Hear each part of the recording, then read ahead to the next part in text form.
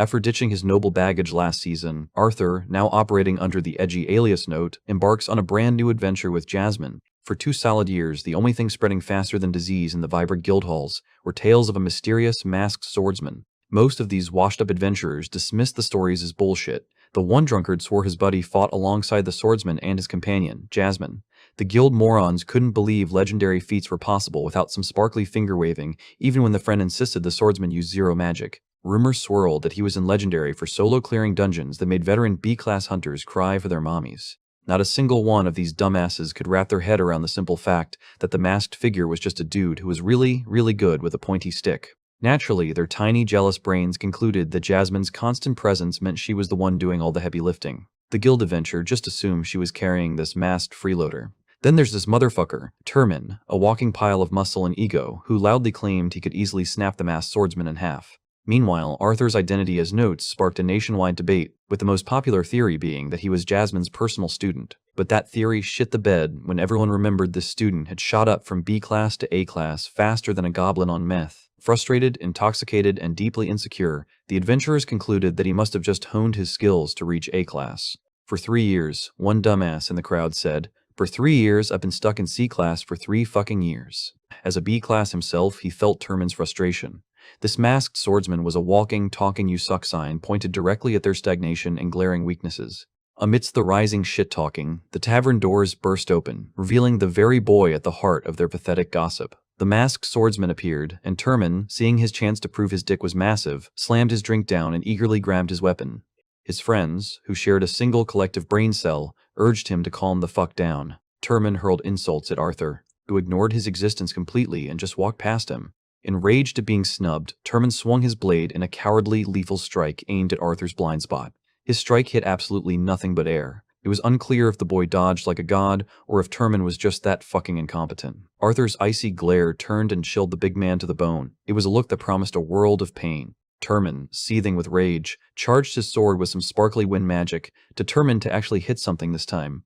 Arthur evaded every single pathetic swing with insulting ease, not even bothering to unsheath his own blade. Finally, Arthur's patience snapped. With a swift, brutal motion, he severed Turman's fingers from his hand. The man collapsed, screaming in pure terror as Arthur's chilling presence silenced the entire room, suffocating the adventurers with its sheer pressure.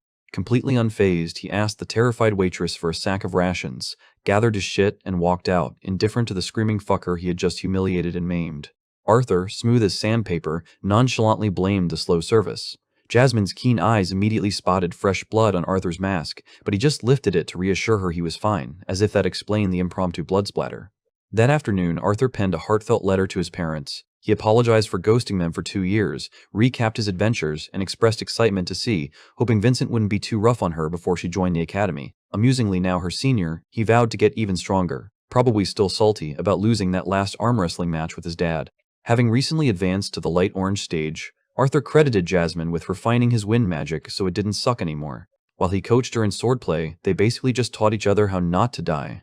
True to his word, this was his last dungeon quest before trading in the chaos for the soul-crushing boredom of school. He sealed the letter with heartfelt affection, intent on sending it soon. Jasmine assured him that sending a letter was safer than risking his family's presence at the perilous dungeon. She asked about Little Bond's presence, but Arthur revealed telepathic communication had become quite articulate. She had told him that she would reunite with him when she was ready, had ventured around to sought strengthen for herself before school began, prompting Jasmine to refocus on their mission. She and Arthur hurriedly pressed on, only to be inconveniently paired with irksome Party, the brat who riled Arthur last time. A burly, mustached leader eagerly steps forward to introduce group, genuinely thrilled to meet the famed masked swordsman in person. Reginald Bastion, in a class warrior, boasts about his party skills, though Jasmine and Arthur are well aware of prowess. Reginald introduces Creole Masser, a water attribute serving as their defensive shield, Elijah, and a class warrior with earth powers, and Oliver, an arrogant healer in a class. Samantha Tempest, an elegant A-class water, joins them. She told Arthur how she had dreamed of meeting the legendary masked swordsman. The charismatic leader has just ascended to the rare AA class and will command the team in their upcoming dungeon raid.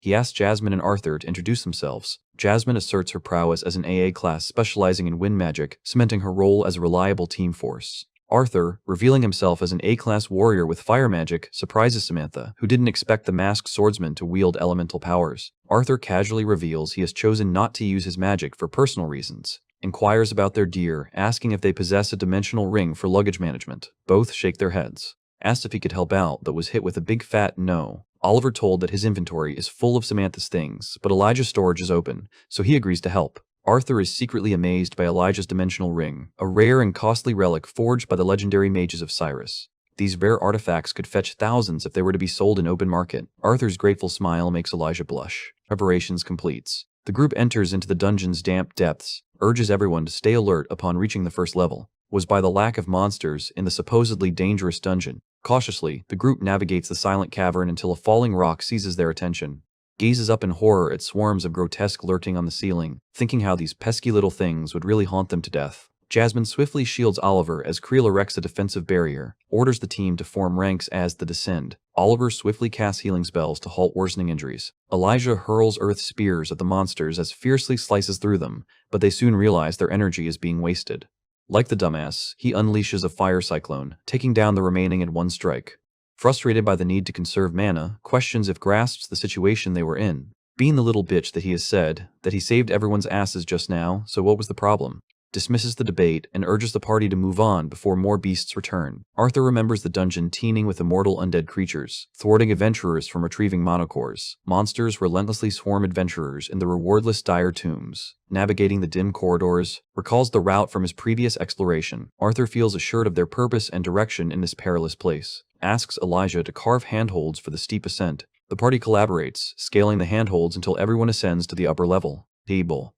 Told the group that the last time he was here, he had only reached the second floor before retreating, making everything beyond uncharted territory. Suspects the secret to this endless rebirth lies close by. Creel boldly claims he's ready to risk everything for his prize. Vows fair reward for the mission's completion, guiding the team deeper until Arthur abruptly lunges to shield Samantha from a hidden threat only he perceives. Samantha remains composed as others wonder why he didn't warn them about the traps. As shocked, he confidently claimed there were no traps during his last visit. Oliver inspects Samantha, who reassures him she's fine, then shifts focus to Arthur as he inspects the projectile. Arthur declares the trap an attack by a mana beast, alarming the group to the escalating dangers, urges heightened vigilance as the dungeon's unpredictability looms. Venturing deeper, the team reaches a strange, red, smoky zone, quickly realizes the scene differs from his memory. Not the steam, but a denser force unnerves him in the cave. Arthur told the group that the sensation enveloping them isn't heat, but a powerful pressure. Entering the volcanic chamber, they are surrounded by countless geysers when suddenly, the entire cavern shakes violently, leaving everyone bewildered and alarmed. Even is baffled by the sudden quake. An enormous erupts from the ground, towering over them in terrifying glory. The healer panics as swiftly commands Creel to act. Creel, undeterred by his size, springs into action, conjuring a protective water sphere around the group. The shield grants them time to strategize. Is shocked by the unprecedented power of the mana beast, while Creel is equally perplexed by its sudden appearance in the dungeon. As the men argue, the launches its attack but unexpectedly retreats underground, suggesting they are no longer its target. The arrogant healer insists on advancing to investigate the artifact, ignoring repeated warnings to stay put. Even Samantha finds his actions absurd. He confidently strides away from the team. Arthur's senses were telling him that there was danger ahead. Urgently, he orders to create a heatwave barrier and seizes Brawl by the collar. Under pressure, casts the barrier just in time. Aims near Oliver. The attack erupts with a forceful geyser that engulfs and incinerates him instantly, just as Arthur is about to warn him. Samantha swiftly conjures a water barrier to control the explosion. Stands frozen in horror as the group stares at their healer's charred remains. Arthur quietly collects Oliver's mana crystal from the debris and hands it to Samantha, directing her to insert it into her wand. She swiftly complies as Arthur urges a quick retreat. Even Brog can't deny the urgency. Staying means certain death for them all. Racing for the exit, the party faces their monstrous foe once more, blocking their path. Urgently commands Creel to raise another water barrier, but the now fiercer worm prompts Elijah and Samantha to unleash a joint stun attack. Elijah unleashes his stone serpent grasp to halt the beast. The impact is minimal, startling even their leader. Swiftly changes strategy, rallying Jasmine and Reginald for a joint attack. Energized by fire, he directs Jasmine to distract the creature, setting up Reginald for the final strike. Should this fail, Arthur and Will launch further attacks. Charges in, slicing the worm with blazing blades. Jasmine unleashes precise strikes, wounding the monster. Reginald bashed the shit of the monsters with his giant hammer. All the while, the little bitch remains paralyzed by fear shitting his pants. With no fire spell proving effective, Arthur decides his only chance is to unleash his fire's full potential. His blade ignites in fierce orange flames as he charges, landing a critical slash that shatters the worm's teeth. He told Jasmine to press the attack. She retaliates by ripping into the creature's other side, the combined assault making the worm roar in agony as blood gushes from its wounds. Commands to strike again, but the worm abruptly burrows underground, takes pride in their safety and effort. While Jasmine told everyone to hurry, saying that they need to get the fuck away from here as soon as possible, was still high on his overconfidence, saying that the bug must have their power and was possibly gone for good. His overconfidence crumbles as the earth trembles violently again. Arthur is horrified to realize the worm's real strategy was to drive them into the path of another deadly eruption. The team swiftly erects barriers for protection. Jasmine can shield Arthur, but at the cost of leaving vulnerable. Arthur boldly sacrifices himself to protect, conjuring a timely, fierce wall of fire. As the eruption subsides, retaliates in fury, shoving Arthur aside in a childish outburst. Unfazed, Arthur turns his attention to, gravely injured after sacrificing part of his arm to shield his teammate. Samantha averts her gaze from the horrific wound as screams in agony. Arthur wields his blade while his friends frantically work to stopping the bleeding. Cries out while Arthur swiftly takes action.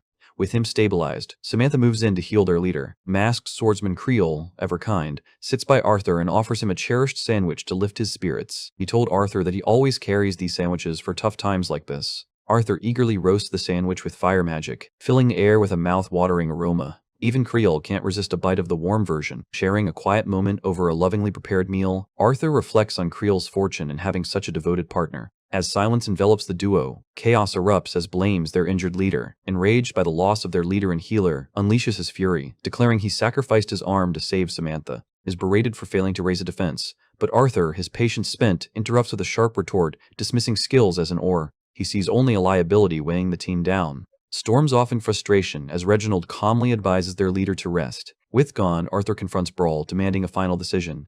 Reginald thinks for a while and said that the damage is not that great, so the team remains battle-ready, but the leader is critically injured. Arthur insists on a clear response. Brawl, teeth clenched and eyes locked, declares his unwavering resolve to complete this final dungeon raid. Samantha expresses her doubts, aware that battling one-armed is nearly impossible. One of the top insists he can still contribute without being a burden. Yet he urges Arthur to lead the team, trusting the boy's capability amid uncertainties. The team swiftly endorses the leadership shift. Arthur took the command, ordering a 1-hour rest. After a brief rest, the team presses on, but fresh obstacles constantly catch off guard. The tunnel ahead was always clear. Reginald's weapon slices through the air, yet barely scratches the surface. Harnessing the earth element, he unleashes a powerful blast. Jasmine taps his shoulder, readying her, and proposes they combine their attacks despite the small spiral outcome.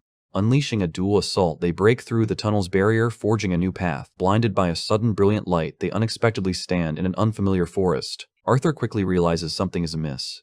The ceiling stands firm despite the absence of support pillars. The forest blooms with vibrant flowers and serene resting spots. Creole suddenly announces his drowsiness, despite their recent rest. Arthur urges the group onward, his instincts warning that something is amiss. Creole hesitates, yet Arthur's instincts remain on high alert. Jasmine glimpses a cloaked figure and briefly falls into a trance, snapped out by a sudden loud bud. Creole drops his weapon, eyes locked onto something. He saw his late wife appears in the distance. He sprints to her, ignoring his teammates' urgent pleas. Arthur races after him but couldn't catch up to him. Jasmine stops Arthur, revealing the mist's illusionary manipulations that heightened his senses. Arthur swiftly gathers everyone, revealing the mist's mind-altering effects. He instructs Samantha to create a water barrier to counter the illusion. Samantha nods as she quietly inquires about. Reginald somberly discloses that perished long ago in a dungeon raid, and that he and Broad personally laid her ashes to rest, making this impossible. Reginald urges a swift search for Creole Testing's patience, furious at senior members for abandoning formation despite the strict plan. Arthur turns to Jasmine, who trembles as he asks if she saw anyone too. She confesses to seeing a mirage of her father. Seeing her struggle, Arthur comforts her, promising everything will be alright. She offers him a sincere smile, and feeling encouraged, Arthur requests her wind spells to clear a path through the mist. She conjures 2 wind orbs and drives 4 of magic. Arthur orders Samantha to lower her barrier as Jasmine releases the Banshee's Howl, a precise wind blast carving a path forward. Clearing the path, the group is shocked by massive vines that suddenly appeared, untouched by Jasmine's wind spell. Strikes first, igniting crescent ember flames to scorch the vines. To his dismay, the vines swiftly regenerate, leaving the fire's impact fleeting. Arthur commands Reginald to shield thee as they prepare potent spells. Arthur infuses his blade with mana, signaling and Jasmine to strike together as they all fiercely slash through the vines. Trapped briefly, Arthur unleashes a vortex slash to escape. Channeling more mana, he unleashes a powerful attack, halting the vine's regeneration. Seeing success, he urges to scorch his weapon, but is shocked as charges in, swinging wildly without a plan. Arthur watches, who, losing his composure, fights with the desperation of a man ready to die, eyes on Jasmine. Arthur notices her handling things smoothly and hurries to aid, who is soon utterly trapped. Arthur frees him, asking if he truly plans to waste his life here. Arthur implores him to fight wisely and survive, as they still rely on him to conquer the dungeon. Downs a mana potion and unleashes his full power with a flame spell. The attack, though weaker, spreads wider and ignites easily. Arthur is truly impressed by newfound prowess. Reginald warns Elijah of the oncoming vine, but swiftly regains composure, shielding Elijah. This allows Elijah to cast an earth spell, cracking the ground and trapping the vines as they sink into the fissure. Together, their magic halts the plant monster, allowing Samantha to cast her spell and find their missing teammate. Samantha unleashes Aqua Siphon, her unique skill to draw water from the surroundings. In this battle, she deftly drains moisture from the vines, making them shrivel and weaken. Despite the spell's success, Samantha collapses in exhaustion. Arthur swiftly catches her and praises her cleverness in turning a utility spell into a weapon. Their relief shatters as the mist surges back toward the vines. But vines in an instant, as if nothing had. Even this little shit was shitting bricks now out of fear. Arthur realizes the vines absorb the mist under relentless attacks. Arthur turns to find the vines twisted into a colossal eldritch nightmare towering above him. Arthur's sword drops as terror paralyzes him before this monstrous nightmare. Ripped by terror, Samantha instantly concedes, realizing the Elderwood Guardian legend is a horrifying reality. Everyone loses their hope. Just then, Arthur notices the fool has snapped once more. Reginald's eyes widen in disbelief as he faces the insurmountable threat of an S-class mana beast. Horrified, they see Creole as a vessel, his life force fading while he cries for his lost wife. The team is frozen in despair. Helpless, the Elderwood Guardian crushes Creole underfoot as Reginald screams his friend's name in anguish.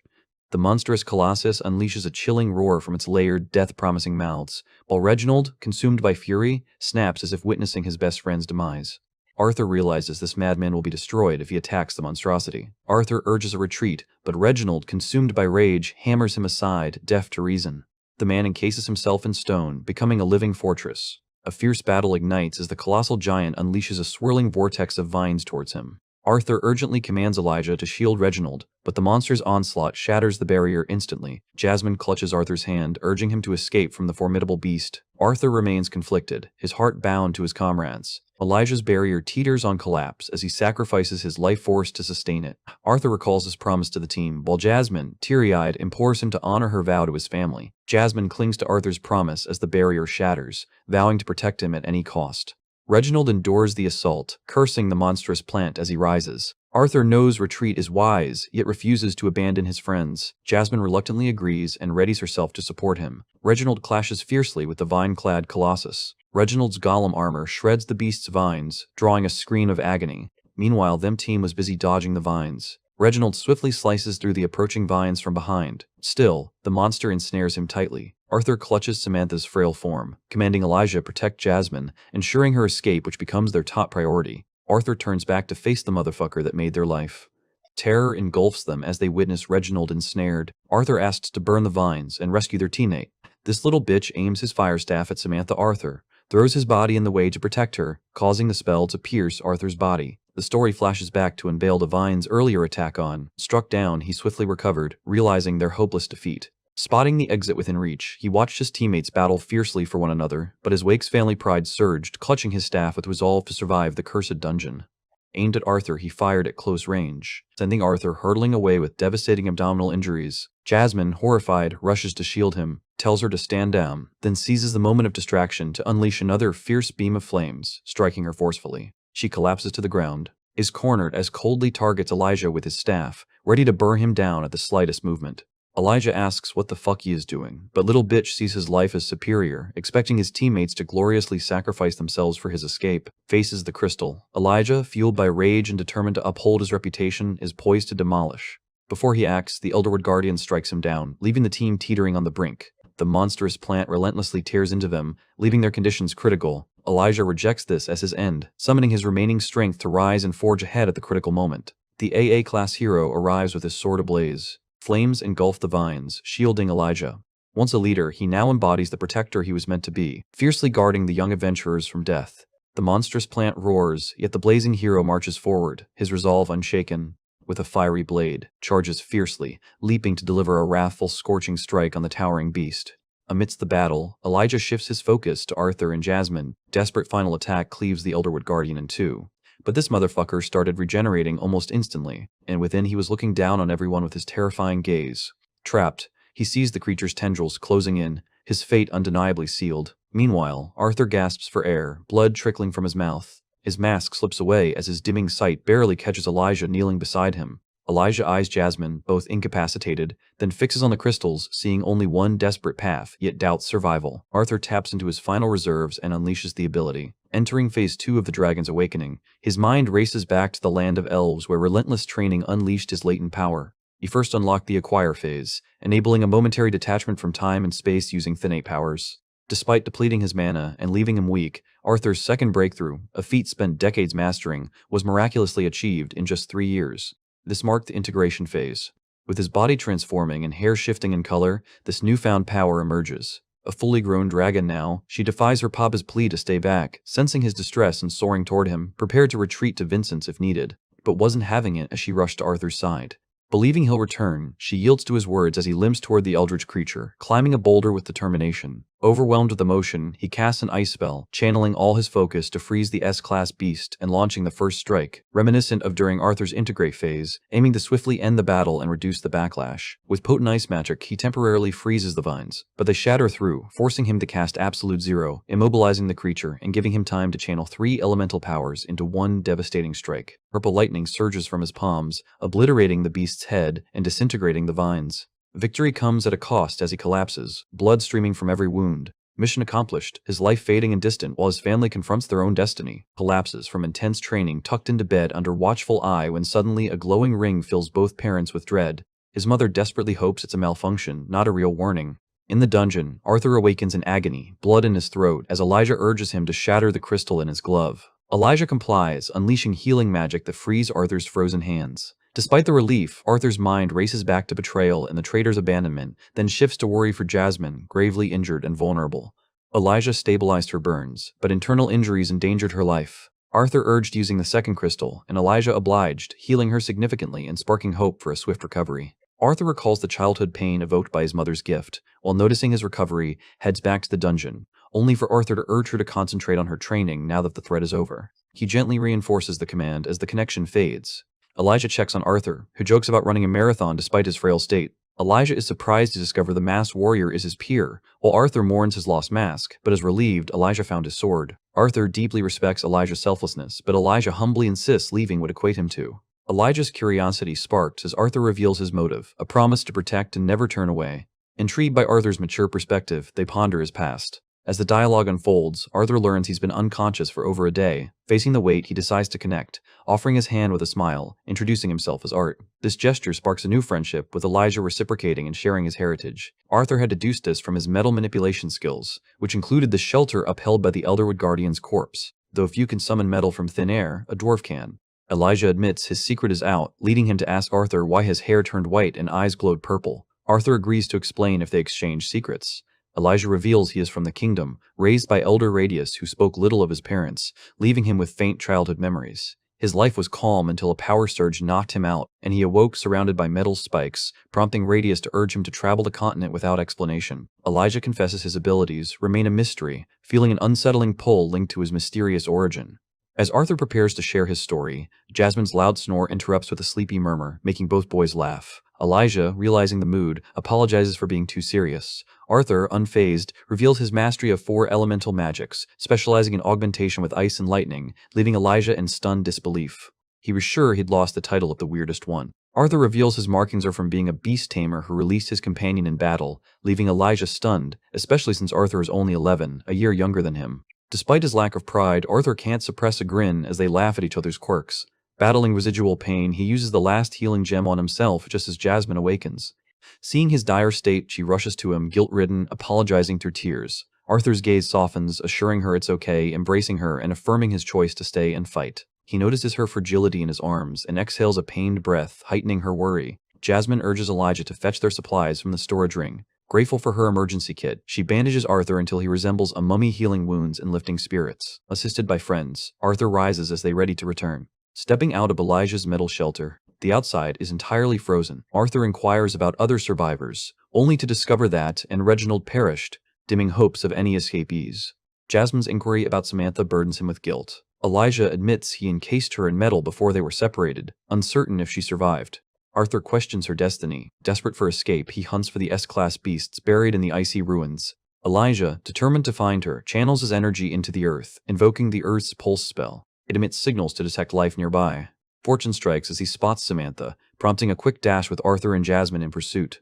Elijah soon spots the metallic cocoon he encased around her on Earth. Prizing it open, he calls out, finding Samantha battered and burnt. Elijah reaches in as Arthur told him that these injuries were caused by the vines and were extremely fatal. Arthur is relieved she's breathing, though her fever is worrying, but thankfully she was. This was a good thing, otherwise her survival might have been uncertain. Elijah wonders if unconsciousness is a blessing, as Jasmine gently lifts her, suggesting they head back. Arthur scans the area for the beast core, but his search is futile. The ground trembles beneath their feet. Elijah braces for battle, but Arthur swiftly intervenes, sensing the danger. The dungeon's ceiling shatters, revealing in her majestic form amid the falling debris. Arthur is awestruck by her fierce transformation. Fondly licks Elijah's face, tousling his hair as he reacts in surprise. Perplexed by a four-limbed wyvern, he soon discovers it's something else entirely, a genuine dragon. Arthur introduces her, as while telling everyone to keep meeting her to themselves. Jasmine is unfazed by Smith's affection, but Elijah is astounded by Arthur's immense power and his dragon companion. They quickly hops on too. Arthur urges Elijah to climb aboard, and they escape the boss lair, landing safely outside. Elijah quips about why they didn't unleash this beast from the beginning. Samantha awakens on the ground, glimpsing Arthur unmasked for the first time. Finding him even more appealing, Arthur gently urges her to rest and recover. He reveals securing the beast core and preserving his shattered mask, both bringing a rare smile to Arthur's face. He proposes sharing the core sale profits, but Jasmine flatly declines. Everyone shared the same thought. Arthur deserves it more than anyone, declining any share. Arthur argues the core immense worth, yet Samantha insists he takes it. Grateful for his courage, they entrust the core to him. He expresses gratitude for their trust, checks Samantha's pulse one last time, and urges Elijah and Jasmine to seek help, as Elijah leaves his emergency bag with Arthur to ensure he's ready. Arthur discovers a mana scroll among the supplies and seizes the chance to reassure his parents with a message. With the message sent, he finds peace knowing they'll be there when he returns home. Arthur questions swift growth, suspecting it stems from devouring numerous beast cores. She confirms, revealing her relentless hunt to attain this formidable form. Intrigued, he inquires if she can still transform, and with pride, she shifts back into the tiny lizard he remembers. The familiar companion climbs up, and he gently strokes her head. Reunited but weary, Arthur's injuries worsen as he awaits help. He trusts the newly secured beast core will stabilize him until then. Leaning back, he recalls the name. Who came from a family of assholes. He recalls the stunt he has pulled, causing death and almost destroyed their party. Arthur wanted to slap his stupid face, but leaves it for the future. The rescue team swiftly arrives and aids the group. Samantha races to the hospital, as is pronounced dead. Arthur heals as his companions relay the harrowing tale to the... Arthur's frustration mounts as the guild delves deeper into their report, despite his exhaustion from reliving the trauma. Grants a brief respite until awakes, ushering chaos with his guard's intrusion. Jasmine and Elijah were ready to end this chapter today, but Arthur gestures for them to wait, pretends innocence as irritation mounts, questioning how they survived and accusing them of sacrificing someone for their escape. He casually tosses around Samantha's name, then labels as a mere pawn. At the height of tension, Arthur's blade slices part of Seer. Immediately protests, playing the victim while Arthur stands, eyes blazing with fury, dominating the room with his presence. Despite warning, Arthur calmly steps forward, retrieves his blade, and feigns misunderstanding. Trembles, frozen in fear. Told his assistant to take to the infirmary as Arthur asks for a private moment with the... Jasmine and Elijah hesitantly emerge, fearing for his life, as cautions Arthur against provoking the... Arthur's stance is resolute, as he coldly questions stability to shield from his impending transformation. Calmly states he's safeguarding Arthur and his people, warning that acting now endangers Jasmine, Elijah, and others linked to him. The family refuses to remain quiet, and formidable half-brother is beyond Arthur's current strength. Recognizing his wisdom, Arthur accepts the truth and confidently presents his terms. Knowing the guild can't afford to reject him, pledges his support. As Arthur exits to meet Jasmine and Elijah, they show relief about survival, but Arthur shifts the mood by admitting his hunger, leaving unease beneath their smiles. Arthur and face the jury. After reviewing the reports, they conclude betrayed his party, stripping him of his rank and banning him from adventuring forever. Reluctantly, he hands back his card. Arthur remains unfazed by the lenient punishment, convinced deserved harsher consequences. The panel scrutinizes Arthur's actions against, considering the threat to the family. Their ruling, ban note from the city until finishes at the academy, a decision Arthur secretly wanted despite his feigned objections. The jury upholds his adventurer status for his honor and courage. He must stay away while he's in town. Fears notes hidden identity, suspecting danger. The panel agrees to record Arthur's identity secretly, with only a few aware, keeping it from the family. Cedes and protests, but nobody listens to him. Leaving, he warns Arthur to keep his distance. but was not in a mood to play. He shot a death glare, storms off in anger, while Arthur, on the verge of being escorted out, is personally led by the panel's head. Through a secret passage, once the door shuts, it's revealed the entire scenario was a premeditated plot. Arthur appreciates their persistence, yet the court warns the truth won't stay hidden from the family indefinitely. Arthur, however, promises his vigilance beneath the facade. Another secret passage opens, hinting that this favor might demand repayment one day. The masked swordsman nods, promising never to forget their support. The elder acknowledges warning about Arthur's fearsome nature just as he opens the door and is joyfully tackled by, with Jasmine and Elijah waiting nearby. With everything settled, it's time to return home. Elijah told them that he wanted to visit Samantha before leaving. Arthur advises against it for himself, but urges Jasmine to check on her later. At the gates, Elijah realizes their paths will soon diverge. Recalling Arthur's outsider status, he extends an invitation to hang out before school starts. Elijah bristles with irritation as he explains a school, never having imagined attending one. Arthur's plan comes as a surprise. Arthur reveals that joining the academy is a strategic step to advance in rank. Elijah doubts his eligibility, but Arthur assures him he'll handle all financial and social hurdles. Elijah just needs to appear at the school gates. Arthur instructs Jasmine to take Elijah home, as he needs to handle other issues. Elijah agrees, citing his presence at the academy and expressing gratitude to Arthur, whom he proudly calls a friend. Once they depart, Arthur confronts for hiding, thanking him for successfully manipulating the judge while keeping in the dark, thus managing the situation for now. Arthur tells that despite resolving the chaos, a great warrior's life was still lost. Declares peace, tossing Arthur a hefty gold pouch as a farewell gift. Money that transforms lives. Trouble seeks Arthur only if he allows it. His only worry is if Saw, who answers by transforming again, showcasing her dragon abilities. Later, Arthur adjusts his hair and enters a magic shop to buy a dimension ring. He feigns ignorance as the shopkeeper cautions about the high cost.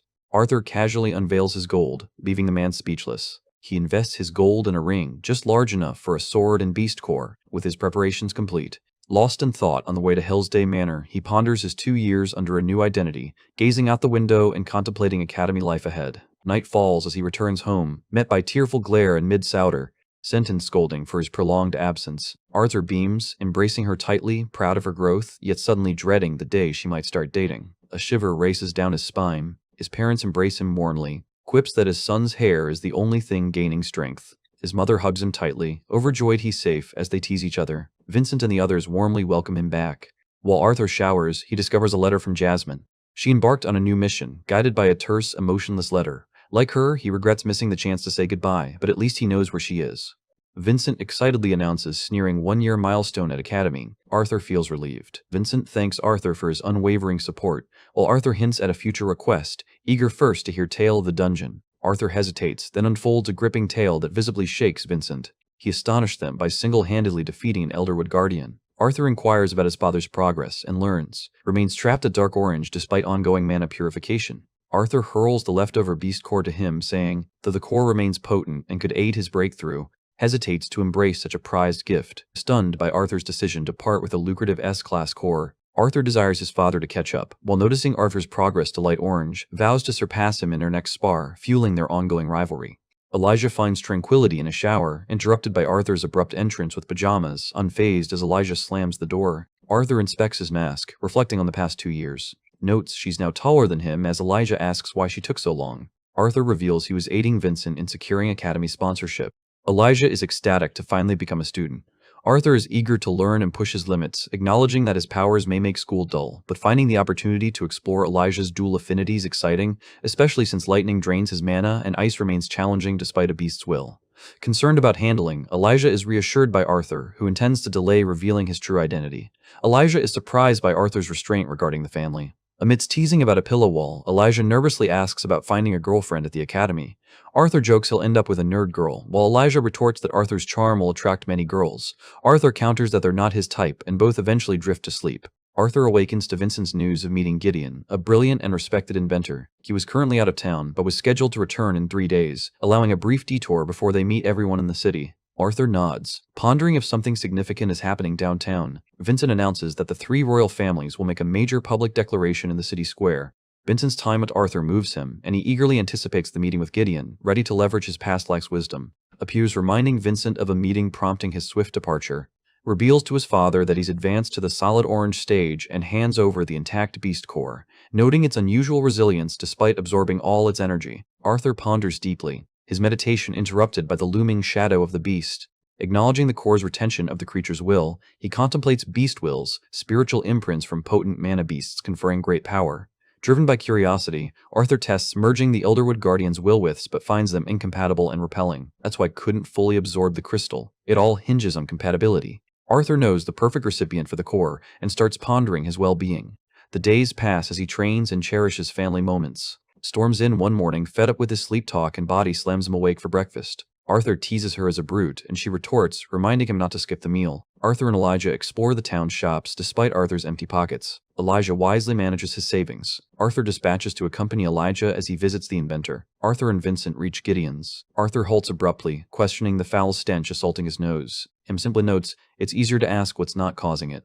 Gideon finally emerges, resembling a decaying corpse untouched by water for decades. His anger fades upon noticing Vincent's guests. Irritated, he grumbles about the royal messengers pressuring him to share his expertise overseas. Arthur questions why anyone would bother, further souring the man's mood. Gideon inquires about the boy, who introduces himself as Arthur, an admirer of Gideon's work. The inventor dismisses apprentices, but Vincent explains Arthur's voluntary arrival, prompting Arthur to present a sketch to solve Gideon's travel problem. Gideon initially dismisses the drawing as childish until he spots the innovative steam engine design, an idea so fucking out of the world that couldn't even imagine it. He quickly skims through it and finds that there was something missing. Arthur confesses to Gideon that he's crucial details, promising to disclose them once their deal concludes. Gideon, realizing Arthur's uniqueness, sets aside his annoyance and instructs him to find something suitable for his intellect. Hims unveils a lustrous ironized diamond, boasting 5 times the mana capacity for its size, according to the inventor. Yet Arthur stays indifferent. Gideon unveils more treasures, including a secret mirror unseen by others. Arthur dismisses each item with such indifference that Gideon almost drops and shatters the mirror, saved only by Hem's quick catch. Vincent looks on, stunned, as Arthur continues to reject the premier creations of a world renowned. In despair, Gideon unlocks his deepest vaults to unveil his greatest treasures, protests their purpose. But the old man, frustrated, ignores him. The butler arrives with 2 ornate boxes holding royal pendants. Arthur inspects one and instantly recognizes the phoenix worm silk. Stunned, both men in the room, even Vincent's unaware of them. Gideon reveals the phoenix worms, as rare as dragons, are S-class mana beasts known for self-preservation, inspiring the pendant's creation. If something were to go wrong, the pendant creates a shield, then uses its mana to teleport the wearer to their subconscious sanctuary once broken. Intrigued, Arthur inquires about its activation count. Gideon confesses uncertainty, but shares he used 5 rare phoenix cores, estimating each pendant can safely activate twice. Arthur ponders gifting the pendant to his mother or sister, recalling its royal lineage. The inventor affirms the royal houses supplied the cores, but now he shows little interest in them. Arthur's invention and the boy's true motives are what truly matter to him. Arthur pretends it's a birthday gift for his sister, but Gideon sees through the act. Arthur demands to his true intentions before revealing more of his design. Gideon told him that he'll learn during the public announcement. Arthur demands the unvarnished truth, not sugar-coated announcements. Gideon wonders if the boy would cancel the deal, but Arthur, smiling defiantly, ignites his drawing, ready to burn it if needed. Gideon concedes, allowing the determined boy to claim both pendants. Last year, royal families began to consider a second continent beyond. Arthur is stunned, while Vincent, privy to insider rumors, is caught off guard by their confirmation. Arthur demands proof, and Gideon, slightly miffed, insists they have the evidence to back their claims. He told him that they found a rare artifact linked to a beast years ago. A creature camouflaging so flawlessly it appeared invisible. Vincent is stunned, questioning how it was discovered. Gideon thinks how an adventurer by sheer luck accidentally killed the beast while targeting another, leading to the artifact's recovery. Even he couldn't grasp its full complexity, with its purpose known only to the royal families. Arthur's threat to destroy the blueprint provokes Gideon to unveil the artifact's purpose. It captures motion and still images with perfect precision. Vincent asserts it's sufficient proof, yet Arthur doubts, noting even Gideon, the top artificer, couldn't figure it out. Gideon defensively claims that if he can't decipher it, no one on this continent could have made it. Arthur argues that claiming another continent exists solely because of Gideon's failure is foolish. Gideon reveals the artifact holds records of all 3 kingdoms, hinting at its otherworldly origin. Arthur stays calm, while an agitated Gideon warns of the peril if powerful mages and inventors lie beyond. Arthur takes it anyways, valuing facts over speculation, confident that his steam engine will reveal the truth. Later, Vincent notices Gideon's unexpected joy after getting the blueprint. He struggles to envision a steam engine powerful enough to propel a ship across the sea. Arthur said society's dependence on mana neglecting technology's potential, while Vincent rambles on irrelevantly. Arthur marvels at trading harmless tech for powerful weapons, yet the discovery of a new continent thrills him even more. Telepathically informs she's coming. Elijah wraps up his shopping and joins the group. Eager for the kingdom's unification news, Arthur suspects its link to the second continent's discovery. Vincent upped the announcement until they suddenly encounter a disturbing scene. A boy is brutally kicked and mocked for his short stature and mana use. The bully orders him to release his mana, and when he refuses, he starts beating him with a pipe. Elijah swiftly tackles the attacker, ensuring the injured kid's safety. The asshole then slaps Elijah. Vincent proposes alluring the guards, but Arthur stops him. Just then, a thug spots the Dwarf Kingdom symbol on Elijah's uniform, changing the mood instantly. They claim he's shielding his own and yank his hair. Elijah struggles in the fight. Arthur's approaches with murder in his eyes. Meanwhile, inside the royal carriage, Prince bristles at the low-profile journey, deprived of his parents' presence. The guard assures him of impenetrable security, subtly noting Princess' desire for discretion. Decided to attend solely due to interest. Quips that it's a miracle she survived in the royal household, suggesting she'd be overwhelmed by books without him. She retorts that she's only there because his first choice cancelled. Dismisses it and laments leaving his rare, untamed lion-type mana creature behind, seeking views on his beast. But she wasn't paying him any attention because she's already fixated on someone. At the plaza, Vincent, in a panic, leaps between them, fearing Arthur is about to commit murder. Bull taunts him as an old man, striking a nerve as he strives to protect the kids. Arthur calmly calls his name and politely asks him to move aside. Vincent shivers, realizing that those punks are doomed. A green-haired fool swings his pipe, only to be floored by a single crushing blow that leaves the others paralyzed with shock. The strides forward, overconfident in his noble sword technique, boasting of a generational move. He attempts to deceive Arthur with a sudden feint, launching an ultra-fast lunge. Arthur effortlessly sidesteps, then smashes the kid with a mono-enforced pipe, shattering it with a powerful blow. Arthur steps forward, fists clenched, ready to end the fight. The leader mocks him and prepares his trident's fist technique, but as Arthur draws near, his calm, deadly blue eyes strike fear into, reminding him of his father's presence. Despite this, charges only to be met with a brutal punch that floors him. Bleeding and determined, he channels magic for another attempt.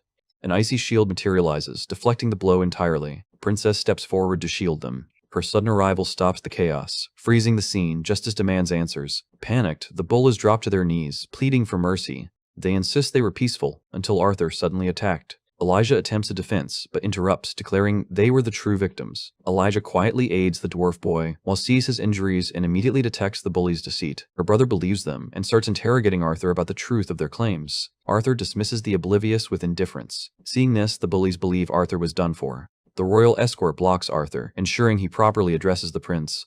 Arthur seizes the knight's hand and was ready to break it in half. The knight admits his harsh language flares up against nonsense, but Arthur's strong grip unsettles him. Vincent swiftly intervenes, clarifying that Arthur accused the bullies of lying. Can't believe Vincent is here. Vincent says they stumbled upon the scene on their way to the announcement. The dwarf boy's bloody cough reveals the truth. Can't overlook the fact that someone's gravely injured. He turned to the bullies and asked them for their identities.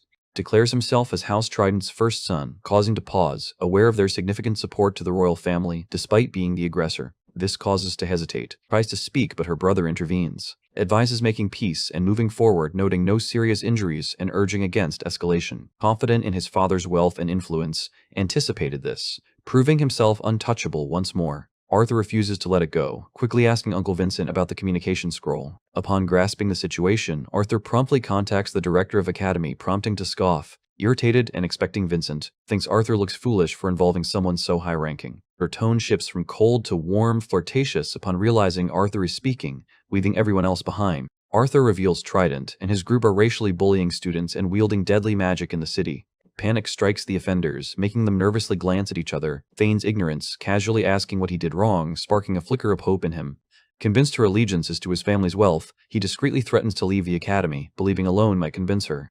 To his shock, unhesitatingly sides with Arthur, instantly declaring the expulsion of and his group. The prince approaches Arthur to apologize for his earlier judgment. He confessed to acting impulsively, not embodying the dignity of a true prince. Arthur regrets losing his temper, but the prince admires his resolve, expressing relief that those troublemakers from House Trident are finally gone from the academy. After talking, the prince returns to the carriage, remarking on Arthur's oddity, acknowledging his strength yet sensing deeper layers beneath.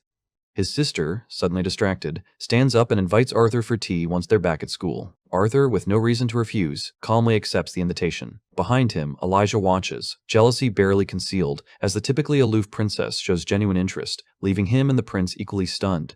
In the heart of city, a curious crowd awaited a life-altering announcement about a newly discovered continent, but was thinking about something in his mind. Arthur was troubled by the idea that another land had been secretly studying, using disguised mana animals and strange recording devices, and he questioned his drive forward to expedite connection to this distant continent. If these people constituted a genuine threat, securing Sedge, even by a preemptive strike, may be critical. Lost in thought, his mother sensed his unease and asked if something was wrong. He quickly reassured her with a smile that all was well. She warmly assured him she would always worry, but never hinder his pursuit. Arthur wanted to tell her that she has nothing to worry but couldn't lie. He thanked her softly, filled with gratitude. Suddenly, mages conjured a radiant screen above the crowd, offering a clear view as the king took center stage alongside other leaders. The king addressed the crowd, recognizing the enduring human-elf conflicts and the dwarves' role as mere business allies. They resolved to abandon this mindset. Over the past few years, he and fellow leaders tirelessly pursued continental unity, notably opening adventuring parties to all three races 2 years ago. Last year, Academy brought together students from and fostering connections through shared education. Arthur was troubled by the idea that another land was secretly studying, with disguised mana animals and strange recording devices, and he questioned his desire to connect to this distant continent. If these individuals posed a genuine threat, securing edge even through a preemptive strike could be critical to foster cooperation for the continent's survival and future growth. The crowd erupted with enthusiastic approval, clearly supporting the message. Elven King stepped forward, honored to partake in this historic moment, echoing the Human King's words. Despite their growing unity, much within its borders remains unknown. Untamed lands loomed, highlighting their limited knowledge, but his announcement was crucial. They had found undeniable proof of another continent across the seas. The crowd erupted in frenzy. He reassured them, confirming the continent's existence despite lingering questions. They were stunned to discover that the enigmatic land had also tried to contact, despite neither possessing the technology to close the gap.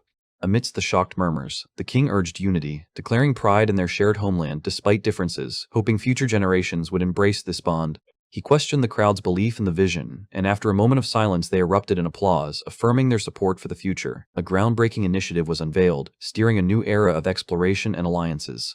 6 exceptional individuals were appointed by the royal families to protect and represent the continent, chosen for their courage, wisdom, strength, and leadership. The 6 lances emerged as symbols of unity and guardians of future.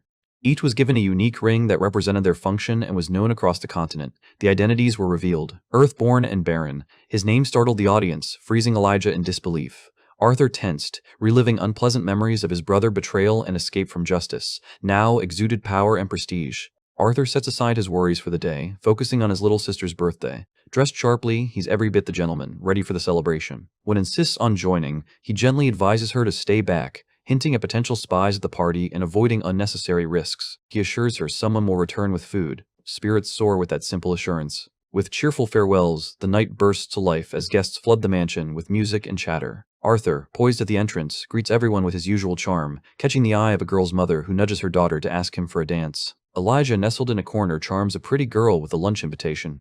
True to form, Elijah fumbles, spilling his drink all over himself, causing the girl to awkwardly step back. Arthur swiftly averts his gaze, sparing his friend further embarrassment. The evening's highlight emerges. Smother playfully covers her eyes and leads her into the living room, unveiling a surprise gathering of loved ones. Arthur steps forward, inviting his sister to dance, is clearly taken aback.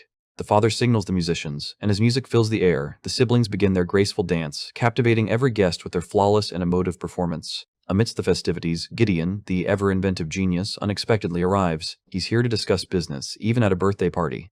The scene cuts outside. A lavish royal carriage halts at the estate, remains inside, ensuring Smomant shines undisturbed. She discreetly sends her servant to deliver a gift, allowing the family their time. Meanwhile, inside, Gideon pulls Arthur aside for a private conversation. Arthur, already cautious, questions if the trip was solely for council matters. Gideon shakes his head, admitting that he brought a gift, but more importantly, that the council has approved Arthur's blueprint, and that building has begun. The ex-monarchs now refer to themselves as the council. Arthur congratulates Gideon on his well-deserved triumph, but Gideon dismisses fame and fortune as mere tools, seeking something more valuable in the council's reach. Gideon's admirers swarm him, granting Arthur a second of until arrives, breathless and apologetic for her delay, to which Arthur reassures her swiftly. Acknowledging her hectic schedule as student council secretary, he warmly greets her, noting how long it's been since they last met. Now standing face to face, notices Arthur's new height, and they start catching up, with Arthur admiring her progress from sneaking meals with the staff to thriving its top academy. Playfully glares, thinking he's teasing her about her past escapades. Arthur sincerely acknowledges her growth, observing the intrigued gazes of the boys around her, gets flustered and told him that she doesn't have a boyfriend. Arthur, oblivious to the hint, chuckles and offers to vet any guy she brings home, cautioning he won't be easier to impress unlike his father. His face falls, stunned by Arthur's continued oblivion. Gideon arrives, bows, and gracefully departs, offering them privacy. Gideon mocks Arthur for his constant female company, highlighting genuine interest and questioning his intentions with her. Arthur calmly suggests that feelings stem more from gratitude and a hero complex than true affection, saying that she'll realize this in time. Gideon dismisses Arthur's, redirecting the conversation to his true intent, securing Arthur's mind with the council's resources. Arthur regretted giving the steam engine plan since he didn't want to interrupt natural evolution. Gideon, seeing untapped potential, feels Arthur has bigger aspirations. Exhausted, Arthur asserts unequivocally that he has no desire to pursue personal goals. Gideon quickly suggests a compromise, periodic consultations in exchange for unwavering support, as Arthur's supplier of artifacts and resources. After a moment of deliberation, Arthur agrees, sealing their agreement with a handshake. "Thank you." Amidst the birthday gifts, eagerly unwraps each one as Arthur's attention is drawn to a peculiar package. Eagerly tears open the oddly shaped package, revealing an exquisitely crafted elven bow and arrows with a folded letter beside them. Arthur reads the letter while admires the elegant weapon. Arthur remains puzzled over the sender, but we know it's his future, extends her hand demanding the gift from her brother. Arthur grins, unveiling 2 small jewelry boxes, one for their mother. Discovers the phoenix feather necklace Arthur received from Gideon, an enchanted pendant meant to protect them in Arthur's or their father's absence. Mrs. appears shocked by the extravagant necklace, as their father calmly reveals only 2 exist on the whole continent. Arthur tenderly clasps the necklace around his neck, wishing her a heartfelt happy birthday. The scene transitions to a high-security facility exclusive to council members, where Arthur walks alongside Gideon with special access. Amidst their casual conversation in the facility, Gideon casually notes Arthur's recent, quietly passed birthday. 4 months had swiftly passed since celebration. Despite the delay, Gideon gifts Arthur a small box. Arthur thanked him for making it for him. Gideon dismisses it, saying that it's nothing in comparison to Arthur's assistance with the steam engine project. He mentions a persistent concern. Did Arthur hide 2 elemental affinities, hinting he might secretly be a quadri-elemental mage? Arthur's confirmation hits like a punchline, leaving Gideon breathless as he realizes the bracelet he gifted was meant to suppress half of Arthur's magic. Bewildered, he questions Arthur's timing, to which Arthur smirks, revealing that impressing Gideon increases his chances of freebies.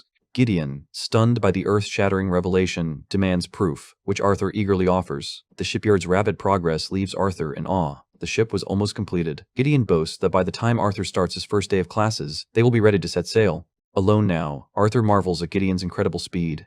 In just a few months, Arthur is struggling to comprehend the construction of a steam-powered ship. He abandons informal training after becoming aware of the dangers of the continent. Armed with Gideon's artifact, he decides to improve his wind and earth magic to match his fire and water abilities. Arthur, lost in thought, collides with a burly man carrying 2 women, a mere local thug. Arthur opts to walk by discreetly, but the man seizes him by the head, crossing the line. Arthur initially maintains his composure, ignoring the taunts, but physical contact pushes him over the edge. Arthur's lethal glare halts the man, suddenly cautious of his provocation. As the man brags about teaching at academy, Arthur freezes. With a flick of his wrist, he drops a pendant at the man's feet, leaving him stunned. The brute didn't notice Arthur taking it. Speechless and shaken, the guy watches Arthur walk away. Arthur arrives home and skillfully calms the chaos as his sister and tackle him, lifting them gently with a breeze of wind magic. He asks about their parents' whereabouts, and replies they're in the living room with Elijah, examining a package from Academy for both Arthur and Elijah. Arthur discovers his official uniform, feeling the weight of his journey from lost child to king, baby, and now Academy student. As dawn breaks, Elijah attempts to rouse him by poking his feet, prompting to leap onto Elijah, leaving clawed marks on his cheeks. Arthur rises to get ready for school, while Elijah stands dressed and waiting. Buttoning his uniform, Arthur is questioned by Elijah about his choice to attend academy as a scholar mage, rather than pursuing battle magic. Arthur seeks deeper magical knowledge, but Elijah warns that choosing a scholar's path might clash with more combative mage students. His anxious Arthur might hospitalize half the students for disrespecting him. Arthur shrugs, vowing to behave. Sulks over breakfast, clearly unhappy about not attending the academy yet. Her brother's uniform only fuels her desire. Arthur and Elijah get ready to leave after breakfast. Arthur warmly hugs his parents, playfully ruffles hair, and reminds everyone to wear the pendants he gave them. His mother and sister proudly flaunt theirs. His father, eager for inclusion, asks if his son has any final words for him. Arthur smirks, warning him not to torch the house during training. Arthur arrives at the bustling Cyrus Academy, where students converge from all sides, some on magical beasts that captivate onlookers. A senior commands the crowd to line up before the grand white building for the entrance ceremony. Students must attend and approach the front desk individually to check in. Arthur approaches the registration desk, leaving the receptionist speechless at his rare wind and earth affinities. She quickly regains composure and signals him to proceed. In the packed auditorium, Arthur and Elijah weave through the buzzing crowd to find 2 seats. As they settle, Academy chairwoman takes the stage. Her piercing gaze locks onto Arthur, punctuated by a knowing wink. With a snap of her fingers, the room falls silent. Arthur is stunned by her commanding presence, not from doubt in her strength, but from witnessing such influence firsthand. She apologizes for the abrupt silence, joking about her voice not carrying as far at her age. After her introduction, she skips the usual formalities, noting this moment calls for a personal touch. Proudly, she reveals the Academy's record enrollment of elves and dwarves, choosing to welcome students through representatives of their unity. She gestures to the entrance, urging applause as the Academy Student Council strides onto the stage.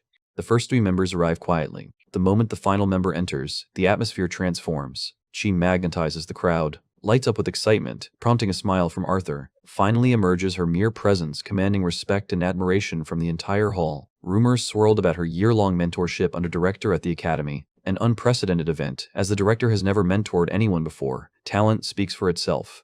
Steps forward and congratulate the newcomers on their admission to the continent's top magical academy. As a fellow first year, she offers her year-long observations of the academy's structure, emphasizing both academic problems and persistent biases against scholar mages.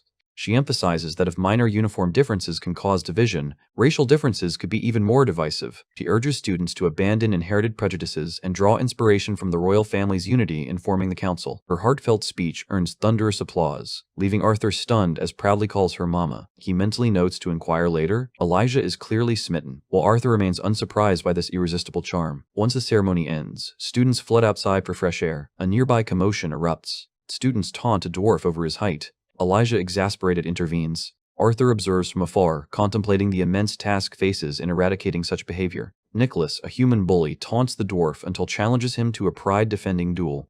Nicholas instantly agrees, revealing a magical artifact in his uniform that activates a dual barrier, intriguing Arthur with its genius for creating safe combat zones. Elijah cheers wildly for Bronze and Boar as Arthur coolly assesses the match. Nicholas reveals himself as a dark red core mage. Is a black core, lunges with his axe as Nicholas swiftly conjures duel. A remarkable achievement for his core level, proving he's both skilled and well-trained. The dwarf stands firm, his axe slicing through attacks with formidable might. Nicholas attempts a sneak attack, but swiftly counters with nimble footwork. Nicholas resorts to a dirty trick, blinding the unyielding dwarf by kicking debris into his eyes. Nicholas ends the duel with a decisive blow the instant the dwarf stumbles, as the magical barrier falls. The match ends, but he stomps over, breaks the dwarf's arm, and as the victim lies defenseless, Elijah seizes his moment to become the hero of his dreams. Just as he's about to intervene, Arthur casually calls for the student council president, leaving Nicholas startled and searching. Elijah glares at Arthur, frustration boiling as his heroic moment is snatched away, heightening the awkward tension. Nicholas seizes Arthur, his irritation evident. Arthur calmly asserts that the duel is over, and anything further crosses into bullying. Shoving Arthur aside, Nicholas storms off, muttering petty insults. Arthur dismisses the words and starts to leave, but unexpectedly spits on Nicholas's neck as he walks by. He snaps, fury boiling over, ready to explode. Arthur deflects blame to the real culprit just as the student council enters, changing the atmosphere. The vice president then addresses rules, conduct, and the academy's strict no-discrimination policy. Its mind drifts, consumed by thoughts of Arthur. She couldn't find him at the ceremony and began to doubt his attendance. Director confirmed Arthur was on campus, yet the thought of him missing the speech left her anxious and uncertain about their reunion. Should she play it cool or be friendly? What if he finds her first? These thoughts swirl until the vice president interrupts, checking if she's okay and suggesting to cancel their meetings. Dismisses him, insisting she's fine, then notices Arthur casually observing the scene. The vice president meets her gaze and starts the briefing. That redhead is Nicholas Frum. He was a standout student last year, while the boy next to him seems to be a freshman, likely a commoner, absent from noble family gatherings. A council member spots Arthur, her eyes sparking with recognition. Both girls immediately sense that Nicholas is about to do something profoundly stupid. This motherfucker has no idea he's poking a goddamn dragon. Steps up to confront Nicholas, questioning his intent to use his magic. He immediately shits his pants, claiming he was just finishing a friendly duel with when some random first year just happened to intervene. Arthur gives a cheeky little wave while steps in, demanding the actual fucking story. Gives the side eye, asking if she knows this chaotic dumbass. Puffs out her chest, proudly announcing Arthur's dad has been serving her family forever, basically screaming, "We're family, bitch." Arthur casually drops that they've been living together, sending Brain into a blue screen of death as she pictures all the scenarios that entails. While she's lost in horny confusion, the vice president finally decides to do his job, demanding an explanation from Nicholas and reminding him that drawing a weapon outside a formal duel breaks academy rules. Nicholas, still trying to save his pathetic ass, insists he was just trying to spook the kid, not actually hurt him. Utterly unimpressed and completely spineless, Clive decides to just let it slide for now, shows no mercy. She asserts that Nicholas broke academy rules, warning him that it could mean suspension. Had he actually harmed anyone, she warns, expulsion would be the least of his fucking worries. Finally admitting defeat, Nicholas mumbles a pathetic apology for being an angry little shit. Arthur ignores him so hard it's practically an art form, while calmly informs Nicholas that his fuck-up is going on his permanent record, and he should piss off before things get worse.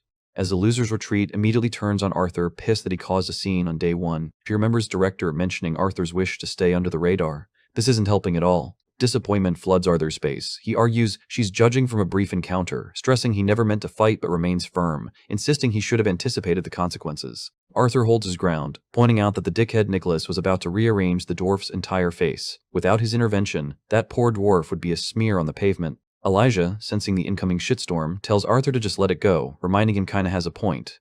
Done with being misunderstood by every single moron in this goddamn school, Arthur just turns and walks away. The vice president, feeling his tiny authority threatened, sneers, asking if Arthur was raised in a fucking barn. Arthur sighs. Fed up with being belittled, Clive confronts Arthur once more. Arthur unleashes a powerful pressure, freezing everyone in place. Before anyone can process it, Clive is launched into the fucking stratosphere, flailing like a cartoon character. Rushes to his side while the others watch in shock as he groans on the floor. Fed up with the chaos, he silently walks away. Even dares not intervene, as his frustration lingers heavily in the air. After fucking up spectacularly, paced her dorm room. Her brain was a dumpster fire of guilt, and what the fuck was I thinking? Guilt and confusion were having a goddamn cage match in her head. Sure, she was just trying to stop Arthur from getting himself booted out on his ass for being a reckless dumbass. But maybe, just maybe, she'd overplayed her hand like a complete amateur. Still, the frustration clawed at her insides. But that was something that she had to do. He was holding a weapon, and her brain, being the traitorous bitch it was, replayed Arthur mentioning he lived with.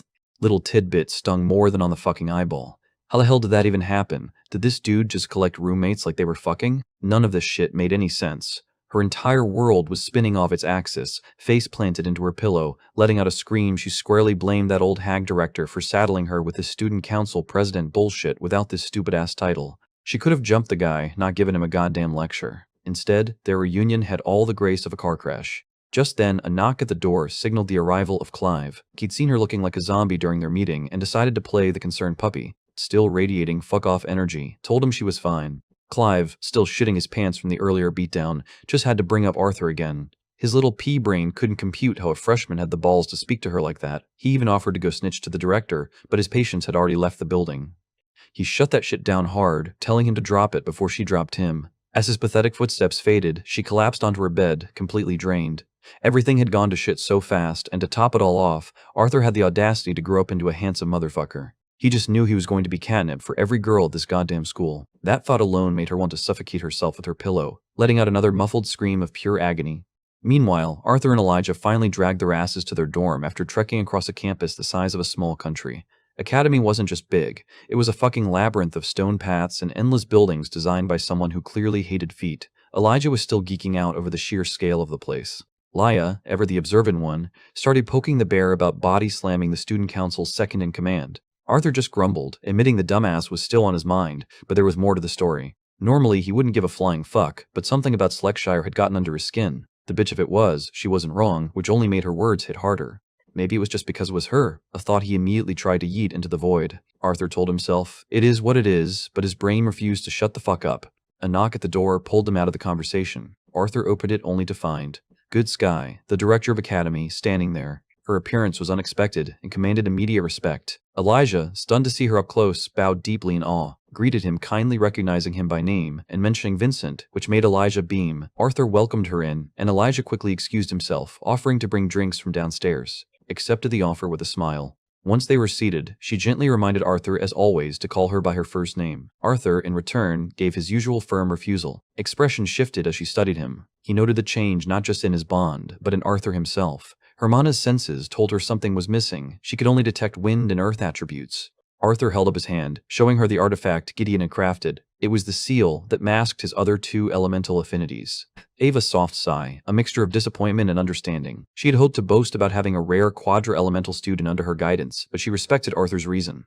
Arthur opened up and explained he had made a dangerous enemy during his time as an adventurer. For now, it was safer to hide his full strength, and avoid drawing unnecessary attention. Understood the weight of what he said. Referring to that little bitch, she remarked that calling such a powerful and influential person merely troublesome was bold, and made her wonder what kinds of enemies Arthur would eventually face in the future. Arthur couldn't help but chuckle at her ominous tone. It wasn't the kind of thing most people said to a 12-year-old, laughed with him apologizing for sounding so grim. Arthur shifted the topic towards something that had been on his mind. Wanted her help with something more specific. He explained his wish to take higher-level monotheory classes, particularly those focused on deviance, and not to attract unwanted attention he would still attend classes meant for his age group. But his curiosity about deviant man and manipulation had grown too strong to ignore. He had hit a wall in his understanding, and unlike the other forms of magic deviation, magic was something his past world had never known. That alone made it fascinating and urgent for him to master. Listened with an amused smile. She had expected this from him. She agreed without hesitation, which caught Arthur off guard. He stared at her thinking,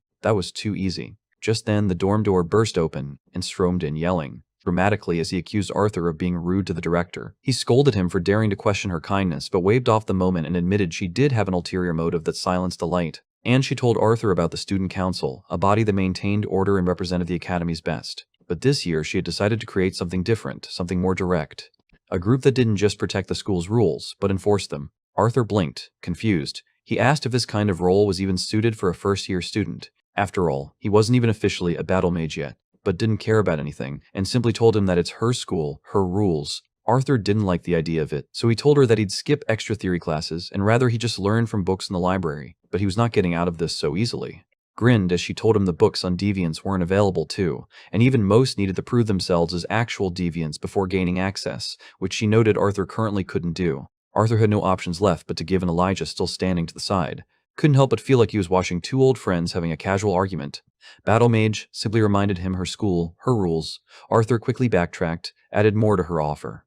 The disciplinary committee wasn't just for rule enforcement. It was built with strong individuals in mind. Arthur would get teammates. He could spar with peers who could match him in strength, maybe even push him. To sweeten the deal further, she promised him private access to a restricted training facility on campus. Arthur leaned forward. He was thinking something that she had said the disciplinary committee members were chosen for their strength. So naturally, a question followed in his mind, but before he could ask her, told him that he has nothing to worry about, as despite pressure from House to assign a seat on the committee, she had turned them down. Arthur finally agreed, but with one condition. The training facility she mentioned, better be man or rich, told him that it already was. With a snap of her fingers, she tossed a set of custom-made uniforms toward him. Arthur caught it and stared at it silently.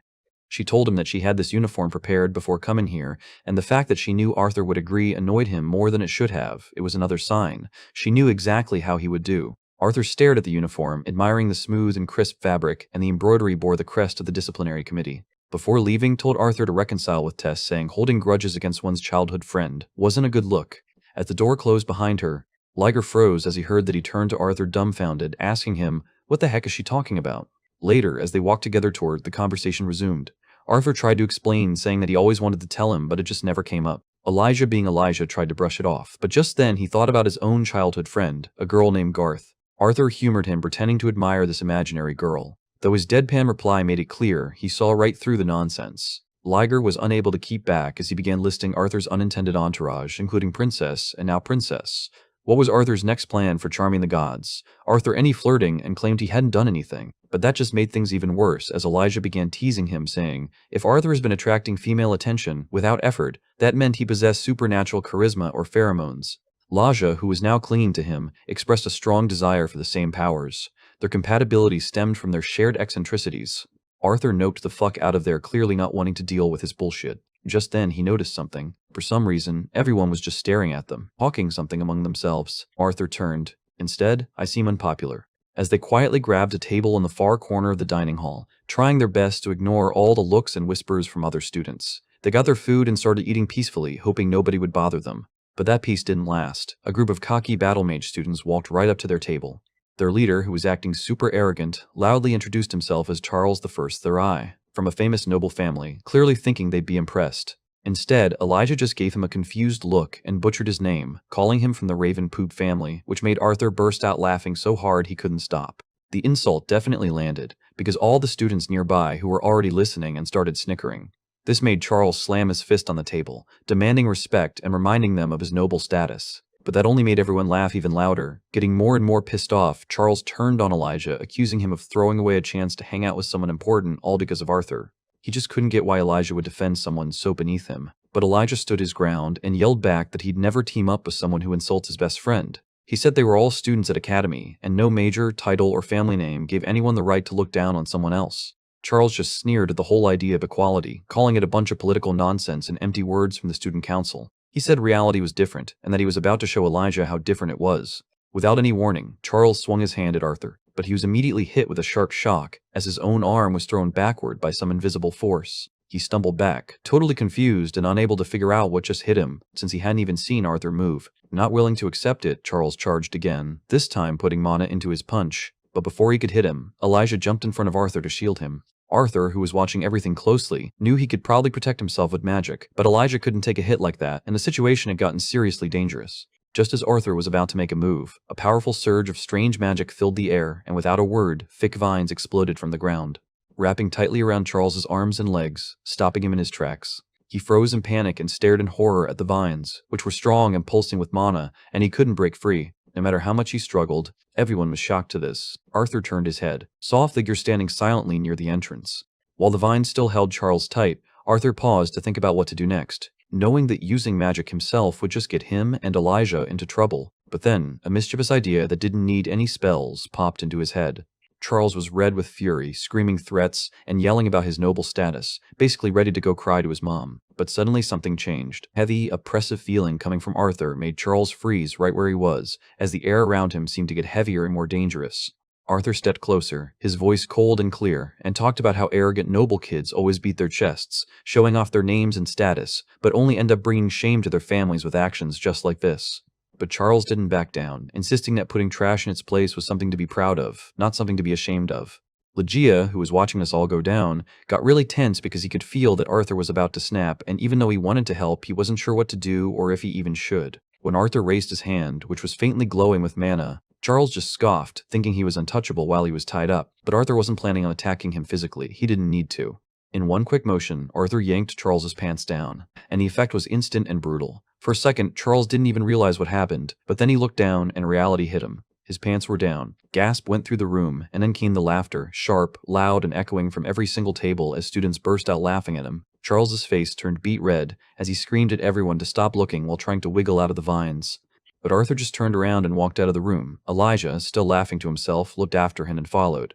Later that night, Arthur was outside, the cool autumn air hit him, and he could see his breath as he stepped away from the building. Where he saw sitting a few feet to his left, a presence calm but impossible to miss. Arthur smiled and walked over to her, and gave her a nod to thank her for what she did, and even though didn't say anything at first, look in her eyes showed that she knew Arthur hadn't actually needed her help, but he thanked her anyway because she had saved him, and more importantly, Elijah from getting punished. After that, they just stood there in a long, heavy silence, both of them not sure what to say but not wanting to leave either. Arthur thought to himself, thinking, how should he go about this situation? He leaned over, wanting to, but it turned out both had the same idea at the exact same time. They leaned forward to bow an apology, but just ended up headbutting each other hard. Both tests, and Arthur grabbed their head. Laughing through the pain, Arthur joked that he might have cracked his chin. He looked over to see how Tess was doing, elder forehead grumbling that it really hurt, and pointed to where it was already swelling. Arthur gently asked if she was crying, and in response, he just leaned against his shoulder, her chest rising and falling with her uneven breaths. As he did, Arthur patted her on the head. In that quiet moment, admitted something she'd been holding back for way too long. She thought Arthur hated her. But Arthur promised her that even if he got angry or they fought, he would never hate her. Voice got softer as she admitted what was really bothering her, saying she didn't want Arthur to be mad at her, not now and not ever, her words trembling with how honest they were. Arthur felt the weight of what she said and accepted it, admitting that this time he was the one who was wrong, and that he knew she was just looking out for him and he shouldn't have lashed out like he did, but didn't let him take all the blame, confessing that she had made a mistake too by calling him out in public and letting the pressure of her new title cloud her judgment, explaining that she was still learning how to be the student council president and how to balance her duties with her friendships. Their moment was cut short by the sound of footsteps rushing toward them, and Elijah came running in. Already mid-sentence and clearly excited to tell them what happened after, Charles Ravenpoop got free from the vines. But the second he saw wrapped up in Arthur's arms, he just froze, his mouth hanging open and his voice disappearing. With an awkward chuckle and a mumbled excuse, Elijah spun around and darted off, but not before giving Arthur a knowing glance. Not wasting any time, enthusiastically leaped into his lap and began licking her cheeks. Making Arthur chuckle, he then stood up and offered his hand with a small smile, and this motherfucker was killing it with that smile, and asked her to go for a walk with him. Two of them wandered across the quiet academy grounds under the moonlight, with a cool breeze washing over them. Broke the silence first, still trying to process everything she'd heard about Arthur's adventures, her voice filled with a mix of wonder and a little bit of envy. Arthur mentioned how he never realized Director Goodsky and her grandfather were so close, which finally explained how she knew so much about him. In response, admitted that her own relationship with was a key reason she became her disciple, though Arthur gave her more credit, saying her talent was the real reason. Eternally, however, thoughts were spiraling as she walked beside him. She noticed everything from the confident way he carried himself to the strength in his steps. He had clearly grown, not just in height or strength, but he was more composed and focused. Just looking at his face brought back old memories and made her feel jealous of a girl named Jasmine who had been with him during his adventures for the past 2 years, wishing she could have been the one to see the world with him. Arthur picked up on her silence and asked if something was wrong, but she just brushed it off with a nervous laugh, and in what felt like no time at all, they were already back at the dorms. Just as it was about to head in, Arthur stopped her, reached into his coat, and pulled out the faintly glowing beast core of the Elderwood Guardian. He simply held it out to her, explaining it was a gift to celebrate her becoming a dual elemental mage.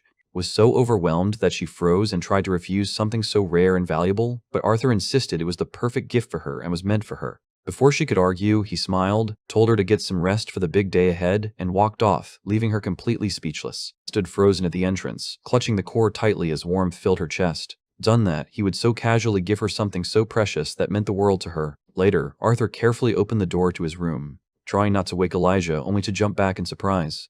Liger was wide awake, sitting upright and wrapped in a blanket like a cocoon, staring him down with bloodshot eyes. Startled by the theatrics, Arthur muttered in disbelief, but Elijah was dead serious, pointing to a spot across from him and demanding that Arthur sit down and explain what he had witnessed earlier that night. Feeling cornered, Arthur gave in with a nervous chuckle, getting ready for the interrogation. Elijah, using a despair-filled theatrical voice, brought up the moment he saw, whom he dramatically called the lunar goddess, lean her head on Arthur's shoulder. The nickname confused Arthur at first, but Elijah explained with dramatic flair that the students at Academy called her that because she was beautiful and radiant, but seemed as distant and unreachable as the moon. And somehow Arthur had managed to touch that moon. He had even started to snuggle with the idea, but before Elijah could ramble on, Arthur, having had enough of the theatrics, chucked a pillow right into his face and told him to get some sleep, which made Elijah give up with a dramatic sigh and fall back onto the bed and surrender. Next morning came quickly, and Arthur was already dressed and fastening the shoulder strap of the knife that signified his role on the disciplinary committee. He made his way to the auditorium through a back entrance. He straightened his shirt and vest to look presentable, although he was tired and a bit nervous. As he stood in front of the gate, he was also curious to see what the most powerful students at Academy were really like. The second he opened the door, a massive roar blasted him, blowing his hair back and forcing, who had been sitting on his head, to cling on tightly so she wouldn't fly off. In front of him stood a huge beast, about 6 feet tall on all fours, which would have terrified most people. But to Arthur, it just looked like a giant kitten trying way too hard to be scary compared to its dragon form. Just then, a student, who was clearly amused but also a little disappointed that the test failed, peeked out from the side. Arthur asked if it was a prank to test his nerve. Student, a 4th year named, then questioned if Arthur's position was earned through his skills or some kind of hidden connection, leaning in to cryptically mutter something about blood not lying. That left Arthur confused for a moment, just brushed it off as an old saying, and offered his hand, which Arthur shook while formally introducing himself, and his bond, who had just swapped the giant kitty's ass, making his expression flicker with curiosity as he wondered what sort of beast could make the giant creature they used for the test so docile. Just then, a loud, brash voice echoed through the hall, criticizing the committee for lacking real men and calling the new guy another delicate, pretty boy. Arthur thought he recognized the voice from his chat with Elijah and muttered the name Helgarth, but a muscular, aggressive girl quickly snapped back, demanding to know who he was talking about and introducing herself as a first year like him. When Arthur, caught off guard, tried to laugh it off and shake her hand, she slapped it away and told him he was too stiff. Before he could even process her intense personality, interrupted and called them to join the others, explaining that Director Goodsky hadn't told anyone much about Arthur, so everyone was naturally very curious. Just then, the girl looked back. Clearly bored by them, and not giving a fuck about their conversation, she grabbed Arthur by the hand and slammed open the door, telling everyone that last member of the group was finally here. Arthur followed her into a huge, formal-looking room where other students were waiting, and among them he instantly recognized. Broke into a huge smile seeing, playing on top of the giant kitty. B2C was really Arthur, explained that had used his bonded beast to try and intimidate Arthur, though it had clearly failed.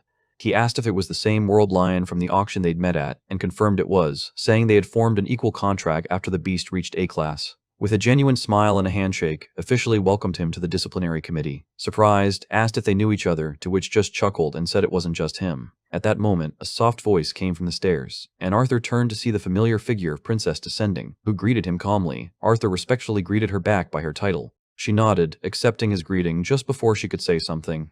Another voice called out with some playful sarcasm. So this tall elf named the Third came up to Arthur, and even though he seemed ancient, he had a vibe Arthur recognized. It took a second, but then Arthur remembered this younger, mischievous elf from his trip to the kingdom. The Grin Arthur called him, which made turn bright red. He quickly told Arthur to use his real name and show some respect since he was a few hundred years older than him. Arthur couldn't help but poke fun, bringing up that one time he knocked out with a single punch, calling it a good memory. This just got more irritated, and he accused Arthur of doing it on purpose.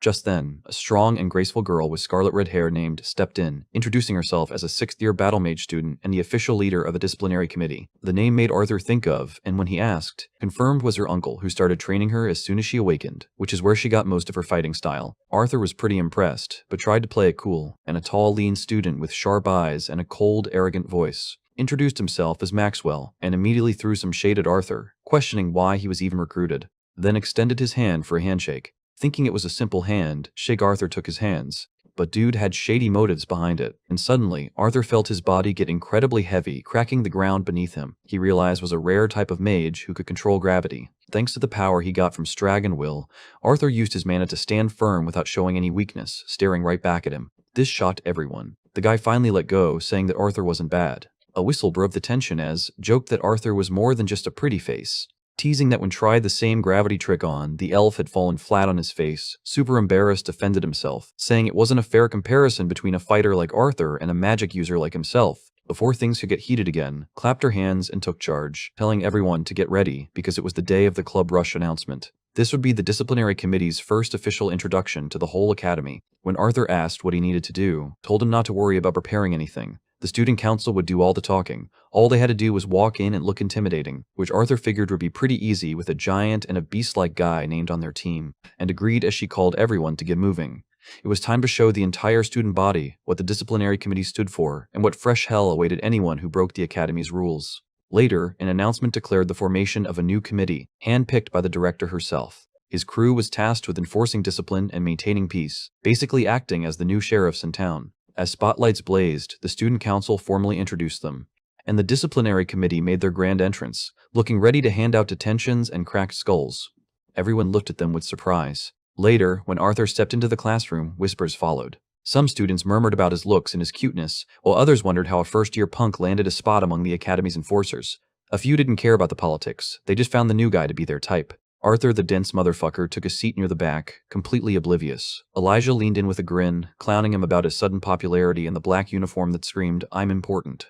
Arthur, still adjusting, humbly replied he hadn't expected the attention. Before he could finish his thought, the classroom doors flew open, and a man with an air of authority strode to the front, slamming a folder on the podium. A sharp thump silenced the room. This was Professor. Arthur instinctively scanned the man's mana and found nothing, which was the universal sign that this dude was on a completely different level. Introduced himself as the instructor for fundamentals of mana theory, and with a smile told them they wouldn't be bored. He dove straight into the core differences between and, explaining how it long held an edge, due to their natural efficiency at absorbing mana. But then came the twist. Explained that as mages hit higher core stages, a well-trained who actually worked on their body could surpass A.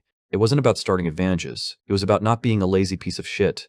Then asked his students, who do they think would have the advantage, the mage who trained his body and core, or the one who only trained his body? At that, the classroom stirred. Few students, their egos clearly bruised, shot their hands up to challenge the point with recorded duels, encouraged the debate by the time the bell rang. The students left with new questions, their minds a little more open. As they packed up, Elijah reminded Arthur they'd meet for lunch, and the two friends parted ways. Moving through the crowded hallway, Arthur could feel the weight of countless gazes on him. Some recognized his face, others the distinct black uniform of the disciplinary committee, whispering as he walked with calm purpose toward his practical mana manipulation class. Once inside, he saw that the class was empty, so he took a seat and waited as students trickled in. Soon, him also in her black uniform, she asked to sit beside him, and Arthur silently shifted his bag to make space, approached to check if she was mommy material, but before the piece could settle, an obnoxiously loud voice echoed through the room. Then the oldie waltzed in, announcing himself like he was the main character of a shittier story. He pointed dramatically at Arthur, calling him rival, greeted with a ridiculous flair, and then plopped down right beside Arthur. Arthur just raised an eyebrow. Dislike for him had been painfully obvious before, so why the fuck was he suddenly acting like they were best buds? Before he could puzzle it out, the professor entered, and Arthur immediately recognized him, Geist the drunkard from the streets. This time, the dude wore light armor and a wide, shit-eating grin. He clapped his hands, declaring the class would be all practical, hands-on learning. When Geist's gaze landed on Arthur, his smile twisted into something sharper. The humiliation from their last encounter was still festering deep down, and Arthur could see it in his eyes. Geist welcomed the committee members, hinting that the class would benefit from seeing what their protectors could do. Arthur saw the bait, immediately thinking what kind of idiot would fall for that well. He got his answer real quick, but before he could react, the glory-hounding dumbass shot to his feet and volunteered, proudly declaring he would represent the committee and demonstrate their strength. Arthur resisted the urge to sigh, thinking, of course, this clown would jump into the spotlight. Geist's grin widened as he accepted the challenge. He set up an arena-sized mana barrier, reminded everyone he was in who would only use long-range attacks, a clever way to cover his ass if he lost, and the duel began. He then gave the go-ahead, wasted no time raising his wand, and activate a domain-level spell. It was impressive, a high-tier spell meant to show off. Water surged around him, and a massive serpent of water coiled protectively around him. But Geist wasn't phased. Cold blue flame ignited along his arm. Seeing that blue flame, Arthur thought at least this drunkard wasn't all talk. That flame meant real danger. Geist shot a fireball. That collided with the water serpent as it did steam swallow the stage. Moment later, a fireball streaked through the mist directly toward. His face went pale as he hastily formed a weak shield around him, but it wasn't enough. The fireball, though no bigger than a fingernail by the time it hit, burned a hole straight through his uniform and sent him stumbling backward. He landed hard, soaked, and utterly humiliated.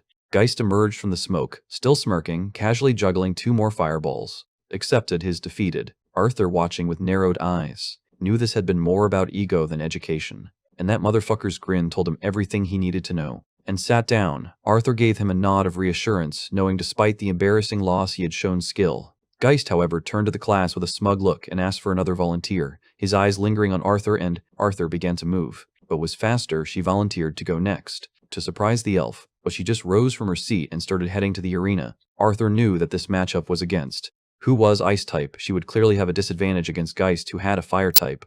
Geist greeted the princess, telling her how it was an honor to fight against her, while also saying not to hold the result of this duel against him. Nodded in agreement, and without a word, she drew her staff. At the moment Geist clapped his hands, igniting a flicker of fire, ready for the battle. To wasted no time and acted quickly, conjuring ice javelins, and shot out with incredible speed. Geist caught them midair with his flaming hands, melting them instantly. He praised her, but she didn't acknowledge him, instead conjuring 5 more spinning javelins. As they flew, Geist responded with a defensive spell of his own, blue flames that floated around him like spirits, and then launched a fireball at her. Arthur recognized it instantly. This was same deadly spell had once used. Just as the javelins closed in, he willed them to shatter midair, turning her attack into a storm of 1,000 sharp shards of ice aimed directly at Geist. The professor admired her strategy, thinking it was a cute move, but he believed it still wasn't enough. With a sharp command, Geist unleashed his blue flames, sending streams of fire surging toward. He didn't react, didn't even flinch, focusing entirely on her final spell.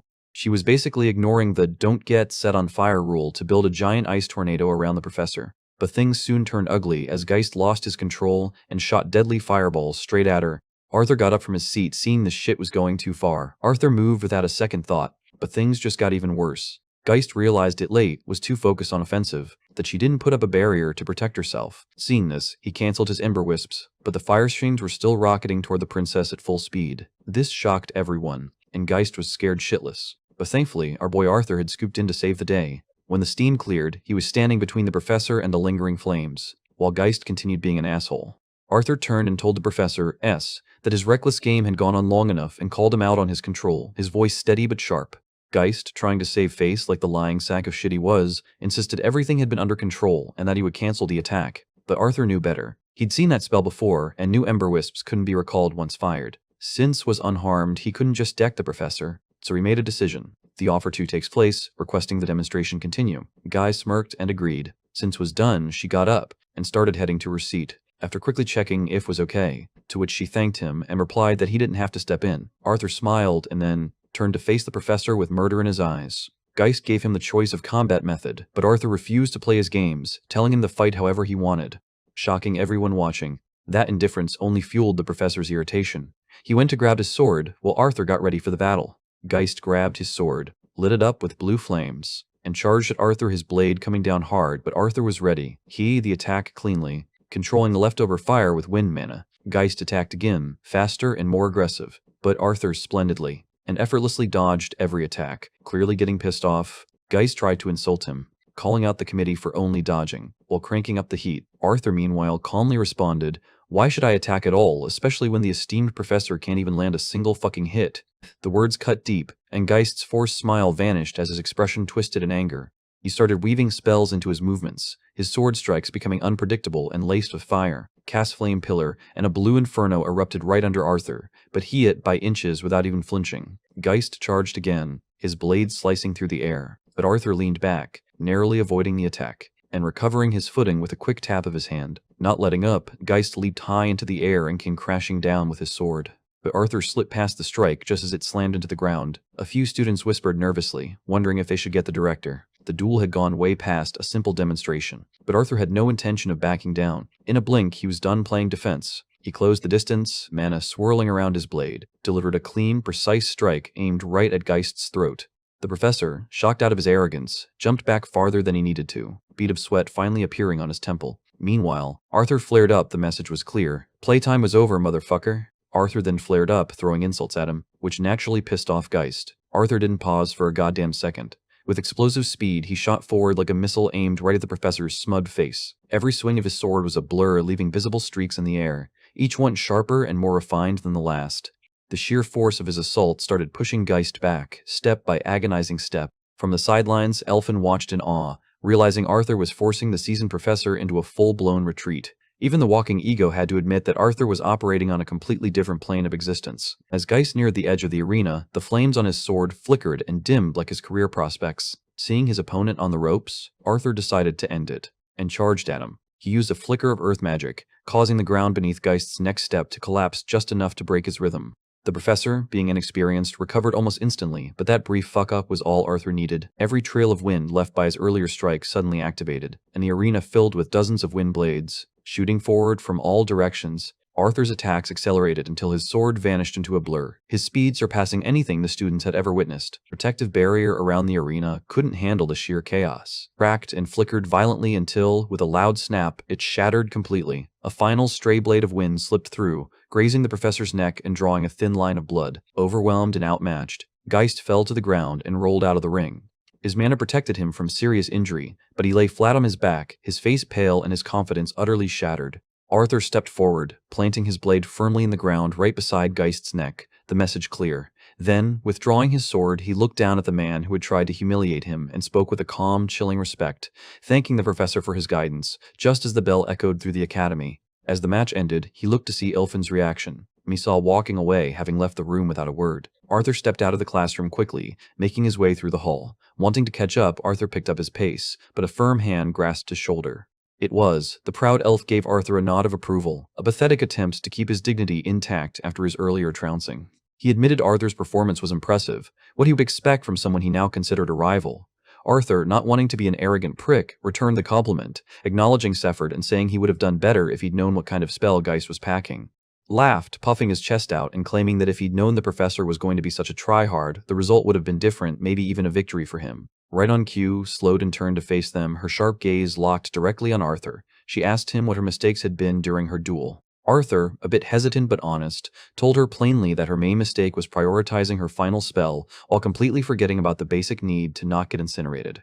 Her expression was unreadable for a moment, her silence heavy. Then, after a pause, she gave a slight nod, accepting the criticism, and turned away without another word. Sensing the mood had just died, let out a small, awkward laugh, gave a quick goodbye, and disappeared down another hallway, leaving Arthur alone. The halls began to fill with students again. Perched on his shoulder, tilted her head, sensing something was off, Arthur patted her on head to clamber down. Arthur gave a small smile. Deep down, he was frustrated. Even though he had completely outmatched Geist using only his wind attribute, he realized just how far he still had to go. This current level of strength wasn't enough, not for what was coming. He needed to get a hell of a lot stronger. Arthur trudged to his next class, Basics of Artificing, hoping it would be less of a headache than swordplay or whatever the hell mono manipulation was. This subject was at least new, and he was morbidly curious if it was just this world's fancy term for the kind of tech he knew from his past life. He slipped into the classroom, a sea of unfamiliar faces chattering away in their little cliques. Just as he settled in, he heard a voice. The girl his age shuffled over. She quietly asked if the seat next to him was taken, and Arthur, figuring she wasn't a threat, told her to go for it.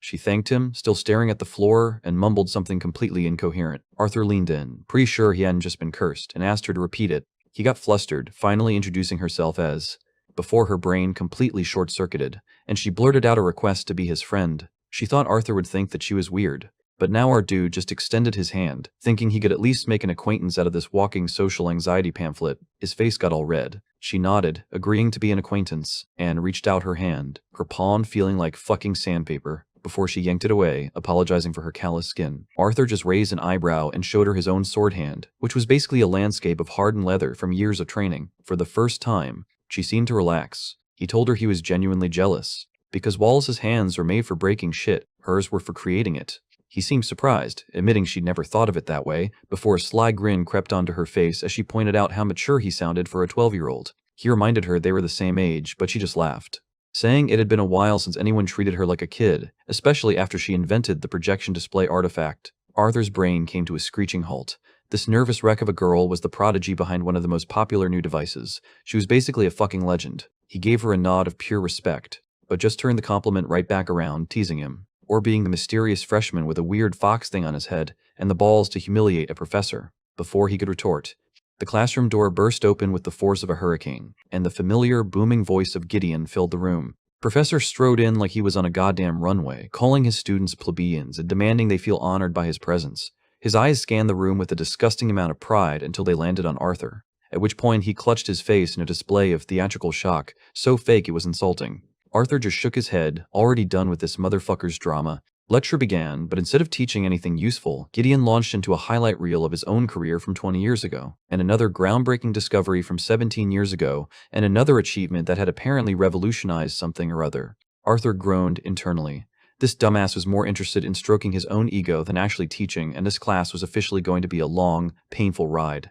Just as Professor Gideon was about to climax in his self-congratulatory monologue, the fucking window creaked open. Then Olive Green Owl flew inside like it owned the place. It flapped its wings once and landed squarely on Arthur's shoulder, perched regally on his head, let out a low growl, clearly pissed that this feathered intruder had invaded her personal space.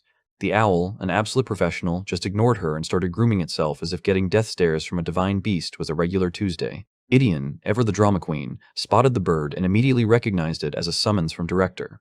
Seizing the opportunity for more theatrics, he loudly announced that Arthur was being the privilege of hearing the rest of his life-changing lecture, a statement so full of shit it was almost impressive. The class chuckled at the professor's meltdown and gave Arthur a knowing look that screamed, "I told you so," a silent reminder that news at Academy traveled faster than a magical plague. As Arthur walked out, he could hear and the owl bickering like an old married couple, and he shot a mild glare between the two, internally sighing at the prospect of refereeing their stupid rivalry for the foreseeable future. He arrived at the director's office just in time to see storming out with an expression that could kill small animals, slamming the door behind her. That was definitely not a good sign, hesitating for a moment, and slowly pushed the door open, half expecting to walk into an ambush. Inside director welcomed him with a serene smile that did absolutely nothing to calm his nerves. The owl flew off his shoulder to rest on a window behind her, watching silently like a feathery bodyguard. Assuming he was in deep shit for the duel with Professor Geist, Arthur immediately started explaining himself, but gently cut him off, clarifying that this wasn't about him publicly humiliating a faculty member. Arthur was completely baffled. If not that, then what? Hit him with her mischievous smile and asked him to guess. And Arthur had no fucking clue what the Lady Dumbledore was cooking, and dropped the bombshell, calmly asking how he would feel about becoming an interim professor for the practical mana manipulation class. Hallway extended on and on, the path running deep through its length. He caught sight of Princess Catalan stepping out of the director's office, a clear look of displeasure on her face. Arthur's stomach tightened with a sense of unease, hinting that something crucial was underway. He leaned into the room with careful steps, his tone respectful as he asked if the director had called for him. Her irritation was clear for anyone to see. With a hint of hesitation, they signaled for him to enter and sit. As soon as Arthur settled into the chair, he dove into a heated rant about his awful encounter with Professor Geist. Before he could continue, Goodsky interjected, explaining that Geist wasn't the reason for the meeting. After a short pause, she caught him off guard with an unexpected question, asking what he thought about stepping in as a temporary intern professor for the practical mono manipulation course. A wave of doubt rushed through Arthur's mind almost instantly. She found herself thinking about the precise words Cathian must have chosen to bring about this sudden suggestion. She chuckled as she lightly cautioned him, tossing out a joke about not enchanting both princesses. The last thing they need is an all-out war breaking out between elves and humans. With a heavy sigh, Arthur, clearly fatigued, made an effort to shift the focus back to the matter at hand. It was made clear he was nothing more than a student, barely through his first day. The question lingered, how could he handle the responsibilities of both roles at once? Unshaken, Goodsky clarified that her role as director granted her the power to act entirely at her own discretion. There have been past cases where exceptionally talented students took on teaching roles, especially in introductory courses. Arthur leaned forward and asked about Geist's fate. At their meeting, she broke the news that he was no longer in his post. The decision wasn't prompted by Arthur, but by the formal investigation she began as soon as she found out what had occurred. Geist was backed into a corner with Princess Kathleen's help. She acknowledged that the level of distress the princess showed earlier was something she had never witnessed before. Arthur couldn't shake his confusion. Why had she, of all people, picked him for the job? She gave a casual shrug and said the opportunity had presented itself, and in her eyes, he was the perfect person to take it. She made it clear that, on this occasion, she had no secret agenda, only the intention to help him boost his public standing. While the students might bear a grudge against him, she vowed to offer her support if everything began to unravel. Ultimately, it's up to him to decide, but she stands behind him with quiet encouragement. It pushed him to evaluate whether he was truly making the most of his time. He eventually agreed to the proposal, knowing full well that blending in was no longer an option. His reply brought a smile to Sky's lips, one that showed quiet satisfaction.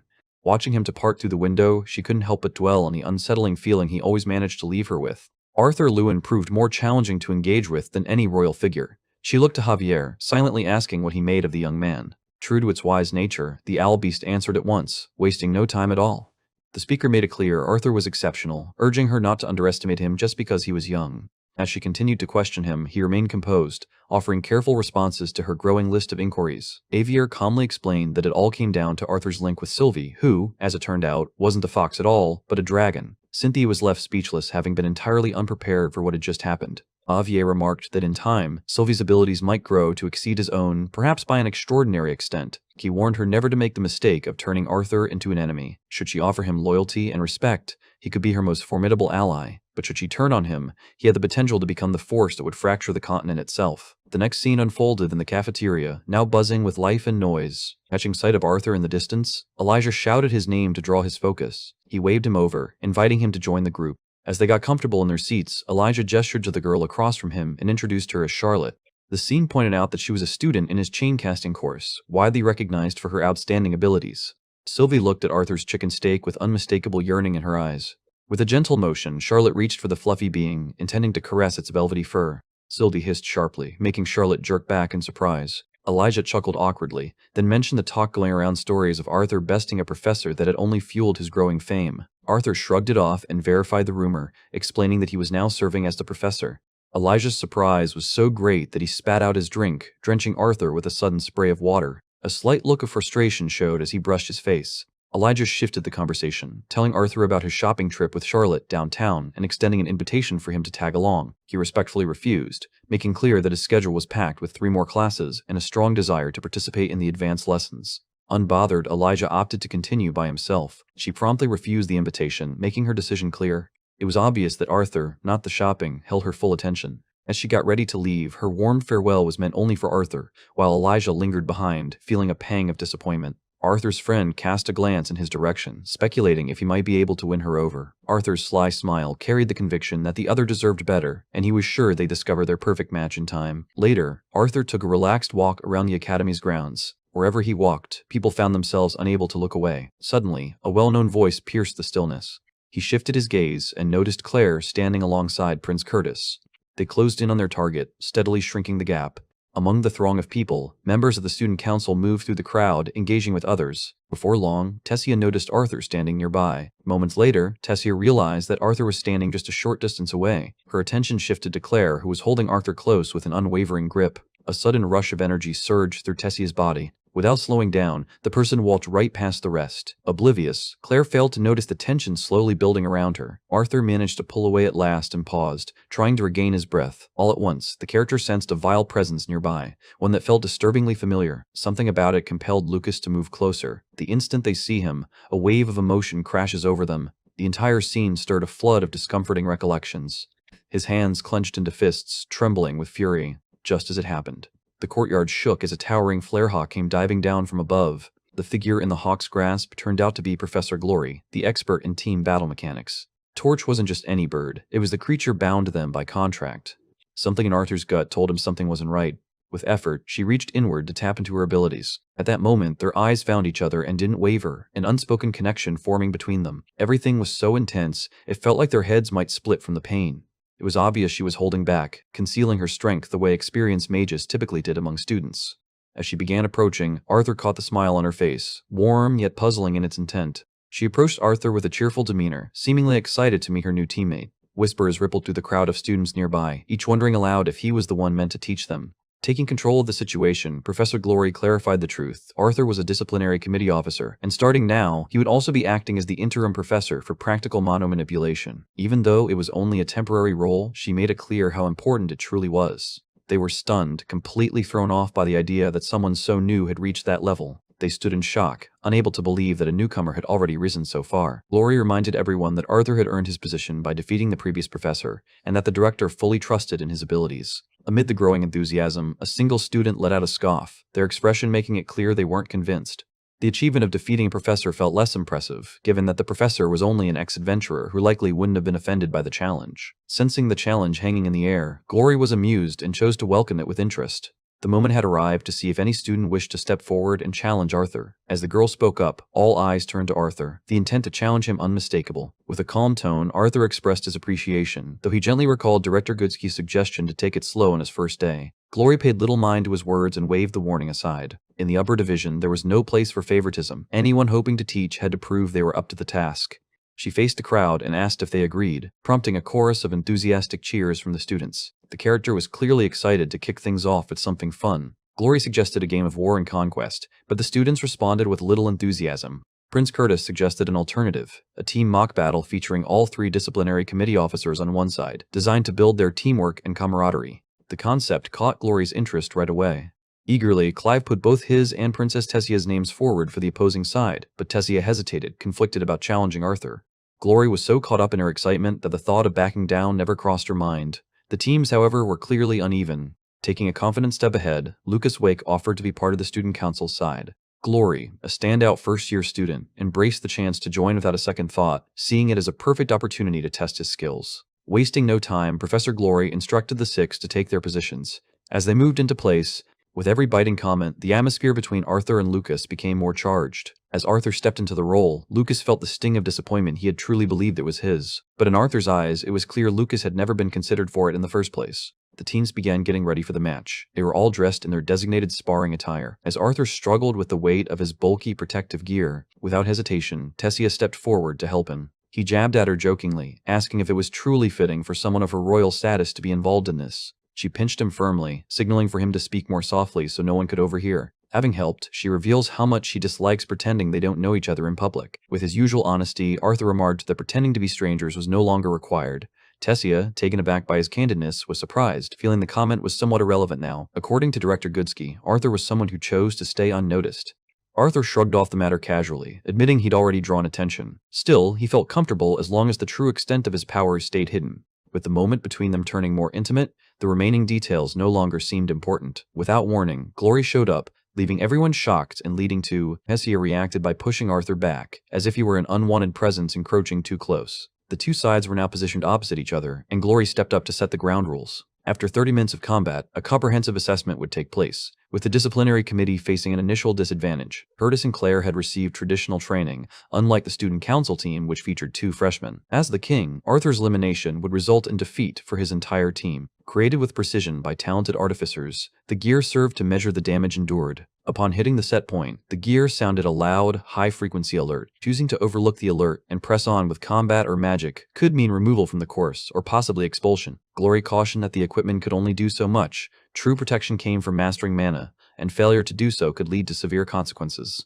In a fluid movement, she set the match in motion. Curtis approached Tessia head-on, driven by unwavering resolve. He decided against lingering, certain Tessia would stand firm. Curtis understood that delaying her for as long as possible was valuable, even if winning was out of reach. Holding his wand firmly, Lucas approached Arthur with confidence. In a swift motion, he created his own weapon, ready for what lay ahead. Though he kept it to himself, Arthur hoped Lucas had matured at least a little during his time at Xyrus. Nothing about him had changed. He was exactly as Arthur remembered. They stood eye to eye, defiance in their stance, both bracing for the inevitable showdown. Lucas held back his strike on purpose, choosing instead to spit out taunts. Arthur released a powerful surge of mana, catching Lucas off guard and forcing him to stumble back. Glory observed from above, a knowing smile on her face, as if everything was unfolding just as she had foreseen from Arthur. The sheer power Arthur unleashed was so striking that even the other fighters on the field paused to take notice. Tessia showed no sign of surprise. It was exactly what she had always expected. In time, Arthur revealed this concealed side of himself. He walked ahead, every movement infused with calm certainty and unmistakable self-assurance. Something in him stirred. Lucas was driven to retaliate, At his command, flames erupted, forming under the force of his will. The move he was executing was the infamous Inferno's cage. Reacting swiftly, Arthur harnessed his magic to call forth a rushing wind, meeting the attack head-on. The fall came to a graceful stop as he landed without the slightest stumble. In a fluid burst of movement, Lucas positioned himself for yet another offensive. Luminous fireballs swirled around Arthur, forming a radiant shield that surrounded him. Lethal projectiles revolved around him, forming a threatening ring of destruction. A number of fireballs suddenly shot toward the onlookers, crackling with heat and force. The two moved in perfect sync, slipping between the attacks with practiced finesse. Unfortunately, as he advanced, his footing slipped for just a moment. His movement set off a trap, culminating in a violent detonation. Fortunately, he slipped past the danger, untouched by the explosion. Lucas chuckled at the turn of events, continuing to hurl taunts at Arthur without pause. He had no choice but to rely on his speed and reflexes to avoid being burned. The sight of his difficulties left her feeling increasingly anxious. Arthur offered a calm reassurance that he was fine, then asked her for an update on the situation. Arthur calmly assured her of his well-being before shifting his focus to the current situation. Claire, unwavering, met the irritable man's intensity with equal resolve. With a sense of relief settling over him, Arthur turned his focus back to Lucas. A single glance at his adversary told him the truth. His opponent possessed a far greater pool of mana. He noticed it seemed much larger now than it had back when they were adventuring together. It caught him off guard, yet he pressed forward undeterred. He moved forward, intent on narrowing the gap. Once again, he was pushed into retreat by a relentless burst of blazing force. The stifling heat pressed down on him, made worse by his inability to wield fire or water magic. The longer the fight stretched on, the more Arthur feared his mana would run dry before it ended. A sudden explosion erupted, hurling him backward with force. Smirking with quiet satisfaction, Lucas felt vindicated for never joining the disciplinary committee. In his own words, he'd rather walk away from the academy than serve alongside someone he viewed as utterly ineffective. Like Arthur, it soon became clear that Arthur was in far greater trouble than he'd originally expected. His plan was to harness wind magic with enough force to push back the fire. Though he searched for an opening, no moment presented itself to cast a powerful spell. An idea slowly took root, sparked by something he remembered. The true nature of wind magic lies beyond raw power. He imagined the possibility of controlling the oxygen surrounding the fire, effectively smothering the flame. The concept carried with it an undercurrent of danger. He wondered if he could pull it off quickly. The narrative questioned if achieving his aim would sap so much strength that simply breathing afterward might be difficult. The looming dangers felt overwhelming and unavoidable. The unknown challenges ahead sparked a thrill of excitement within him. He came to the academy with one goal, to confront the unknown and become stronger because of it. High above the fray, Professor Glory observed with sincere respect for Lucas's impressive display in battle. His adept handling of Inferno's cage caught her completely off guard. The spell, complex and deeply rooted in flame magic, was one that most mages struggle to comprehend for years, yet he wielded it with a precision that defied expectations, especially from someone so young. What truly shocked the observers was the sheer volume of mana he wielded, an amount nearly rivaling that of a silver core mage. The pace at which the new generation was advancing stirred a complex emotion within her, equal parts sorrow and quiet joy. It was becoming clear that experienced fighters like her risked being left behind as the younger generation surged forward. In spite of it all, watching students like Arthur stirred a quiet sense of hope within her. Unlike most dual-element mages, his arsenal of spells was surprisingly limited. His exacting technique and refined command of mana easily offset any perceived limitations. Initially, her interest was only mildly stirred when she heard a freshman had bested a veteran adventurer like Geist. But then, as soon as Arthur let loose that formidable force, those around him were instantly struck by its intensity. She had no uncertainty about how he managed to accomplish it, leaving her to ponder about the kind of life he must have experienced. Achieving that degree of proficiency at his age was undeniably impressive. Suddenly, her attention snaps back to Arthur, and she notices something out of the ordinary. He stood frozen in place, appearing utterly detached from his surroundings. It looked as though he was holding his breath, completely still. As the fireballs closed in, she instinctively steeled herself, certain he was about to be badly burned. Moments before the flames could touch him, they vanished into thin air. The unexpected moment drew her in at once. She signaled to her beast to descend, wanting a closer look at the unfolding scene. Observing from above, she recognized that Arthur's power wasn't ordinary wind magic. It was refined control over the atmosphere itself. Such a powerful casting occurrence was now in motion. The task demanded an extraordinary level of focus and understanding. Creating a vacuum was an endeavor attempted by only a handful of mages. Drawing oxygen from the air required absolute control and unshakable concentration. Because of the immense difficulty in hitting a mobile target, this form of air manipulation was often restricted to a controlled radius or remained close to the caster. Even in the thick of the fight, Arthur continued to hold the vacuum around his body, an incredibly difficult feat under such pressure. He was performing the feat effortlessly, despite its difficulty. Watching him not only attempt but succeed at it silenced her completely. Inside the arena, Arthur used a subtle vacuum shield to neutralize the fire before it reached him.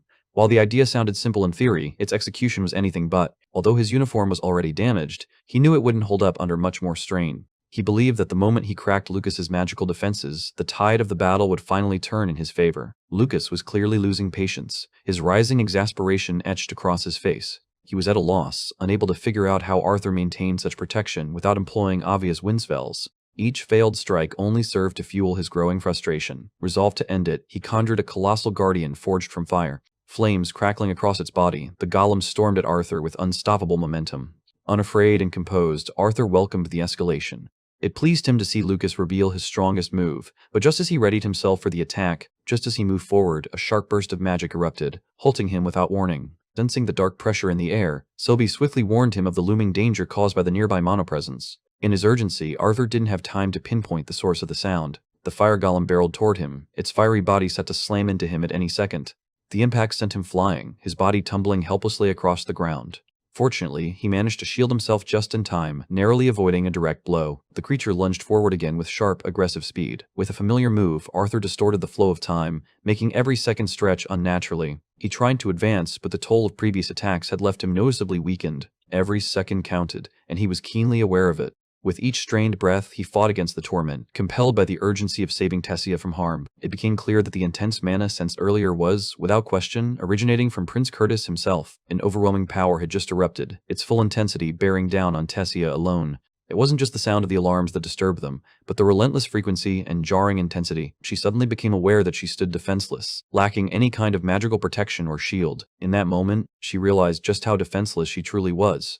Summoning the last of his strength, Arthur launched himself ahead, acting in the nick of time. He moved in an instant, positioning himself as a shield between Tessia and the incoming attack. He pulled her close, arms wrapped tightly around her, bracing for impact and prepared to absorb the full force of the blast himself. He knew the pain would be intense, but in his mind, the result made it all worthwhile. A step back in time reveals how Tessia came to be caught in such a perilous situation. In the midst of her duel with Prince Curtis, her attention briefly drifted to Arthur. In that split second when her focus wavered, Curtis wasted no time in launching his advance. Her quick response allowed her to ward off the strike effectively. The irritation on Curtis's face made it clear he felt slighted by her lack of earnestness in their fight. With graceful ease, she evaded his strikes and deftly used his momentum to her advantage. His every move only served to emphasize his lack of finesse by comparison. In the moments before she unleashed her decisive strike, with every pulse, a sharp sting echoed through her chest, as if her freshly painted nails were marking the tempo. Her efforts paid off as she pushed Curtis away, keeping him at a distance. The uneasy feeling lingered without fading. Hesitant about the events unfolding, she made an effort to ignore the growing unease. Formulating a strategy, Curtis called upon his creature greater to aid him. He started to unleash the strength of his inner beast. She detected an intense increase in the mana swirling nearby. Her reaction was to unleash a burst of earth magic. The earth sent up roots to impede Curtis, but he responded with swift grace, clearing them with a smooth jump. Everyone could tell she wasn't quite herself this time. She struggled to control the mighty energy of the Elderwood Guardian coursing through her. For a fleeting moment she considered yielding, but her steadfast pride would not permit defeat. As student council president, retreat was simply not an option for him. Pulling his entire mana supply, Curtis channeled it completely into his next move. A lion-shaped blaze erupted violently, letting out a roar that split the air.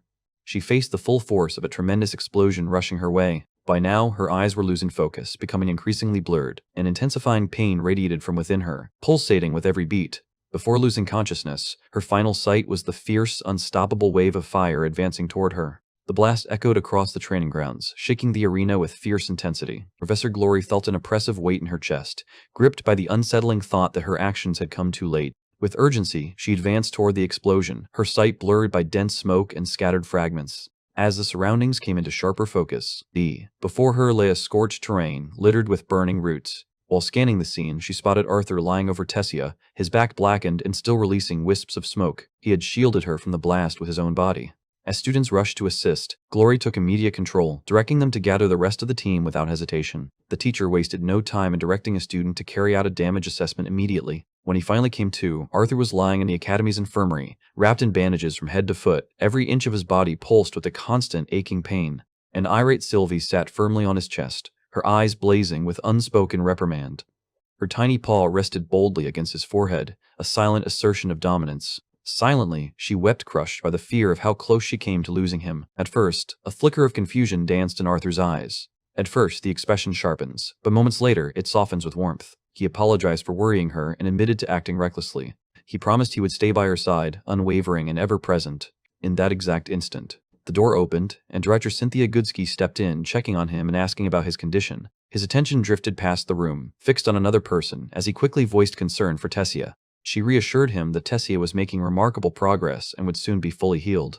He was fairly certain of the cause. It was the beast will that had taken hold of her. When he spoke of it in passing, the director's demeanor shifted sharply. She stiffened, then asked how he knew about it. Arthur admitted that he was the one who had first bestowed the beast will upon her, and felt it was only right for him to help her assimilate it. Still, uncertainty lingered. He wasn't sure he could manage it in his present state.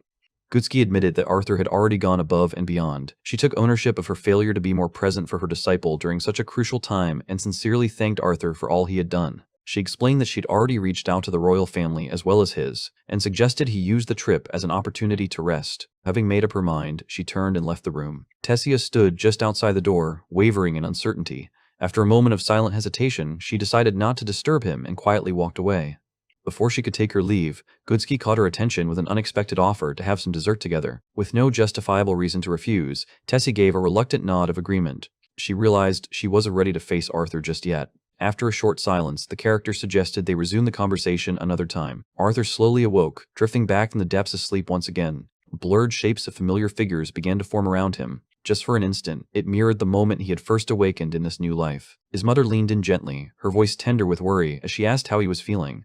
Arthur gave a weak smile, apologizing for having caused them such a scare. Even in his current state, Ellie didn't hold back from teasing him. With a trace of amusement, Arthur fired back at her sarcasm, playfully calling her a mischievous little troublemaker. It was their father who revealed Ellie's true emotions, noting that she'd been more worried than even Alice. Arthur tried to downplay their concern, urging them to focus instead on the other person involved in the incident. While the others laughed freely at the situation, Alice alone stayed silent, her expression unchanged.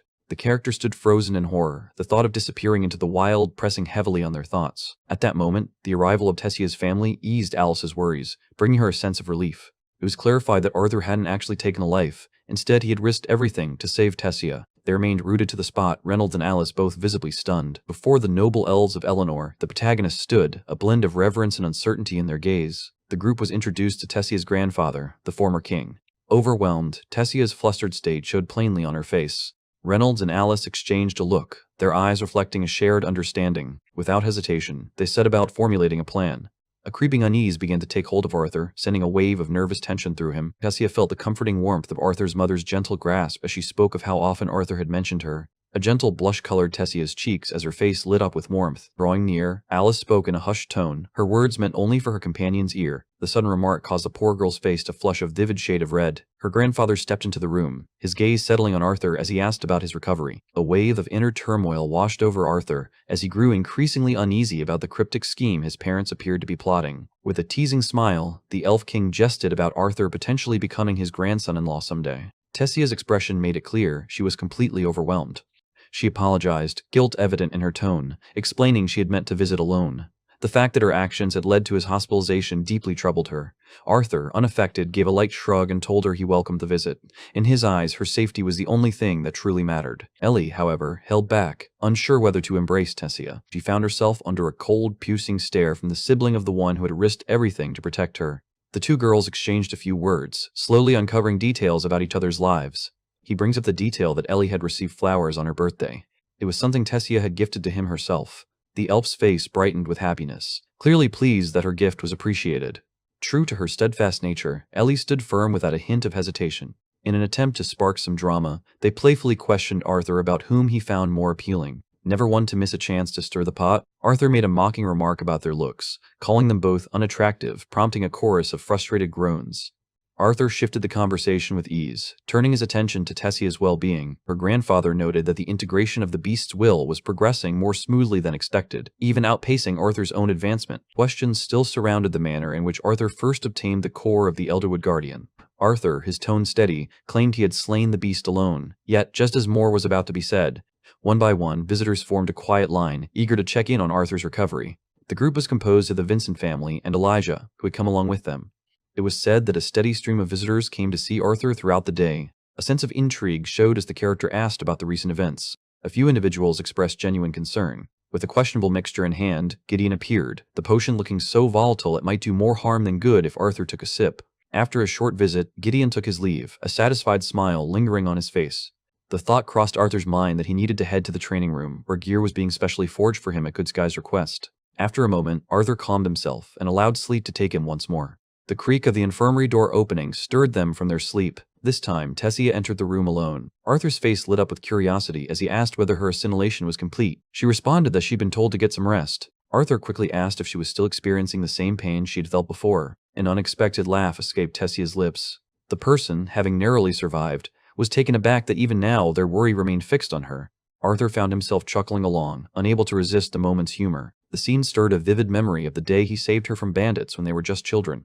Arthur tried to adjust his position, but a jolt of pain tore through him, forcing him to remain still. Without hesitation, Tessia moved to help him sit up, her actions quick and sure. With a comforting tone, he told her not to worry, insisting that he was doing just fine. She nodded in quiet agreement, but her expression turned solemn as she admitted there was still an apology she needed to make. Arthur repeated, his tone resolute, that there was no need for her to be sorry. In a sudden, unannounced motion, Tessia moved nearer to Arthur. In that brief moment, Shannon leaned forward and kissed him, as if time itself had momentarily stood still. Beyond the door to Arthur's room, Tessia fought to maintain her composure, her emotions threatening to spill over.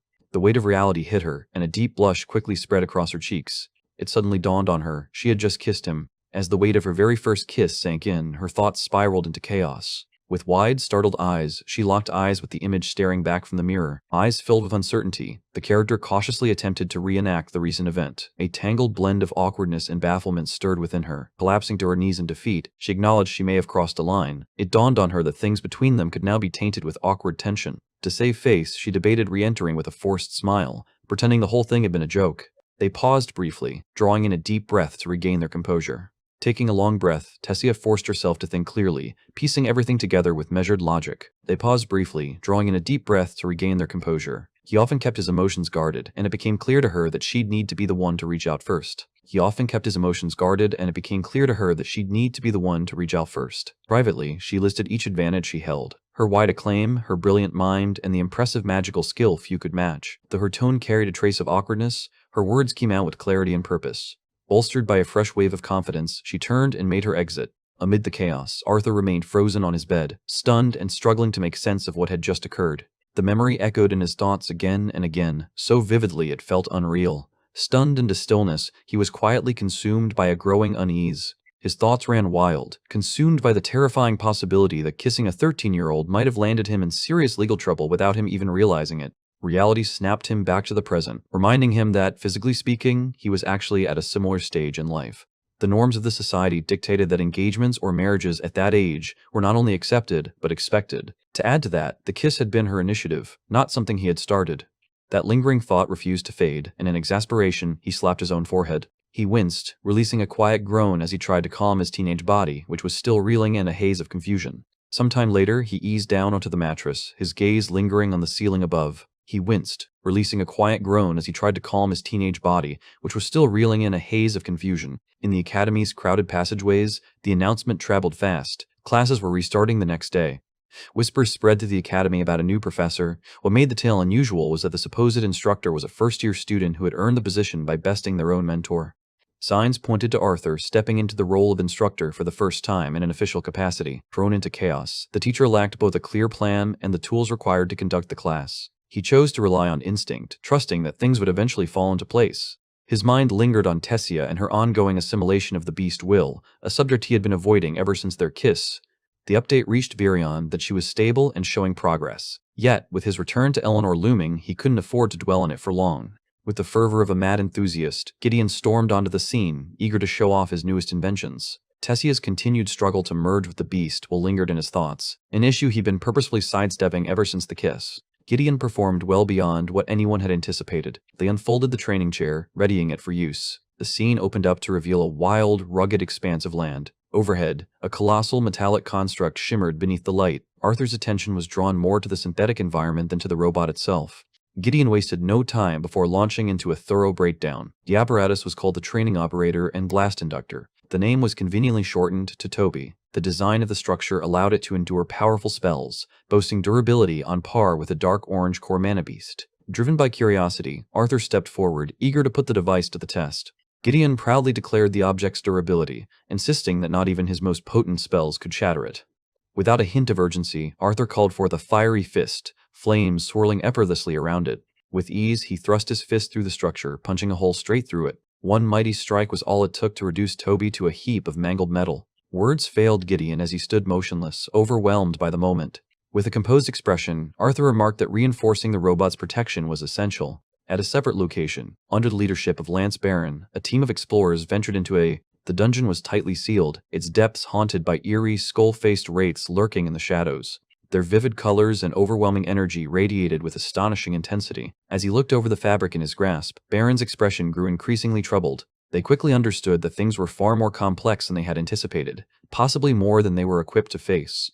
Returning to the academy, Arthur was once again deep in the midst of intense training. With fluid precision, they shifted from one elemental force to another, casting a range of diverse spells. Engaging in hand-to-hand combat, the character made use of specially augmented training tools, drawing on both his physical prowess and refined swordsmanship. With practiced precision, he disassembled the machines completely. In the midst of training, an unfortunate mishap led to a fractured leg. Arms and legs were wrenched free, the scene drenched in brutal chaos. Gideon's attention was fixed on Arthur's state, prompting Arthur to admit he wasn't at his sharpest and felt unusually slow. Gideon turned to the others, eager to hear their thoughts. Arthur began his feedback by recommending joint reinforcements, highlighting how easily they gave way under pressure. Gideon admitted that the machines were built without any magical offensive capabilities, tailored specifically for a standard augmenter.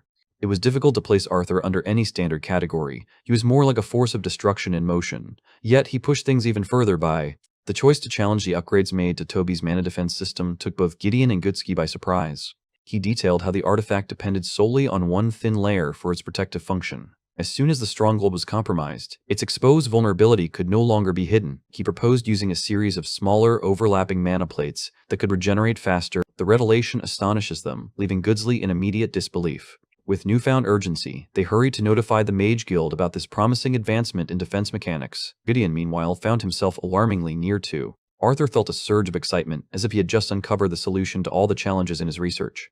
Elijah, with a mischievous grin, interjected to remind Arthur that he was on the verge of being late for his initial class of the day. Arthur moved unsteadily through the hallway, still feeling the effects of his earlier training session. Engaging in a battle with two enhanced Tobys at level 7 left him utterly exhausted and aching all over. He felt his grasp slipping away. Kane accidentally collided directly with Catherine. The observer quietly examined him, choosing not to speak much. His smile was a response to her composed demeanor. Together, they made their way into the classroom. In the bustling halls, students were already whispering excitedly about various rumors. Half of the group felt a mix of doubt and annoyance. The students questioned why they had spent so much on tuition only to be instructed by a seemingly inexperienced first-year student. Some individuals watched with a sense of fascination, eager to witness Arthur's potential downfall as he attempted to take on the role of a teacher. Meanwhile, Fifi, his former adversary, silently offered him her best wishes, aware that the day's events promised to be anything but ordinary. Arthur entered the room accompanied by Princess Kathleen. As she entered the room, every student turned to look at her, their mouths dropping open in astonishment. The crowd unanimously believed that the theatrical entrance had been meticulously planned. The students were inspired by their new teacher's presence and felt compelled to leave a strong impression, particularly because he was accompanied by the kingdom's princess. In reality, Arthur hadn't orchestrated anything and found himself equally astonished. Despite his inner turmoil, he expressed gratitude to Kathleen and reassured her of his well-being, yet internally he felt a lingering doubt. She silently settled into her chair. Arthur found himself moving forward as others stepped back, leaving him in the spotlight. He identified himself as a member of the disciplinary committee, the son of two powerful mages, an attentive older brother, and the newest addition to the teaching staff. The class immediately erupted in chaos, with students vocally expressing their objections. The students were unwilling to believe that someone in their first year possessed the necessary skills to instruct them. Their frustration reached a point where they seriously contemplated lodging a formal complaint with the academy, accusing it of squandering their valuable time. Arthur shifted his gaze towards Sylvie, coming to the conclusion that it was his responsibility to address the issue of her current attitude. He hoped that the headmaster had been present to give a proper introduction, sparing him from the hassle. A sudden burst of energy propelled one of the students onto the stage with enthusiasm. The air was thick with confidence and a touch of conceit as the individual stood unfazed, daringly confronting Arthur for the coveted role. The boy boasted that he could secure the title by overpowering his opponent. The rest of the class erupted into cheers, enthusiastically encouraging him and repeatedly chanting his name. Arthur cast an unimpressed glance toward him, questioning the seriousness of his statement. In a composed and unwavering tone, the speaker instructed Lester to take a seat. The directive swept over Lester like a tidal wave, causing him to reel backward in shock. Quickly recovering, he addressed the speaker with deference, calling him Sir. The students remained in their seats, utterly shocked by the events that had just unfolded before them. Arthur firmly established his position as the professor, regardless of whether others approved or not. The teacher made it clear that anyone who felt out of place could choose to depart at any time. He generously extended a hand to assist those interested in transferring to another class. Those who wondered how someone like him had secured such a position found an open invitation to linger and discover the answer. Noticing that nobody was departing, Arthur considered it a victory and proceeded to begin the initial lesson. The teacher informed the class that the day's lesson would focus on a hands-on activity centered around the control of mana. The teacher inquired of the class about the most effective method to extract mana from the surroundings. A student lifted her hand into the air. Natural mana gathered itself into the core, allowing it to be molded into various techniques from there. Arthur found value in the well-considered response and decided it would serve as a useful starting point for his next steps. The narrative delved into the distinctions between augmenters and conjurers. The narrative unfolded by concentrating on the manner in which they consumed their prey. Mana flowed through channels in various ways. Conjurers summoned mana by directing it through their veins. Augmenters directly channeled the energy into their core. The inquiry led to a more profound contemplation. Both types had the ability to absorb mana, yet it was solely the augmenters who utilized it to construct their core. The statement sparked deep contemplation among the students. When the same girl shared her belief, she suggested that conjurers typically do not focus on enhancing their physical abilities. Arthur concurred with the notion, elaborating that conjurers ought to handle mana with finesse, avoiding excessive dependence on their innate abilities. The thought arose once more, leading to another point of consideration. If conjurers indeed expend less mana, then perhaps the mana core might not be the most dependable indicator of their true strength. The students, now completely absorbed, started generating their own thoughts. Arthur looked out at the gathering, seeking 6 individuals who possessed affinities for elemental powers. The group was split into 2 sections. Conjurers took their place on the left, while augmenters gathered on the right. He instructed everyone to demonstrate their simplest spellcasting abilities, specifically without the aid of wands. The students followed the instructions without hesitation. Each of them began to craft their own spells. Arthur gave clear orders to the augmenters, directing them to unleash their spells. The conjurers were instructed to draw the essence into their own beings. The idea seemed utterly absurd to every one of the 6 individuals. Arthur's lips curled into a smile, suggesting he anticipated an exciting event on the horizon. As expected, the augmenters were unable to unleash their spells. The conjurers found themselves unable to take in their own power. Kathleen herself was unable to completely handle it. Despite the efforts of many, she was the one who managed to get the nearest. Most of the group expressed their dissatisfaction, deeming the assignment both unachievable and futile. Only those with advanced augmentation skills possessed the ability to cast spells from a distance. Arthur quieted the entire room by conjuring a basic spell of wind, effortlessly launching it as a distant assault. The students laughed, mocking the situation, as they pointed out that such behavior was typical of someone using Orange Core. Arthur chose not to contest. A much more powerful whirlwind of air was released instead. A powerful impact left a gaping crater in the wall. He then calmly inquired whether they still considered it normal for someone of his stature.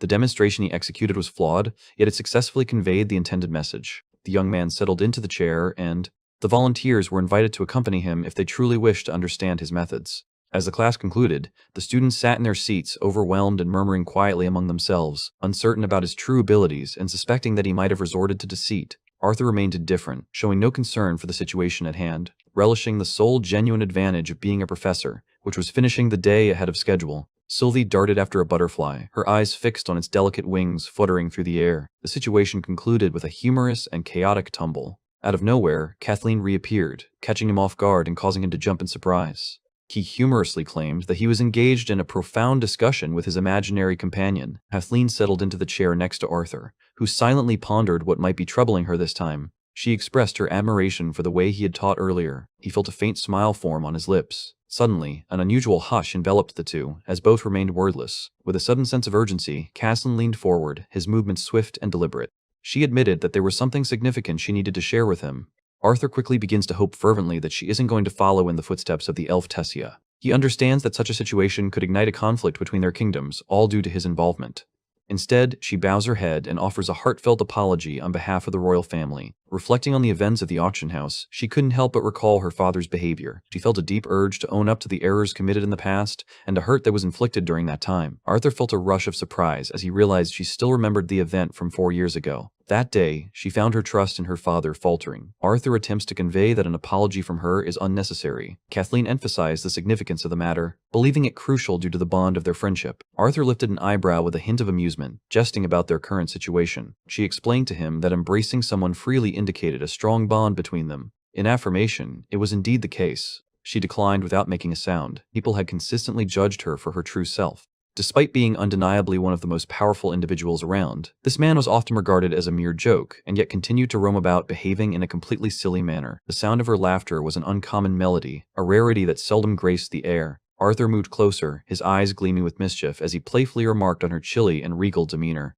She quickly diverted her gaze and mentioned how impressive she found his lesson to be. The narrative highlighted how two spells, both intended to act as wind bullets, could appear remarkably distinct from one another. Arthur, sensing the similarity in the situation, shifted away cautiously. Meanwhile, Kathleen, aware of her intent to gather information, attempted to hide her motive, her mind swirling with panic. He noticed it and rose to his feet. He explained to her that it would be unfair to give his top student an advantage. He turned and walked away. As she savored the moment, a gentle smile spread across her face. Sylvie caught her in the act and laughed mischievously, her giggles echoing with a hint of devilish delight. Later on, Arthur was observed having a conversation with a student from Gideon's class. Without warning, Gideon felt a surge of annoyance. In a fit of anger, a sharp smack resonated through the air. A layer of chalk dust settled into Emily's hair, causing confusion to ripple through the group surrounding her.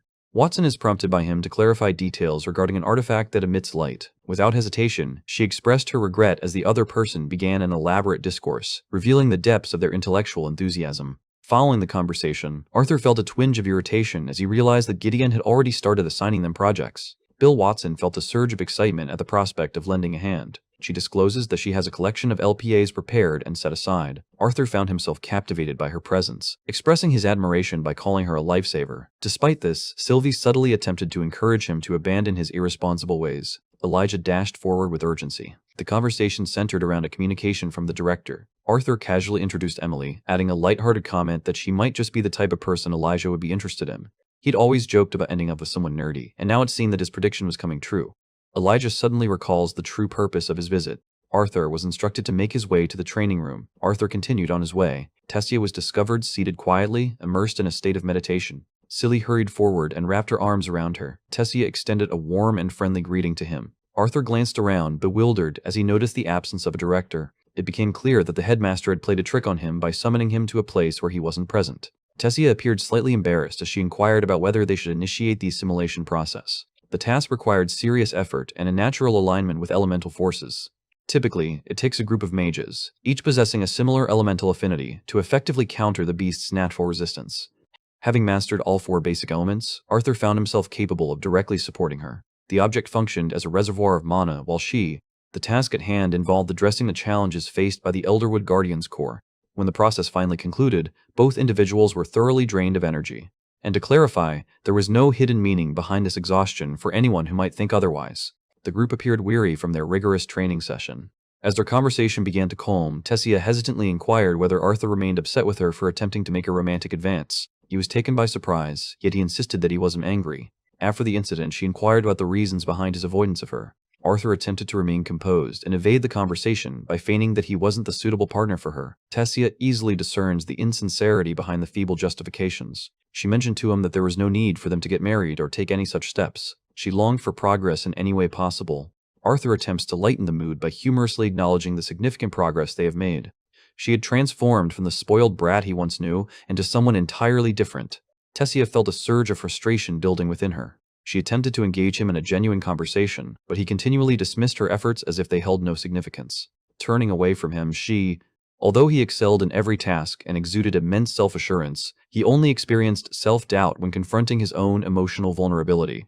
She accused him of concealing his true feelings behind a facade of insincere emotions, urging him to be more genuine. She pointed out that he behaved similarly with Lilia, accusing him of being the immature one in the situation. Arthur stood in place, absorbing all the unfolding events, and it dawned on him that he could have made a significant mistake. Tessia had unfortunately caught wind of the earlier conversation, adding to the gravity of the situation. He found himself unable to offer any explanation, as disclosing his past life was simply not an option. During a subsequent training session with the newly acquired artifact, the words she spoke lingered persistently in his thoughts, even as he effortlessly handles the magical device.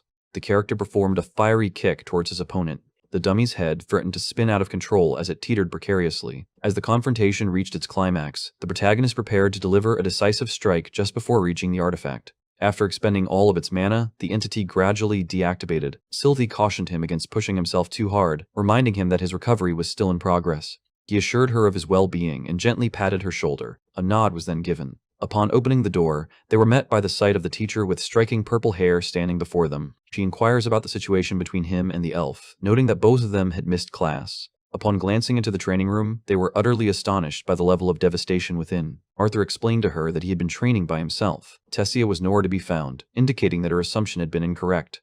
Despite everything, she extended an invitation to him for her upcoming class. The group approached him with their request, and after considering it, he gave his consent. The revelation that an entire training facility had been dedicated to a single student truly astonished her. She speculates about the intense routine he must be following to require such an elaborate setup. As she continued to observe him, her curiosity grew increasingly stronger.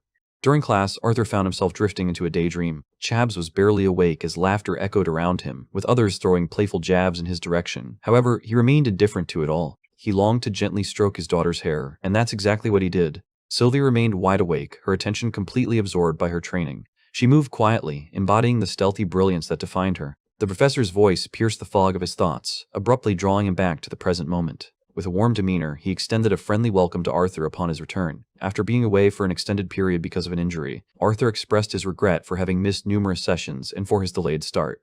The professor dismissed the issue with a wave of his hand and inquired if the student was willing to discuss his knowledge regarding the intricacies of spell formations.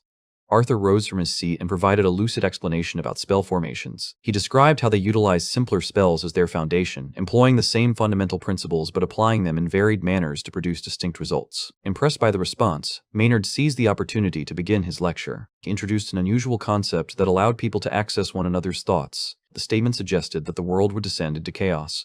The merest hint of suspicion could transform an ally into a foe, or even acts of kindness might be misinterpreted as hostility. In a world shaped by such conditions, the mages emerging from that environment would be nothing less than formidable beings. Sylvie found it amusing because she and Arthur seemed to possess an uncanny ability to understand each other's thoughts. To her, this made them ideal illustrations of perfect compatibility. Maynard was curious about the differences among mages and wondered why some relied on incantations while others did not. A certain student proposed that chanting became unnecessary once a spell was fully mastered. The professor contended that the concept of mastery was rather ambiguous. He explained that chanting served as a tool for mages, aiding them in concentrating and forming their spells by harmonizing their intentions with their mana. The importance lay not merely in articulating words, it was about honing the vision within one's mind. In an attempt to ensure the spell worked precisely as planned, he humorously contemplated the scenario of someone declaring their love to an individual who truly despised them. The response was expected to be intense and filled with emotion, potentially manifesting physically. It was suggested that even love could act as a spell, unleashing a significant effect. Arthur's mind wandered once more as he pictured how Tessia might respond if such an event were to occur. The entire class erupted into laughter, and Arthur couldn't help but look up to Maynard, appreciating his combination of intellect and humor. The professor concluded his explanation by noting that those mages who mastered their thoughts and mental imagery consistently produced the most effective spells. In a realm where thoughts were as accessible as open books, those individuals would become the most formidable mages of all. As the lesson concluded, Arthur found himself feeling unsettled, his mind preoccupied with the events involving Tessia. The impact of her words lingered in his mind, baffling him as to why they were so unforgettable. Sylvie agreed with her perspective, asserting that she was merely expressing the truth. Many people had disliked Arthur during his days as an adventurer, but he had never let it bother him. Sylvie playfully suggested that the pain he felt was because he truly liked Tessia, though he couldn't bring himself to acknowledge it. Arthur found himself increasingly irritated as the young child persistently confronted him with blunt truths. He came to an abrupt halt, sensing that something was amiss. A group of students attempted to sneak up behind him, foolishly believing he would remain unaware of their presence. It was undoubtedly Lucas and his troupe of jokers. Sylvia felt a wave of irritation wash over her as she observed them. They made an effort to appear strong and unyielding. Arthur didn't wait for a word to escape their lips before he began to roast them. Lucas forcefully pushed aside one of his own teammates and confronted Arthur directly, getting right up in his face. The accuser labeled him a coward for fleeing from their confrontation and insisted on uncovering the secret behind his survival. Arthur spoke nonchalantly about a tiny opening he used to sneak away. Lucas was seething with anger as he sought to uncover the mystery of how Arthur had managed to escape the Inferno Cage spell unscathed and rescue Tessia. Arthur, with an air of nonchalance, dismissed the gesture with a casual wave of his hand, expressing that inquiring in such a manner was impolite. He then leaned in closer, making it clear that he felt no obligation to a troublemaker. Lucas reasoned that Arthur likely employed an artifact, with possible assistance from Sylvie or Tessia. He found himself unable to entertain any other possible explanations. An imposing figure, one of the other henchmen, stood out with his large frame, simple-minded demeanor, and closely cropped hair. The character began to express intense frustration, accusing Arthur of also taking Cathian away from him. He argued that the disparity in their ranks should have naturally kept them separated. Another student advised him to relax, noting that he was actually harnessing mana right there on school property. The man was already on the verge of losing his composure. Lucas decided to abandon his companion, choosing to avoid entanglement in the chaotic situation. Arthur insisted that he had no intention of seducing anyone. The deranged clown was unwilling to accept the truth. His thoughts descended into a whirl of delusion, convincing himself that Kathleen had already fallen in love with him. Lucas could see that the man had completely lost his mind. Sylvie let out a low growl as an ominous feeling crept over her, suggesting that something more troubling was on the horizon. Arthur became acutely aware that the individual was releasing an extraordinary surge of mana. His body trembled and his eyes blazed with anger. The deranged individual suddenly lunged forward, intent on ending Arthur's life on the spot. Sylvie felt her muscles tighten as she prepared to step in, but Arthur held her back was the name that stood out in the conversation. The character swiftly strengthened his magical barrier to fend off the assault. At the very last moment, he managed to evade the impending danger. In an instant, the earth was completely destroyed by the impact. Arthur raised his voice, pointing out that the individual had just assaulted a certified teacher right on the school grounds. However, the frenzied fool had stopped paying attention altogether.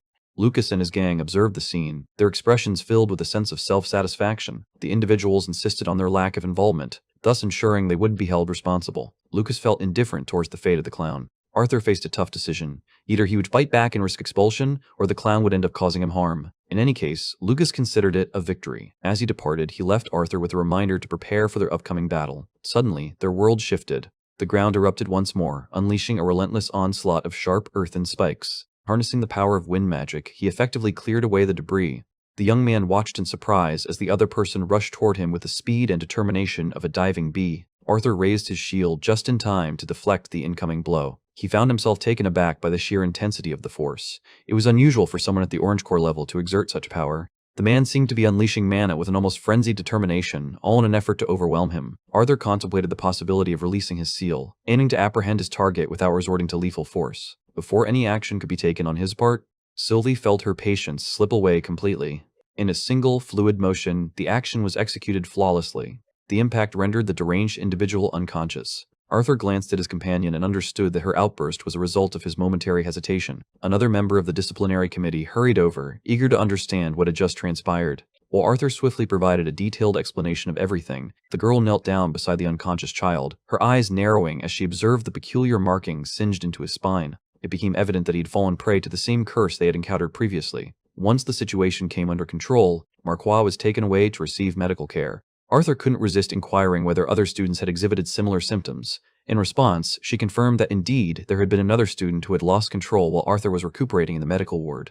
Despite Arthur's curiosity about the markings, she remained silent, withholding any further explanation. She indicated that it was necessary to notify the rest of the team for the time being. Before stepping inside, she instructed him to personally relay all the information to the director. Upon entering the room, they found themselves surrounded by new sights and sensations. Arthur could hardly believe his eyes as he beheld the presence of two of the continent's most formidable mages standing before him. Beside him, the girl with red hair appeared as though she had just encountered her heroes. The characters Lance Baron and Lance Aelia stood directly in front of the observers. In a moment filled with pride, Director Goodsky introduced the two individuals, highlighting them as among the most exceptional talents of their generation. The girl struggled to conceal her excitement as she eagerly shared her dream of becoming a lancer one day. Baron remained focused on completing his transaction with the draw, not sparing a single glance in her direction. The director makes his decision and exits the room. Alia offers words of encouragement to the girl, expressing her hopes for the girl's success. Tears of joy almost well up in her eyes. As the two lances departed, both Arthur and Sylvie felt an undeniable certainty in their bones that these two individuals were, without a doubt, the most formidable people they had ever been close to.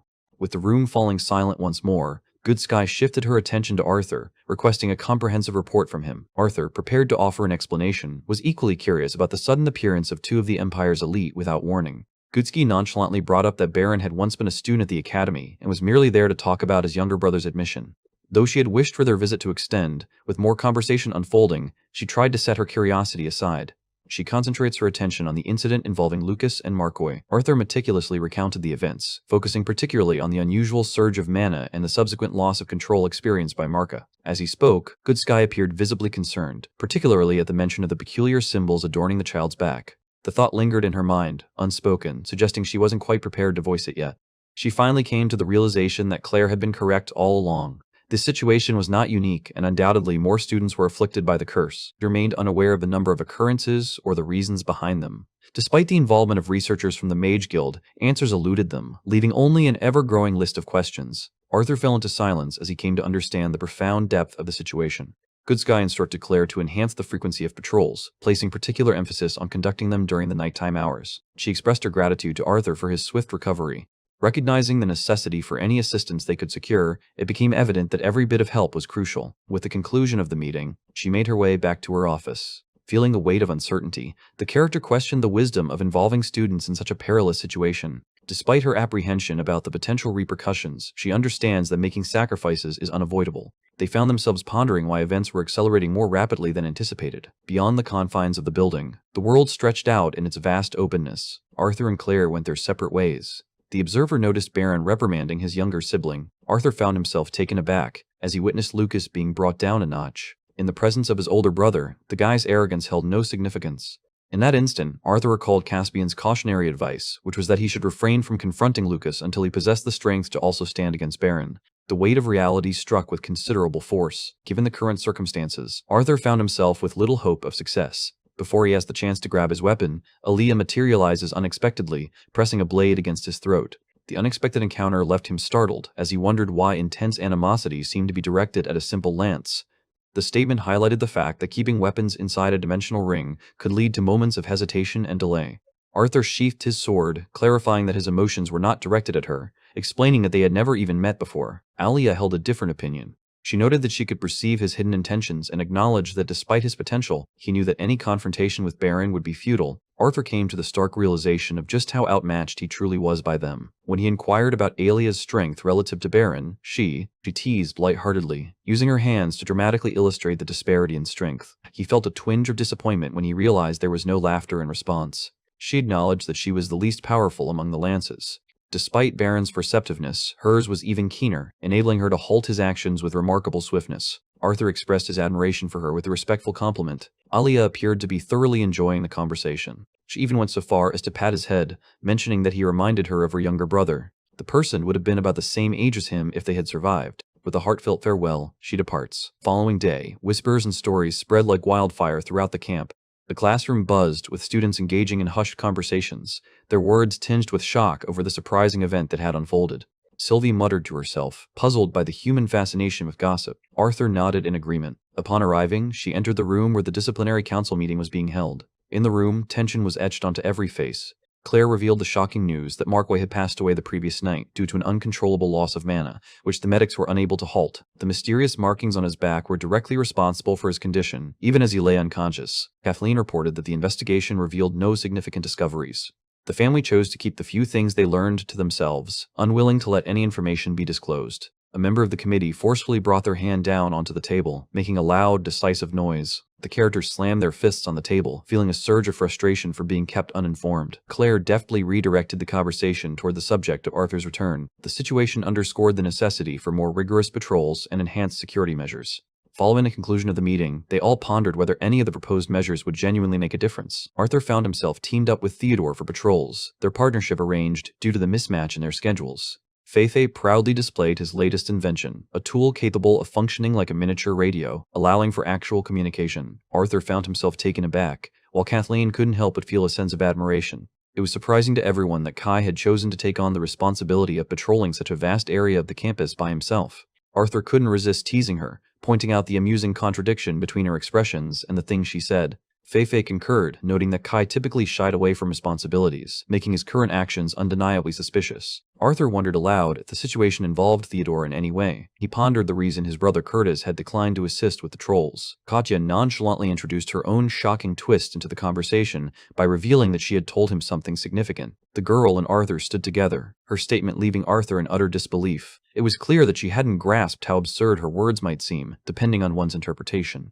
The classroom buzzed with the energy of a new term beginning. Arthur was eager to discover if anyone had successfully tackled the question he had posed to them. The debate centered around the idea of whether the color of mana genuinely represented a mage's actual power. Feifei swiftly interjects, offering the textbook response. It was commonly believed that the hue of an individual's metacore served as an effective indicator of their strength. Arthur swiftly dismissed the idea without hesitation. They described it as an oversimplification, further clarifying that assessing strengths based on mana cores could be deceptive.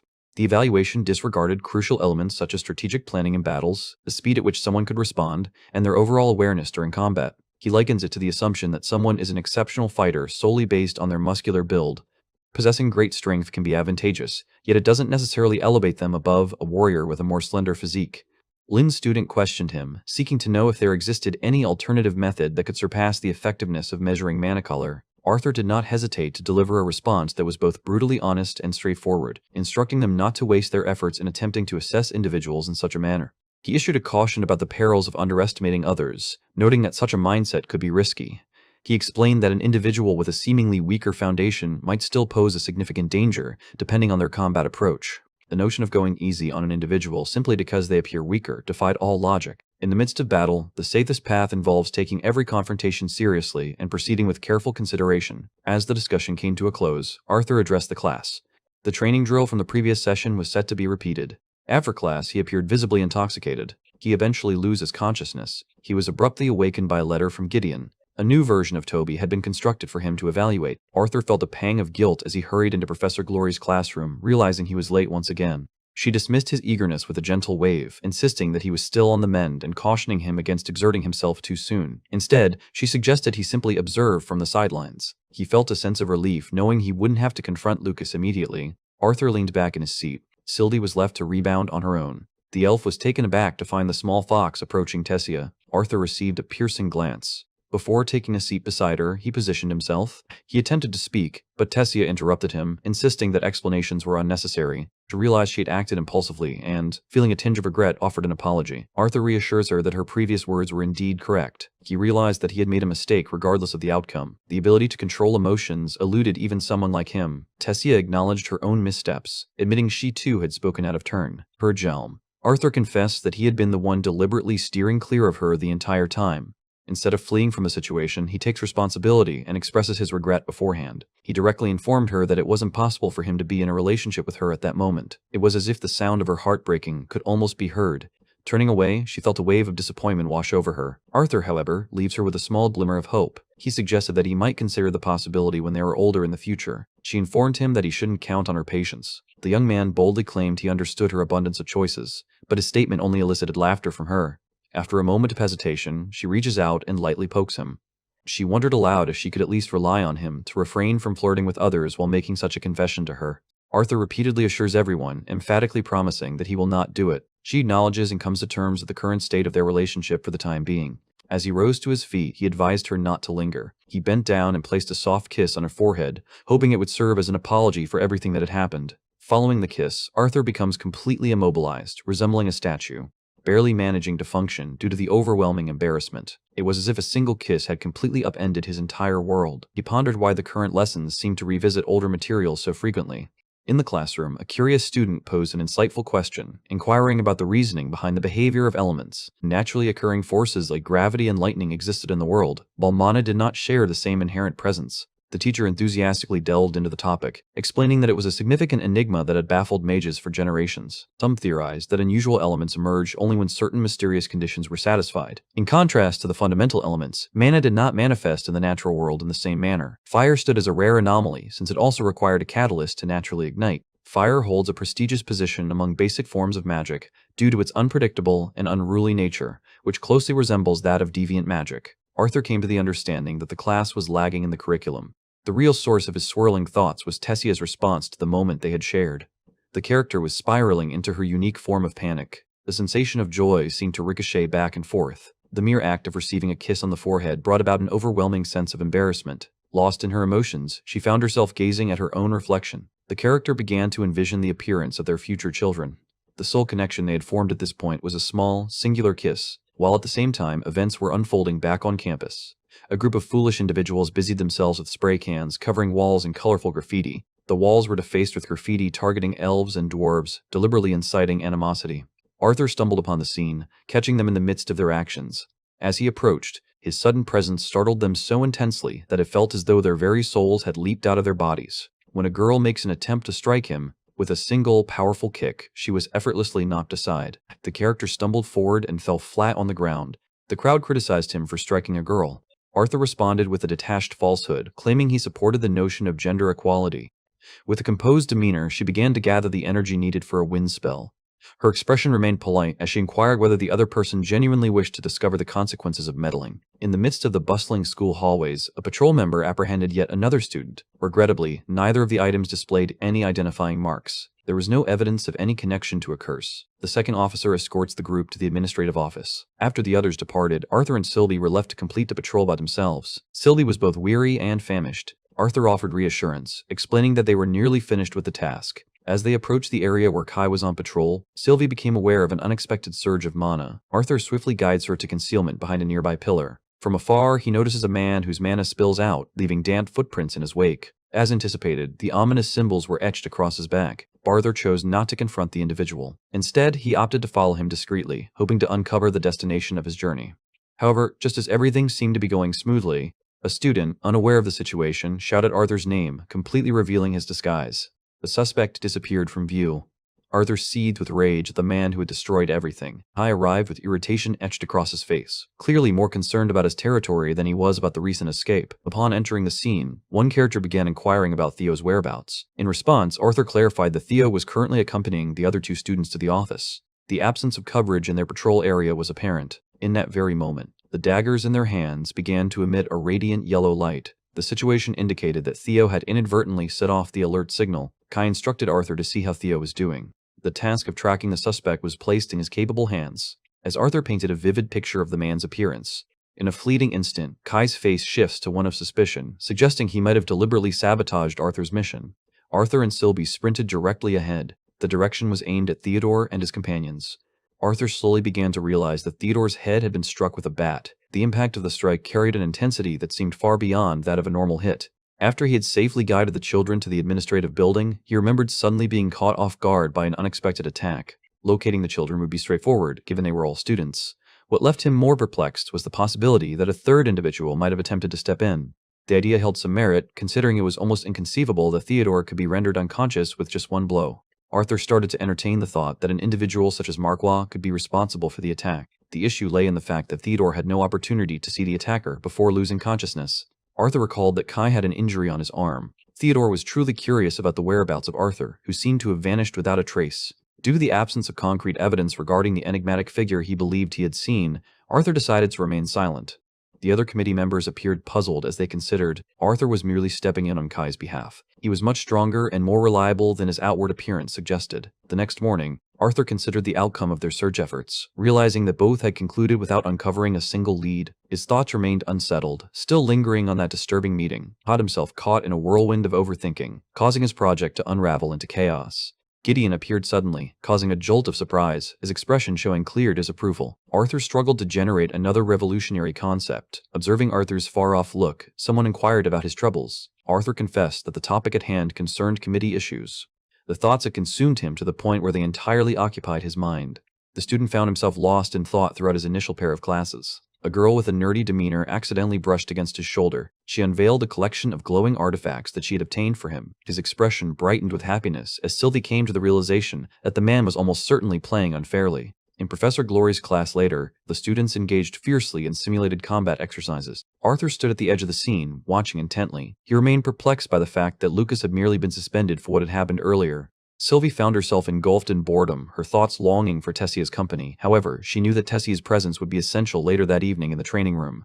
Sylvie felt a wave of relief wash over her at the news that patrol duties were no longer required, as she had always loathed them. Approaching Arthur, Professor Glory sank to the ground, worn out from fatigue.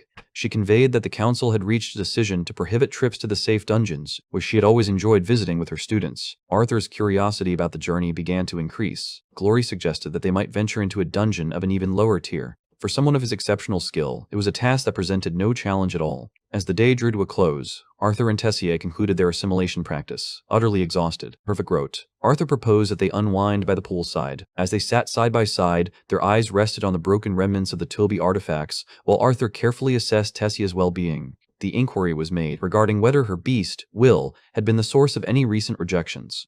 Fortuitously, nothing concerning had occurred, providing a great sense of relief. He strongly advised her to notify either the director or himself if any issues arose, given that her grandfather was currently absent. Tessia extended her limbs and confidently reassured him that she would manage just fine. In an ideal scenario, her assimilation could be completed in just a few weeks. With any luck, they might even succeed in advancing her core to a more advanced stage. Arthur's expression transformed abruptly. A mischievous elf splashed water playfully. He responded by playfully splashing water back. The character expressed regret for assisting in calming her down. The two of them engaged in a lively exchange of water splashes, continuing until both felt at ease. As her hands moved closer, they were on the verge of touching, poised to create a tender moment. Tessia's cheeks turned a bright shade of red. The silence shattered when Director Goodsky looked utterly exhausted, the toll of numerous battles clearly etched on her features. Tessia hurried over to see if she was okay. The director insisted that she was unharmed, explaining that she had only engaged in a sparring session at the guild. Arda's expression turned into a frown as she recalled that she had an appointment with the council. Goodsky mentioned that she had made a slight change in her route. Tessia couldn't shake off the feeling of unease, worried that the elderly woman might be pushing herself too hard for someone of her age. Goodsky understood their concern and assured them that he would exercise greater caution. The request was made to utilize Arthur's training room for the evening's class lesson. Arthur nodded in agreement, having finished his practice session for the day. Upon exiting the room with Tessia attending to him, the realization dawned quietly upon them, suggesting that the director was concealing something. He concluded that it wasn't his role to delve into the matter. The following day, Arthur found himself trudging through his classes, each step feeling heavier than the last. Elijah observed Arthur's weary demeanor and speculated about the activities that might have led to his fatigue. His return was delayed due to attending a social club event. Elijah stood with pride as he unveiled his plans to become a member of the Chaincasting Research Club. Arthur's curiosity piqued as he pondered the reason behind the man's peculiar behavior. He couldn't help but feel repelled, speculating that perhaps this man had experienced harsh rejection in the past, which now drove his apparent desperation. Elijah passionately expressed his belief that this stage of life was perfect for experiencing romance and adventure. His bold declaration came to an abrupt halt when the professor intervened. The entire class burst into laughter, ridiculing the boy for prioritizing matters of the heart over his academic pursuits. Even Arthur became part of the scene, while Elijah sat there, feeling the sting of embarrassment. The professor altered the atmosphere in the room by bringing up the recent sorrowful event of a classmate's passing. The students were cautioned about the deadly risks that came with pushing magic beyond its boundaries. The most skilled mages and medics continued their investigation into the mysterious events surrounding Manhwa. However, there was one undeniable truth. He had pushed his body to channel magic well beyond its natural limits. The pressure exerted on a manicure could be as harmful as ripping a muscle, potentially causing lasting harm or, in uncommon instances, resulting in fatality. A girl raised a question, wondering why Marcoe had not survived even though he had used mana elixirs. The professor acknowledged the validity of her argument, yet he elaborated that exceptions could invariably be found. His objective was to warn them about the concealed expenses associated with external enhancers that boost mana capacity. The use of these aids frequently resulted in harsh side effects, such as the leakage of mana. Arthur paid close attention, yet he couldn't shake the thought that Marquaz's strange actions were still a mystery, just like the enigmatic curse markings that adorned his back. In the next scene, Arthur entered his classroom and extended a warm greeting to all his classmates. The teacher chose to offer subtle clues regarding the resolution of the exercise he had given to the class. The initial student summoned by the teacher was Lester, a once boastful and unpleasant individual whom he had put in his place on their first encounter. Lester felt a chill of fear run through him, anticipating that a punishment might be imminent. Meanwhile, Arthur instructed the class to picture a battle in their minds. In the scenario where Lester encounters a formidable adversary, the strategy of an Augmentor would be to steer clear of engaging in close quarters. Instead, they would opt to launch attacks from a distance, utilizing their arsenal of spells. Arthur reached for a folded piece of paper, confidently asserting that it was a spell.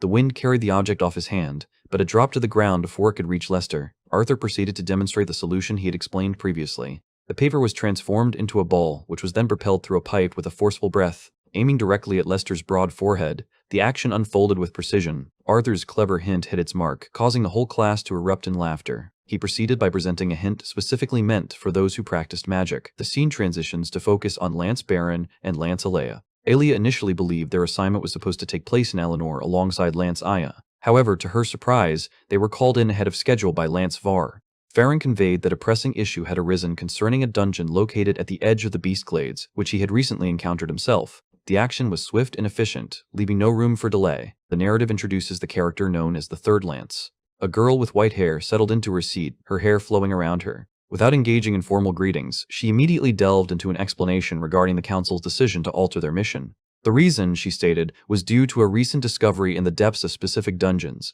where evidence was uncovered suggesting the presence of mages originating from outside the Decath continent. Alia stood up abruptly, her mind racing with the realization that the existence of another continent had only ever been whispered about as a mere rumor. Baron discloses the most troubling aspect, which is that this unfamiliar territory possesses extensive knowledge about them. Meanwhile, they remain completely in the dark about these outsiders. He inquired of Vare whether they had verified the material they discovered. Upon examining the cloth they had retrieved, she confirmed that it contained mana unfamiliar to Dakathan. Baron detected the presence of mana as well, and was curious about the specific spell that had been placed on it. Vare informed everyone that the spell had been deactivated, rendering the cloth useless. She then shifted the conversation to a different topic that concerned Alia. A scroll was unfurled, its contents detailing the occurrences of giant bloodworms spotted across various regions within the Beastglades. Alia wondered aloud about the concern, noting that bloodworms were not uncommon. Vare shared his observations that the worms had begun altering their typical tunneling routes. This unusual behavior suggested the possibility that the foreign mages were concealing themselves within the most secluded dungeon chambers. Vare remembered his attempts at investigating the matter, though he had not succeeded. Consequently, Vare decided that Alia should undertake the mission by herself, ensuring that no one would hinder her progress. Baron had intentions of delving into the depths. Vare permitted Alia to choose Lance Mika if she desired. Alia, however, stands firm in her decision, showing no sign of wavering. Lives hung in the balance, prompting her to take swift action without delay. The scene shifts back to Arthur, who lets out a wide yawn. He witnessed a member of the disciplinary committee being hurled with great force. Princess Kathleen made a valiant effort to rescue her brother. Freezing him with ice proved to be just as harmful as hurling him against the wall. Theodore surged forward with determination. Curtis suddenly found himself struck by a powerful gravitational force. Arthur had not yet mastered the bell. Curtis found himself disarmed, his weapon slipping from his grasp. In that moment, his opponent's opportunity burst forth explosively. A massive column of fire erupted, creating a barrier between them. The maneuver was so ingenious that even Theodore found himself genuinely impressed. The commencement of the 5th training round was announced. Under Claire's guidance, Kai skillfully manipulated threads to hold everyone in place, ensuring their safety for the upcoming class. Arthur observed the unusual magic for the first time, intrigued by the way Kai manipulated strings. After the battle concluded, Claire decided to convene a meeting. In her explanation, she conveyed that Arthur, Curtis, and she were planning to leave the campus for a journey to the Beastglades. They had also ensured that patrol schedules were organized to account for their time away. Kai took it upon himself to sign up for additional patrol duties. Seife trailed closely behind. Dordria found herself compelled to step forward, unable to resist the unseen power guiding her actions. In the scene, there is an arm intricately adorned with strings. He made a lighthearted remark about wanting to spend time with her, and Dordria consented, provided that she was given something to eat. As the meeting concluded, Arthur found himself halted by someone considered his rival. An advisor cautions him about the potential dangers awaiting him beyond the confines of safety. Arthur, unbeknownst to many, had already achieved the esteemed status of an A-rank adventurer. Arthur skillfully sidestepped. He approached Claire with curiosity, inquiring about Kai's magic, and speculated whether his wires concealed any mana attributes. Before he could receive a response, Kai emerged into view, delivering an ominous warning to Arthur. Claire intervened in their conversation, reminding everyone about the upcoming class. In the training room later, Elijah was diligently honing his skills, observing the assaults directed at level 7 Toby on Earth. The intensity of the attacks was evident. The individual adeptly evaded. Elijah finally managed to gain control and held the other person firmly against the ground. Toby was the one who suddenly, the character prepared to release an immense burst of fiery energy. Arthur found himself compelled to step in and rescue him. Elijah was taken aback to discover that the artifact possessed the ability to wield flames, while Arthur confessed his own ignorance of this fact. The person speculated that it might be a clever ruse devised by the inventor. Elijah harbored a deep affection for the craft of artificing, despite the limitations of his feeble magic. Arthur ridiculed him for studying magic merely to catch the attention of girls. Elijah makes no attempt to refute the statement. Arthur extended his hand, offering a wooden sword to the other person. He was advised to grasp the fundamentals of melee. In addition, this was meant for the girls. Elijah launched into an aggressive assault, driven by anger. Arthur deftly evades the attack. Elijah's remarkable skills and abilities caught the attention of those around him. The stance was poised and the footwork precise. He believed he possessed a natural talent for swordsmanship, which he thought would be even more formidable when paired with metal magic. Arthur eventually takes advantage of an over. As the opportunity presented itself, victory was achieved. Upon extending his hand, an unusual sensation was triggered. Elijah's emotions swirled within him. Confusion and pain clouded his thoughts. Arthur felt a wave of concern wash over him. Elijah dismisses the concern, explaining that it is merely a headache. The character departed to freshen up. Arthur stood at the edge, his heart heavy with concern as he contemplated whether to wave goodbye.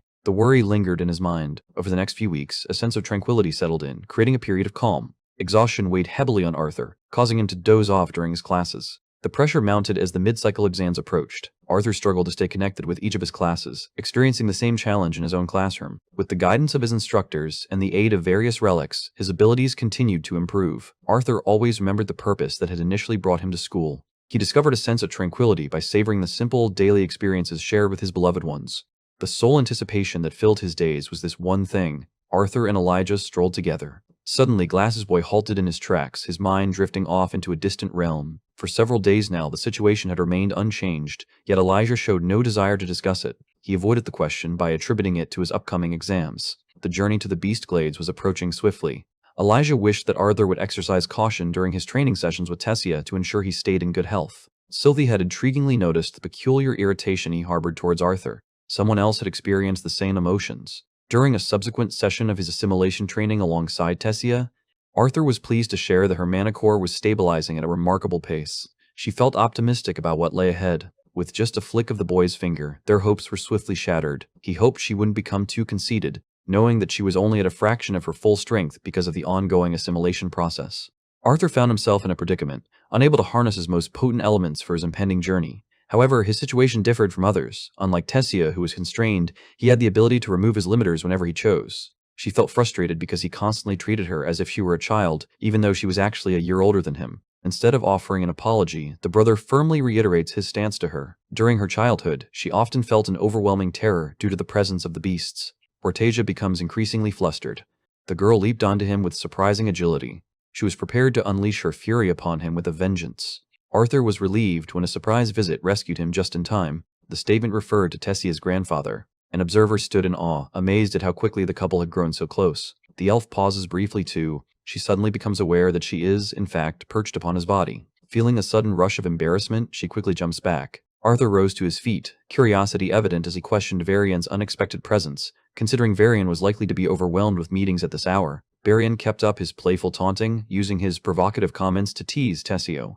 The mischievous antics of the little elf prompted it to impart a valuable lesson to him. Varian felt uneasy about the upcoming dungeon expedition because Arthur would not be present. He intended for the boy to help Tessia at least until the following day. The young man declined the invitation as he had plans to meet his family that evening before his departure. The grandfather believed it was an excellent plan to bring Tessia with them. Arthur stood defiantly in the open, clutching a massive cross, firmly denying any such claims. He understood that his parents would lose their minds if such an event occurred. Arthur's efforts to bring her home rendered all his earlier complaints meaningless. The family eagerly opens the door, thrilled to discover the presence of the two individuals standing there. Arthur found himself puzzled as he pondered how the news of Tessia's visit had spread so quickly. The family, anticipating the occasion, had already wrapped gifts in readiness for their visitors. Upon their arrival, Alice greeted them warmly and invited them inside. Ellie eagerly anticipates the moment she can demonstrate her impression to Tessia. From a distance, he looked out over the scene, his heart full of affection for the people he cherished. A smile spread across his face as he stepped inside. In that delightful instance, the narrative took a turn towards a more ominous direction. Lancelia ventured alone along the diverging path within the dungeon. Vary's suspicion about the bloodworms proved to be correct, as it was impossible for them to change their course independently. The arrangement of the tunnels suggested a specific pattern. He deduced that their paths were inevitably steering them toward the Grand Mountains. Alia comprehends the reason for her disagreement. Suddenly, she sprinted forward, choosing the path on the right. Approaching the precipice, she abruptly halts at the cliff's edge. A stone tumbling from above caught the attention of the enormous two-headed giant, causing it to react. The creature was a serpent of Hades, yet bore unusual colors and horns that set it apart. Surprisingly, it stood sentinel over the tunnel, a behavior that contradicted its typically solitary and fierce nature. Leia carefully handed over her report to Vari, addressing the... From within the tunnel, an unusual amount of mana emanated, reminiscent of a serpent's presence. She surmised that this might also be the origin connected to the deviant mana beasts. Before moving forward, Aaliyah calls for assistance. Vari planned to deploy 50 battle mages to a nearby area, advising her to stay ready for further instructions. The dinner table was set with care and precision. Vincent Hellstay consistently returned home in a drunken stupor, never changing from his usual foolish state. Lilia playfully mocked him. Their mother elaborated on the depth of Vincent's longing for his daughter, a feeling that had grown ever since he had made the difficult decision to send her away to the academy. Lilia felt a deep sense of embarrassment as it dawned on her that she had become the subject of ridicule, rather than the council president. Her curiosity was piqued by Tessia's sudden disappearance. Arthur mentioned that she had stepped out to get some fresh air, and his mother had trailed after her. As Ellie drifted into a deep sleep, Arthur turned to his father and inquired whether he would carry her upstairs. He simply transferred her lifeless form over to her brother. She insisted that Arthur should be the one to complete the task, expressing how much she had missed him. Outside, Alice and Tessia were relishing each other's company during their meeting. The elf thoroughly enjoyed spending time with Vincent and Reynolds' family, providing them with pleasant companionship. Alice believed that the situation had been more embarrassing than anything else. Upon hearing her own suggestion, a laugh escaped her lips. In the quiet of the moment, the characters sipped their tea. Tessia, filled with curiosity, inquired whether Alice felt any concern about Arthur's upcoming dungeon raid scheduled for the next day. The woman, much like any caring mother, found herself unable to suppress her concern for her son. Possessing remarkable strength, he stood out among others. Alice possessed the unwavering belief that her worry for Arthur would persist, even if his strength surpassed the might of lances. The unpredictable nature of a dungeon brought with it an ever-present sense of fear. She expressed her regret for having disrupted the atmosphere. Tessia brushed away her emotions. She wished for Alice to understand that she was prepared to go to any lengths to safeguard him, just as he had done for her. Interestingly, the scene unfolded with an unexpected twist that caught everyone's attention. Alice, a devoted daughter herself, couldn't bear the thought of her taking such a risk, knowing how deeply her own parents would worry if she ever found herself in danger. Tessia's safety was her utmost concern, taking precedence over all else. Arthur's abilities to manage his own well-being are trusted wholeheartedly. As the air grew colder, she suggested they move indoors. Tessia expressed her desire to linger outside a bit longer and conveyed her gratitude. In the following scene, Arthur gently tucked his sister into bed. Ellie's eyelids fluttered open, revealing the darkness that still enveloped the night, and her initial realization dawned upon her. The young woman was concerned about her brother's departure. Arthur acknowledged her worry, but stated firmly that he would leave by morning, even though his sister hoped otherwise.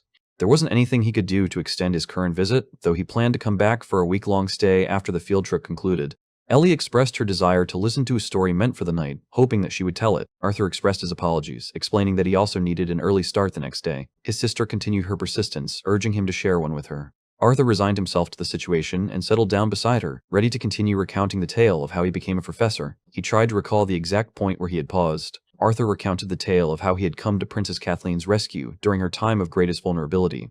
Ellie couldn't help but recall her as the king's daughter, and felt a pang of jealousy knowing her brother made a living by rescuing princesses. The young man eagerly continued recounting the tale of how he had boldly confronted the professor, daring him to a duel. Ellie playfully suggested that his actions were all for Shanoff's benefit. Arthur recounted the events of how he outsmarted Professor Geist. The director of the academy offered him the opportunity to join their staff as a teacher. He was initially resistant and continued to refuse, but eventually he understood that accepting her proposal would grant him certain advantages. The facility included a secluded training room, offering him additional time to hone and perfect his skills. Ellie was curious about his teaching skills and whether he spent time in the training room with his friends. Arthur found himself in a situation where he needed to clarify everything. Unfortunately, his explanations only led to a flurry of additional inquiries. Morning light had already spread across the sky. Arthur was conspicuously absent, not even present in his own room. Reynolds believed he had risen early that morning to make breakfast. They made the decision to look in on Ellie. Upon seeing both of their children fast asleep, a smile spread across their face. Arthur had endured a long night, tirelessly responding to an unending stream of inquiries. The setting transformed. The eagerly anticipated field trip was finally about to begin. Miss Glory called everyone together and directed them to split into groups. Arthur instructed young Sylvie to go hunting while the adults were occupied. The dungeon, being of a low level, presented no significant threat. Sylvia consented and bounded off, requesting her master to notify her should any complications arise. Arthur found it hard to comprehend that he had to handle a situation involving Lucas, of all individuals. The haughty mage proudly displayed his skills. The adventurous character with a seasoned background exuded an aura of toughness. Arthur delivered a stinging comment about the revocation of his opponent's license, shattering his confidence with just a few words. Lucas placed a firm hand on Arthur's shoulder, inquiring whether jealousy lurked within him. Arthur, however, remained composed, responding that he had merely stated the truth. Lucas readied himself for the impending battle. Another student suddenly spoke up, emphasizing the crucial need for selecting a team leader. Lucas confidently believed that the role would be his. The group, with no dissenting voices, collectively decided to appoint Tessia as their leader. Due to her role as the student council president and her abilities as a mid-level conjurer, she held a significant position of influence. Lucas seethed with anger. Professor Glory gestured to the students, reminding them to advance and keep their strategies in mind. The group arrived at the entrance of the dungeon. Glory instructed the group to adhere to their formation and continue reinforcing their mana. The atmosphere within was surprisingly chilly, necessitating the use of mana for warmth. Despite the circumstances, Arthur remained unaffected due to his integration with Sylvia. Tessia stared in awe at the radiant crystals that sparkled before her. Glory described the location as the Widow's Crypt, a dungeon of low rank where they intended to explore only the first 2 floors. Confronting creatures of mana with no more strength than that of Snarlers, the mere thought of Snarlers continued to send chills down the spines of students, as these creatures were both formidable and grotesque. Curtis observed that they ought to have encountered some by this point, yet there was an absence of anything. Claire also thought it peculiar because the guild had imposed limitations on who could enter. The lack of recent activity signaled that no adventurer had ventured deep into the area for some time. Her once radiant confidence began to waver. The leader cautioned the group, urging them to remain vigilant. Lucas expressed his frustration regarding the absence of monsters. Another student was curious about whether they would venture into the lower levels. Glory staunchly declines. The group mentioned that they intended to document their discoveries and then depart. Curtis stood as the embodiment of midsummer. As he walked, he unexpectedly collided with a moment of triumph. She stood paralyzed, terror gripping her as her eyes took in the scene before her. Upon spotting the sudden emergence of a massive pack of snarlers, she promptly commands withdrawal. The students trailed behind. As the power of mana coursed through Glory, it surged with vibrant energy. The scene depicted the act of cleaving creatures into separate pieces. The creatures lacked individual strength. The increasing number of individuals and their concerning actions were cause for alarm. Having successfully navigated through a narrow passage, Glory came back to express her worries and announced that the trip had come to an end. Without warning, Lucas, exuding arrogance, discharged a shot that whizzed threateningly close to her neck. The character remained steadfast, showing no intention of leaving just as the situation began to heat up with excitement. Interest began to ripple through the other students as well. Curtis and Claire proposed the idea of remaining behind to focus on their training. Arthur observed a rare moment of hesitation in Glory's demeanor. Glory remembered that even the Lance teams were looking into the strange occurrences in the dungeons. She thought it might serve as a valuable learning experience, especially since the Snarler creatures were classified as E-class and could be handled safely under her supervision. She nodded in agreement.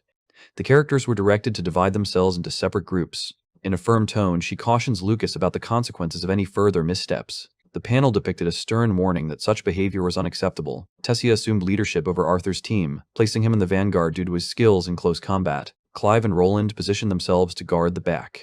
Lucas stood in the middle, forming the shape of a diamond. Lucas approached the task with apparent ease, as if it were merely a simple game. Arthur skillfully sidesteps any potential conflict. The scene depicted a tense situation, highlighting the presence of approaching troublemakers. Roskilde made a light-hearted remark. Arthur approached the creature with confidence, and with a swift motion he sliced through it effortlessly. The team was urged to close ranks and strengthen their formation. Arthur Shred faced his adversary. Lucas cast a series of wildfire spells. Tessia skillfully ensnared the creature using a powerful gust of wind. The figure swiftly severs the head from its body. Glory noticed their ability to. Unused to the demands of extended battle, they found themselves unprepared. In the chaotic environment, more snarlers continued to appear. She issued an order for everyone to fall back. Amidst the turmoil, Arthur, Rossfield observed the objects around him with a keen eye. With a sense of urgency, she dashed forward, determined to rescue him from the threat of being attacked. Understanding that time was limited, he focused all his energy into one powerful and destructive blow. He revealed a technique that had been unusable against Toby, uttering the words, "Burst Blade." With a swift motion, he unleashed a powerful gust, slicing through and destroying the entire swarm. In the midst of his endeavor, he sustains an injury to his right arm. As the feeling of relief takes hold, a new wave of horrors begins to surface. The snarling creatures soared to the sky, their roars echoing like the cries of demons. On this floor, the presence of Queen Snarlers was something that should never occur. A powerful force surged upward from beneath the surface. The spark of glory catches fire.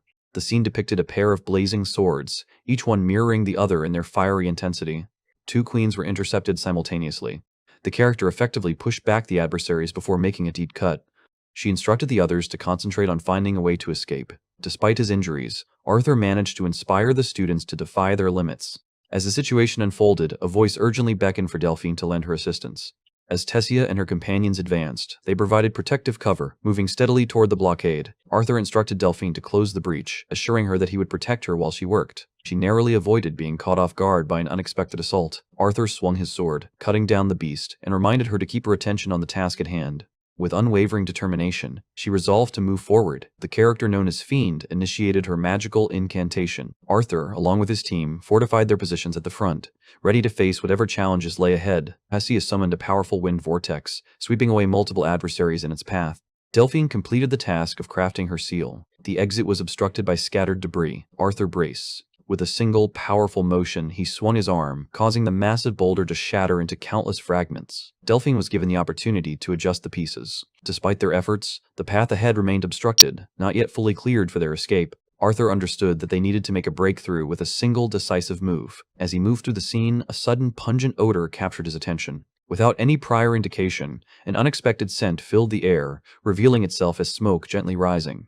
The reason suddenly becomes evident to him when he, Lucas was recklessly unleashing his fire magic against the creatures, causing the flames to block their only escape route.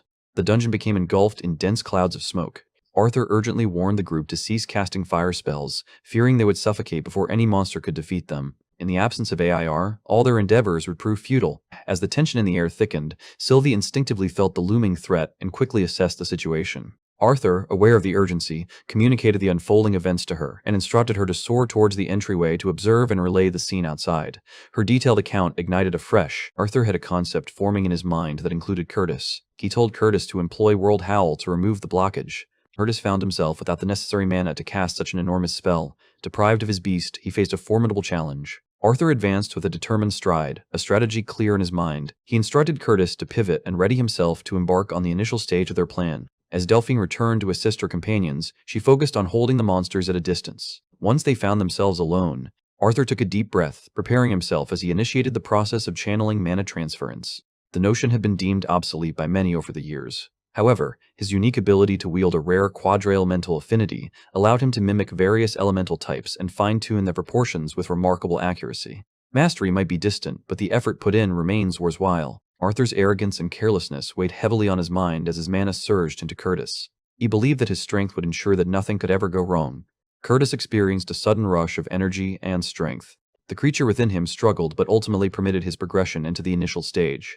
With a surge of energy, he released World Howl, demolishing the blockade in one fiery explosion. As turmoil unfolds, the way to liberation becomes clear. Professor Glory wielded her weapon with unyielding power, swiftly slicing through the monsters that dared to stand in her path. Despite possessing her deviant glass shards, she found herself struggling against the relentless snarlers of the Queen.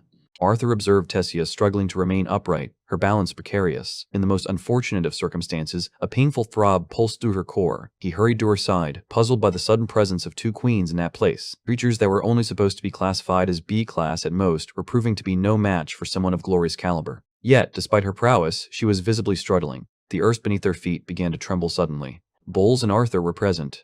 Glory's expression contorted into a mixture of emotions. A sense of hopelessness fills the air as a terrifying creature makes its appearance. Its form exuded a sinister venom and emitted an aura of darkness, resembling a living nightmare. Glory instructed the students to run away, yet before she had the chance to act, with a sudden and overwhelming impact, she was forcefully thrown, barely managing to hold on to her. Another powerful strike swiftly follows, slicing through the air with the sharp edge of a blade.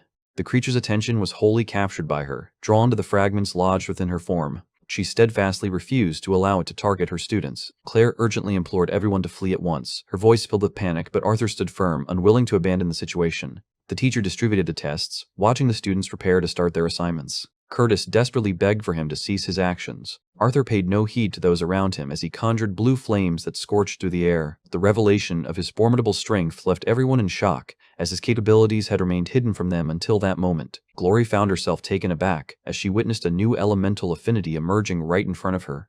Despite her anger at his defiance of direct orders, she silently berated him for coming back. Arthur wore a smirk as he confidently revealed that he was not only a student but also a professor. Before the fierce confrontation began, the monster unleashed a powerful blow upon the ground, causing a catastrophic tremor. The force propelled both him and Glory across the chamber. Arthur swiftly noticed that none of Glory's assaults had managed to penetrate its tough exterior. Understanding the necessity of his intervention, he took action. Though hesitant, Glory accepted his help, while her thoughts lingered on whether the others had managed to escape unharmed. Arthur turned his head slightly, his gaze meeting Lucas's eyes directly. A menacing figure with eyes burning with fury, resembling a wild creature on the brink of attack, stood before them. After turning away, they confirmed that everyone else had already retreated. Glory reignited her flames, determined to prevent the creature from following them outside. She knew they needed to weaken it just enough to ensure their escape. Arthur requested a brief moment to gather himself, and Glory managed to secure those precious 10 seconds for him. The battle erupted into a fierce confrontation against the monstrous entity. He had never anticipated that Arthur possessed the abilities of a tri-elemental mage. Observing with incredulity, he witnessed the astonishing feat of someone channeling 3 different affinities simultaneously. The character's abilities were formidable, yet there was an inherent limitation in his strength. He commanded her to step aside and then bellowed his spell with a fierce intensity. Bladestorm unleashed a mighty swing with his weapon, channeling an overwhelming force that ripped through the monster. The creature roared in pain, its skin blistering and tearing away. The devastating assault shattered Arthur's body. His arms were a mess of broken bones, each fracture a silent cry of agony. Before he has a chance to regain his composure, the creature strikes aggressively. Glory swiftly pulls him to safety and urges that they withdraw immediately. The sharp edge of his sword remained lodged deeply in the surface, within the chest of the creature. Despite the circumstances, they chose to run away. The creature erupted from the dungeon entrance, leaving him paralyzed with terror. A venomous object punctured Arthur's leg with precision. A sharp claw tore through him, sending waves of agony surging through his entire being. With steely resolve, Glory raised her sword, preparing to make her last stand. As her gaze locks onto the ominous creature, its eyes shine with an eerie mix of yellow and purple. Arthur detected an overwhelming surge of danger and urgently called out for her to retreat. Unfortunately, the cautionary words arrive after any chance for prevention is past. The earth shuddered and burst apart in a ferocious explosion, unleashed by the creature's surge of untamed power. Arthur was hurled forcefully into the depths of the crumbling dungeon. He hurriedly attempted to conjure a wind spell to soften his descent. A colossal rock crashes against his head. His awareness faded away, and his body descended into the shadows. The depths enveloped him as he struggled to regain consciousness. Struggling against the harsh fall, they summoned an earth enhancement to withstand the impact. His mana was depleting rapidly. Driven solely by his unwavering determination, he clung to life. As the moment approached when it would inevitably come crashing down, anticipation hung in the air. He returned once more to harnessing the power of the wind. Every ounce of remaining strength was dedicated to crafting a swirling torrent. The storm's fury begins to abate, its intensity gradually diminishing. He plummeted just enough for a hard collision with the stone beneath him. With his body shattered, he clung to life by the thinnest thread. Arthur gradually began to recover his strength. He compelled himself to rise, holding his head that throbbed with pain. His gaze settled on the blade resting just a short distance from him. Sylvia's creature, Will, was the sole force keeping him in motion. Utilizing his abilities to regenerate and sharpen his senses, he limped over to his weapon and picked it up. The harsh truth swiftly dawns upon them. To emerge from the depths of this profound chasm would require more than just determination alone. He carefully examined the area, searching for a possible way through. He stumbled upon a narrow passage where the soft echo of running water whispered through the air. In his worn and weary condition, he trailed after He continued on his path until the sound of a waterfall's roar welcomed him. As he continued forward, he maneuvered stealthily behind the group on stage. The characters suddenly stopped in their tracks, becoming completely still. The scene unfolded with an eerie atmosphere, revealing a vast graveyard strewn with the gruesomely dismembered bodies of unfortunate adventurers. The air was thick with the oppressive stench of death. The subtle sound of a cough heightened the already tense atmosphere.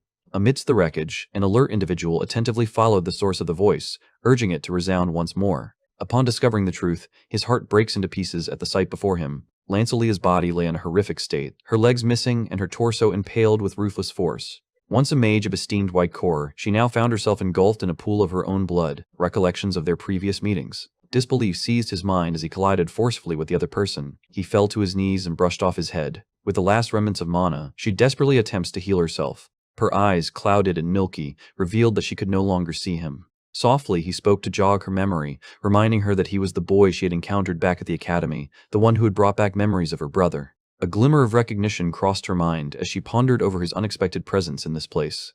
Before she could utter another word, her mouth filled with blood. Arthur, desperate, pleaded with her to stay silent and attempted once more to tend to her injuries. Despite the tremor in her fingers, she managed to grasp his hand firmly. She softly begged him to cease his actions. Both participants understood that the battle was already beyond their grasp. Struggling with a surge of frustration, Arthur expressed his remorse for letting her down and for not being strong enough. Desperately longing for any fragment of strength that could rescue her, Alia merely offered a feeble shake of her head. The turmoiled anger and sorrow churned within him, his mind swirling in a relentless spiral as he pondered the relentless power capable of so ruthlessly destroying a mage with a white core.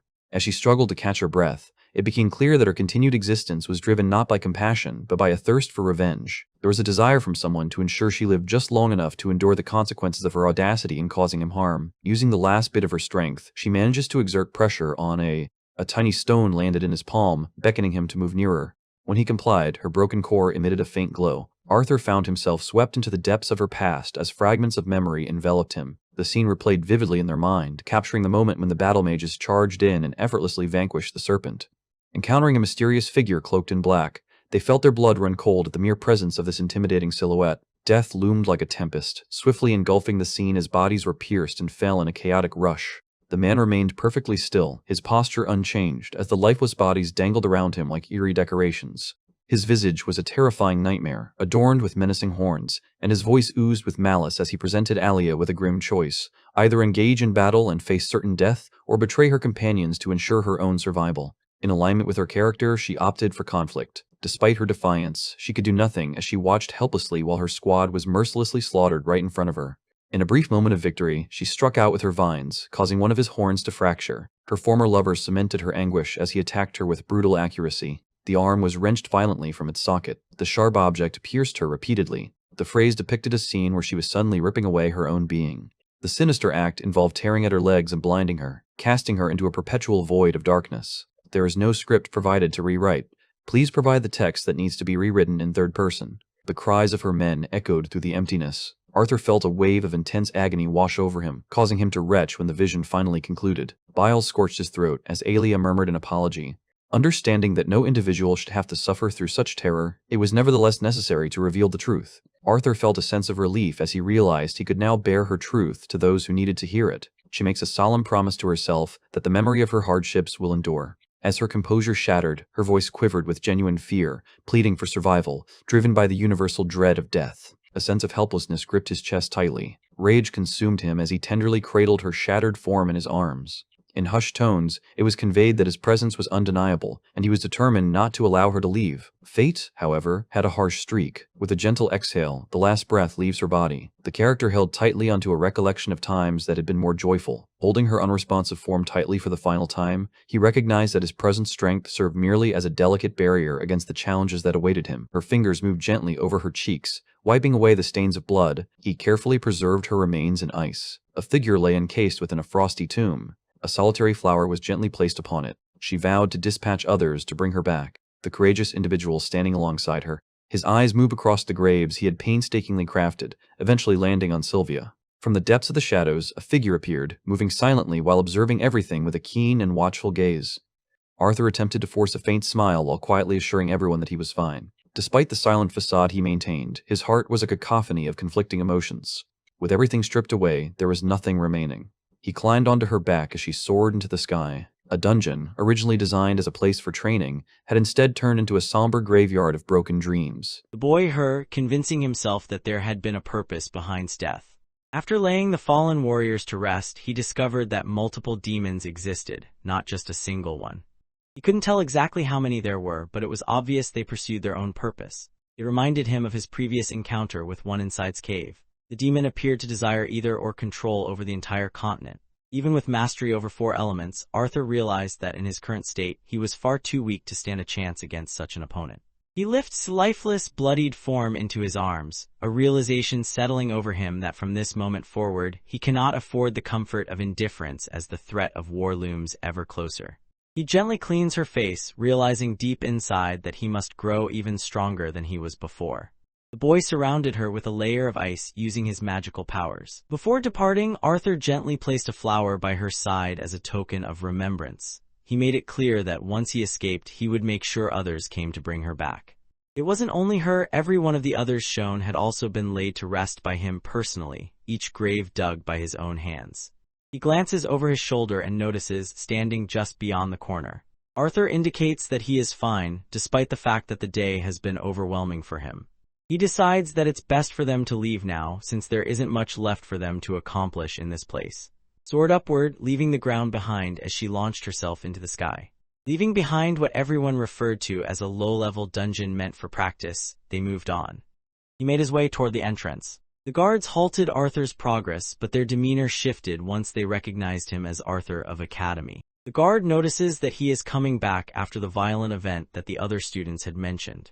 Without hesitation, he orders a nearby guard to quickly deliver the news to both the Academy and the Guild. Apparently, preparations were all ready to assemble a group dedicated to rescuing the boy. The guard considered bringing a healer to assist the boy, but Arthur interrupted, insisting that he simply wished to go home at that moment. Arthur made it clear that he preferred to wait until the next day before informing the Academy about what had happened. The guard realizes the situation and decides to release him. The boy returned to his house in the following scene. He stood in front of his home. He understood that the people waiting inside were likely extremely anxious about his safety. While considering entering, Arthur realizes that doing so would require him to discuss everything openly. At this moment, he feels so delicate and vulnerable that he believes stepping inside is more than he can bear. He picks up Lance's badge, her final words echoing in his memory. Trapped in that place, the unfortunate girl endured overwhelming fear and isolation, clinging desperately to her desire to survive. He believed that there was a possibility for her to start over, just as he had been able to do. Because he had chosen not to enter, appeared without placing any demands on his son. He observed the stunning aurora overhead, noting how its brilliance seemed especially near due to the city's presence. Realizing the fear his son must have experienced, invites him to take a moment and unwind in a comfortable spot. He also points out to Arthur that her mother is unable to cure serious injuries. Just like him, she still carries old wounds that time has not healed. He preferred that Arthur not carry the weight of pushing himself too hard, understanding that everyone faces their own personal struggles. He demonstrates his dedication, concern, and encouragement toward his son. He insisted that he would stand by Arthur through everything, but only as long as Arthur emerged victorious in the end. Imparts advice that everyone present could benefit from following. He believes that life is made up of many small struggles instead of one endless fight, and he thinks it's okay to feel exhausted and defeated every now and then. Upon hearing those words, Arthur's eyes filled with tears and a sense of defeat washed over him. The sound of his father's voice was the sole source of solace, encouraging him to rise again and persist until victory was his. In this way, the night quietly drew to a close. The following day, Arthur watched the academy closely as arrived, having summoned her himself and deciding to leave at home. The director feels pleased, knowing he is making the most of his downtime. Arthur planned to visit the shops with his family later for that reason. As approached, concern filled her face as she tried to find out what had occurred. She is already aware of part of the situation, having heard about it from Glory's point of view. Arthur shifted his attention toward her, simply revealing battle tag as an answer. The woman suddenly felt a surge of terror and hopelessness, accepting it was out of the question for her. Arthur assured everyone that had truly passed away, leaving the rest of the team stranded on the ground floor as well. Good Sky becomes aware of the risks involved in the current situation. The sight of a fallen lance made it clear to everyone that their foes had already arrived. Pressed Arthur for information, anxious to find out whether he had witnessed the cause of the incident. Rather than admitting the truth, Arthur chose to deny having seen anything. The director recognized how grave the situation was and decided to notify the council about it. She believes the situation has surpassed what Arthur can handle, and now only the lances are capable of dealing with what remains. The boy earnestly wishes she is correct and silently longs for them to handle the situation. Arthur and his family wandered through various stores, enjoying themselves as they explored the many options available during their shopping trip. Insisted on leading them through a variety of shops, pulling them along as she explored each one. The boy looked around with interest, wondering if there was somewhere nearby where he could purchase supplies for his training. She assumes he is referring to potions and suggests that he check out the store nearby. Alice considered joining the group, yet seemed completely captivated by the shop they were currently visiting. Arthur decided everything was fine and stepped away, letting the others enjoy themselves for a bit. Even, who felt confined by the situation, was left behind as Arthur considered her an offering for their mission. He moved through the bustling crowd until a small grave catches their attention, its surface marked by a wilted, damaged flower lying nearby. Memories of the past event rush back into his mind as he takes in the scene. Despite his hesitation, Arthur continues on his way, passing by without stopping. Soon, he arrives at the shop where he expects to purchase the valuable elixirs he needs. He finds himself deeply unimpressed, suspecting that the shop might actually specialize in selling poisonous substances. Inside the room, the boy is startled to realize he hadn't noticed the elderly man standing right beside him.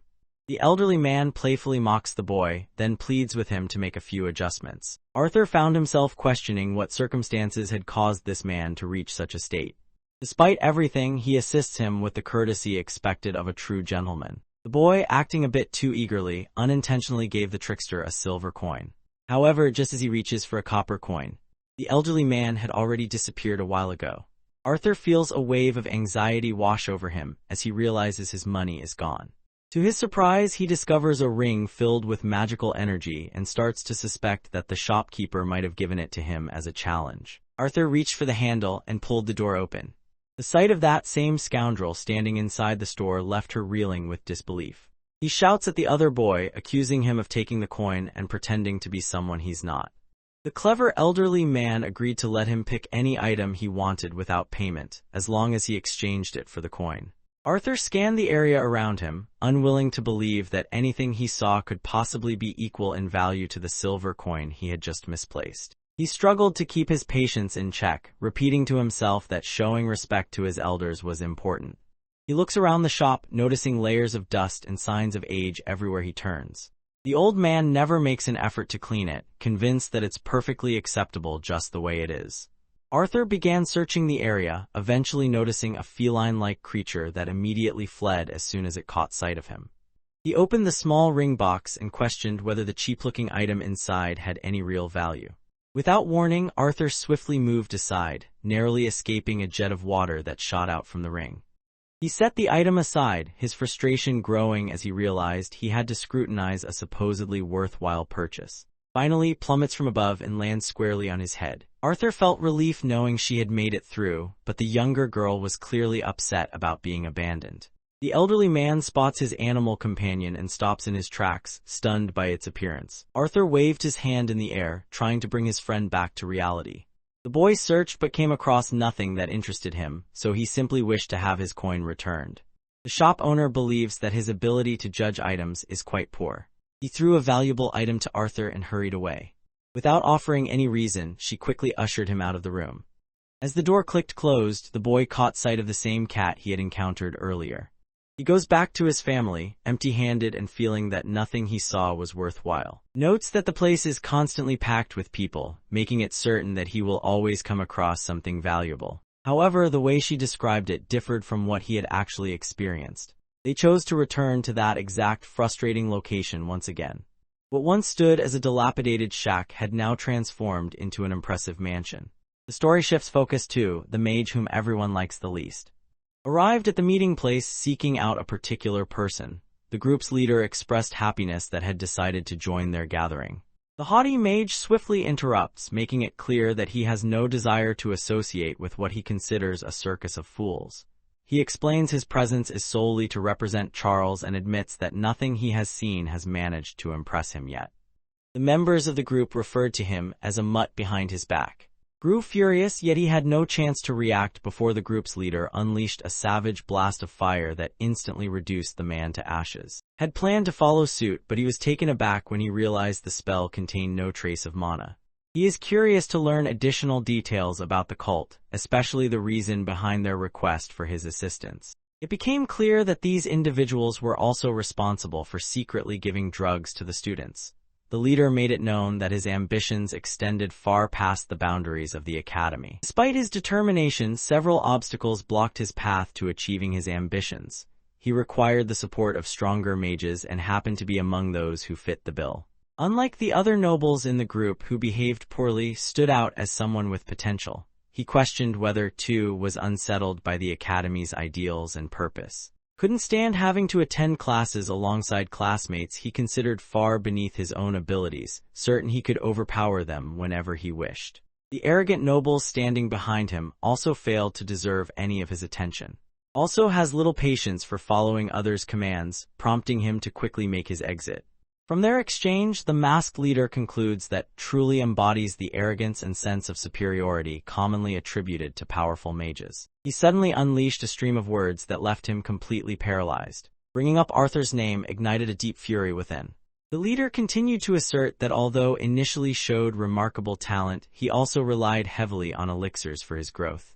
In the end, all that pampering proved useless when had to face Arthur in battle. Now overcome with anger, resorts to using force. The masked leader makes his harsh situation feel even worse. It became clear that Arthur had never revealed the full extent of his abilities until now. He was all too familiar with this reality. He grew furious as he watched the boy rival Professor Glory's abilities and defeat the monster using his own powers. At last, grew curious enough to wonder who was hiding behind the mysterious mask, orchestrating everything from the shadows. The man modestly reveals his identity, claiming he is simply a supporter eager to assist the city. He assures that this agreement will bring him a straightforward advantage. Felt a surge of irritation and grew increasingly curious about the length of time he had been watched by the other person. The man announces his intention to strike out on his own, declaring that his upcoming actions will inevitably destroy the fragile unity among the three races. At present, he had the Academy's director and the entire council cornered, leaving only a short wait before he put his plans into action. All that remained was to assist in tying up a few unresolved matters. Among these lingering issues was none other than Arthur's own presence. The Fire Mage admits to himself that defeating Arthur is impossible, especially since Arthur has hardly tapped into his true power lately. He had no intention of consuming the same drug that had taken. The masked leader explained that the drug would affect differently, since possessed greater strength than the overweight man who had already died. The abilities that would soon be bestowed upon him promised to surpass anything he had ever known before. Hopes to push Arthur hard enough that Arthur will unleash all of his power. The masked warrior acknowledges that humans instinctively value their families and those they care about most. The individual best suited for this situation happened to be. The princess stood at the forefront, serving as the council president. As an elf guiding a group of humans, she faced disapproval from his loyal supporters. He describes a vivid scenario too, directing him to injure so severely that Arthur would be forced to unleash all of his abilities. A strategy stirred something deep within him, filling him with an intense excitement. The scene comes to a close, shifting the focus to Elijah Knight, who appears for the first time in a while. His eyes reveal signs of fatigue and tension. Arthur opened the door, and Elijah immediately wrapped him in a warm, affectionate hug. The young man gave his friend a reassuring pat, making it clear through his actions that he was not someone who could be taken down easily. She amusingly likened him to a cockroach that simply wouldn't give up. Elijah and Arthur engaged in a quiet exchange. Obviously, the director had reassured Elijah directly, advising him not to be concerned about Arthur's well-being following the recent event. Despite his efforts, Arthur found himself unable to pause his actions. He soon discovered that everyone was safe, however, was said to be in the training room along with her grandfather. Elijah suggests that he should go and see how everyone else is doing. Arthur realized he ought to respond, yet much like before, he felt too vulnerable to face any questions. He asks Elijah to deliver a message for him, letting everyone know that he is doing well. In the end, Arthur places his trust in Elijah and his group, expecting them to follow his example. They bump their fists together, a silent gesture that captures the strength of their friendship, and in that brief moment, everything feels right between them. Arthur leaves the room and his unfortunate friend collapses onto the bed, weighed down by anxiety. Arthur quietly slipped away, fully aware that both the director and Virion were preoccupied with their own responsibilities. Immediately sensed that was in trouble and reacted with alarm, feeling a surge of urgency to help her. Arthur dashed into the training room and was immediately engulfed by a thick cloud of smoke. Hoped the boy would offer his assistance. However, there seemed to be a strange sensation coming from his ring, causing a slight burning feeling on his finger. Arthur watched as struggled, completely consumed by the power of her beast will, while her grandfather desperately tried to rescue her. Since had come back from the dungeon, her behavior had not changed at all. Her inner beast's determination was fiercely disrupting the assimilation process, forcing her body into resistance. From these observations, Virion realized that the Elderwood Guardian they encountered was not like the others. Despite the completion of the assimilation process, danger remained. The substance had significant mutations which led to new complications. Arthur began to fear that what he had done could have put in danger. The ring on his finger began to shine, responding instantly as an unexpected event unfolded. A vine lashed out at Arthur, its movement swift and deadly, intent on ending his life. Though the strike nearly found its mark, he managed to evade it, escaping with only a minor scrape. The vines lashed out wildly while Arthur moved swiftly, doing everything possible to avoid their relentless strikes. Monstrous shapes surged up from the earth, separating Virion from Arthur and trapping him within their grasp. The elderly man silently questions whether the young boy is managing to cope. Arthur seemed fine on the surface, yet he couldn't shake the growing sense that was genuinely angry with him. The vines gathered together, twisting tightly until they formed large, pointed drills covered in sharp spikes. The creature launched another attack, aiming to smash Arthur beneath its weight. He skillfully avoided every attack, all the while gesturing to keep Virion safe during the chaos. The group remained determined to protect under any circumstances. Right then, he questioned whether removing the vines would cause any problems. To his astonishment, the sphere he had obtained from the elixir shop began to move by itself. The character extends their hand and slips it through the tangled vines of the cage. A yellow light shone from the sphere as it released from the captors, lifting her into the air while the glowing orb merged into her abdomen. Her hair transformed into a pale green shade, a clear sign that the assimilation was now complete. Arthur gently lifted her and laid her down on the ground. Although Virion could not fully grasp the situation, he recognized that the young boy had rescued her. Slowly opened her eyes, confusion filling her mind as she realized she was lying on the floor. Her eyesight clears, allowing her to see her two cherished companions standing before her. She hurried over and wrapped her arms around Arthur in a warm embrace. The elderly man, hoping for an embrace, instead finds himself reduced to dust. Felt a surge of joy upon realizing that her beloved had survived. Arthur continued to beam at her, his cheerful expression unwavering. At the same time, Virion found himself awkwardly left out while the others paired off. Later on, she was moved to the infirmary to rest and heal. Although Arthur remained troubled by the enigma of the orb, its presence managed to soothe her nerves for the moment. The healers gave an update about its condition, explaining that her health was steadily returning to normal. Despite everything else, a single concern weighed heavily on their minds. Her core stage remained a serious source of worry. No matter how hard they tried, the team couldn't determine the value of her core. Picks it up and makes up his mind to examine it. He discovers something that completely astonishes him. The situation left him speechless, as growth had accelerated to the point where her core was now approaching the silver stage. The two of them left her room, each silently wondering how she had managed to advance through 3 stages in a single leap. For now, she was encouraged to take some time to recover. Meanwhile, Arthur had recently developed a fascination with lances and was eager to deepen his understanding of them. Speculation arose about the power possessed by those who had reached the level of a white core mage. To put things into perspective, a single silver core mage could overpower at least 20 yellow core mages. However, the leap in ability from silver to white core mages was even more dramatic, with their strength increasing at an exponential rate. Virion II possessed the strength of a mid-silver mage, yet even a group of 10 mages of his caliber would struggle to match the power of a single white core mage. Arthur made fun of the elderly man, pointing out his frailty. Despite appearances, his strength was not lacking. Rather, the extraordinary power of white mages set them on an entirely different level. Arthur began to question how white mages, still so young, managed to achieve such incredible power. It seemed illogical to her that these men had not already taken control of the kingdom. Explains that lances can only achieve such power once they have been officially recognized as knights. Arthur found the situation quite confusing. He discovers that the royal bloodlines are the source of their power. He was about to share highly secret information with the boy and made it clear that he must not discuss it with anyone else. He proceeded to inquire whether the boy held any belief in deities. During the Beast Era, all 3 races wandered the globe together, living as nomads among their own people. The 2 groups interacted solely for exchanging goods, and their ways of life remained deeply different from one another.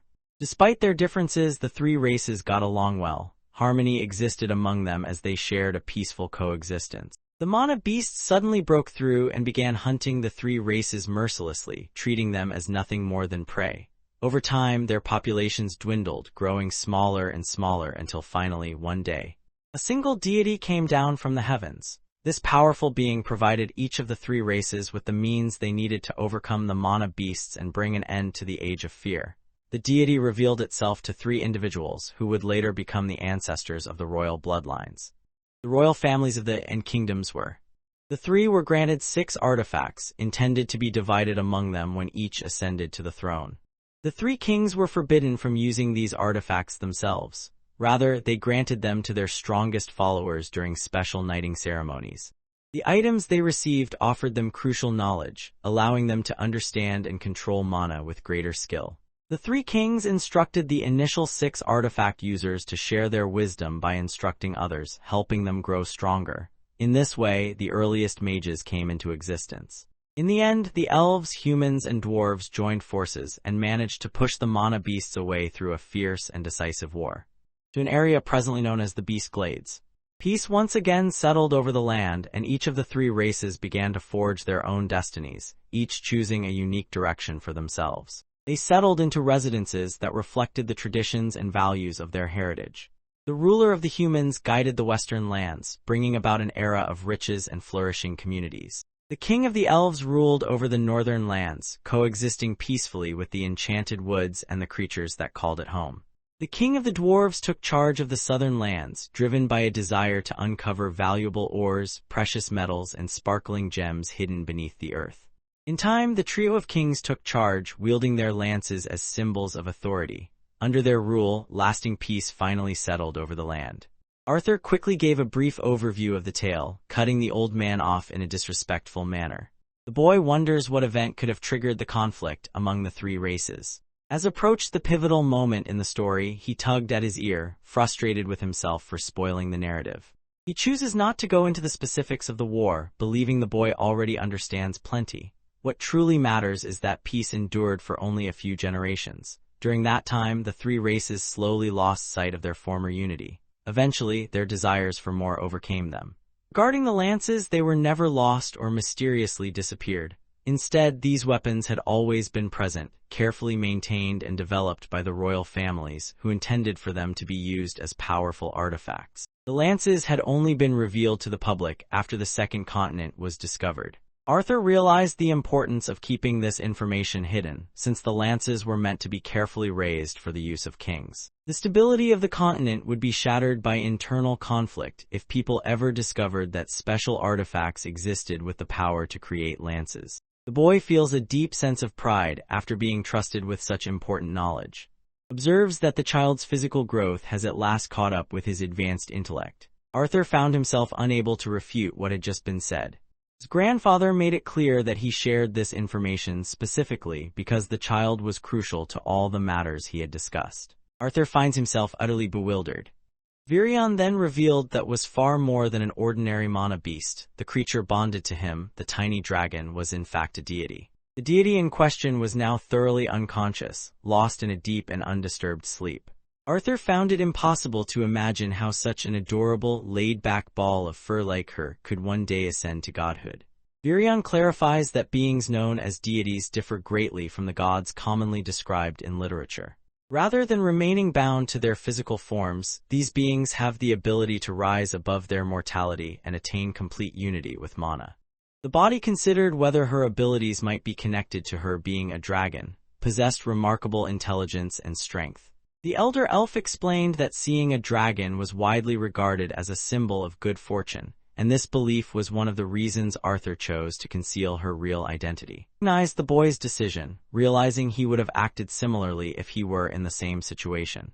He wishes for Arthur to understand that their acquaintance was not a mere coincidence. The world stood on the edge of yet another transformation, and although Arthur's place in this unfolding future remained unclear, hoped the child would be prepared when the time came for him to fulfill his role. Following their intense discussion, the boy wandered along the path, his mind filled with thoughts about whether gods truly existed.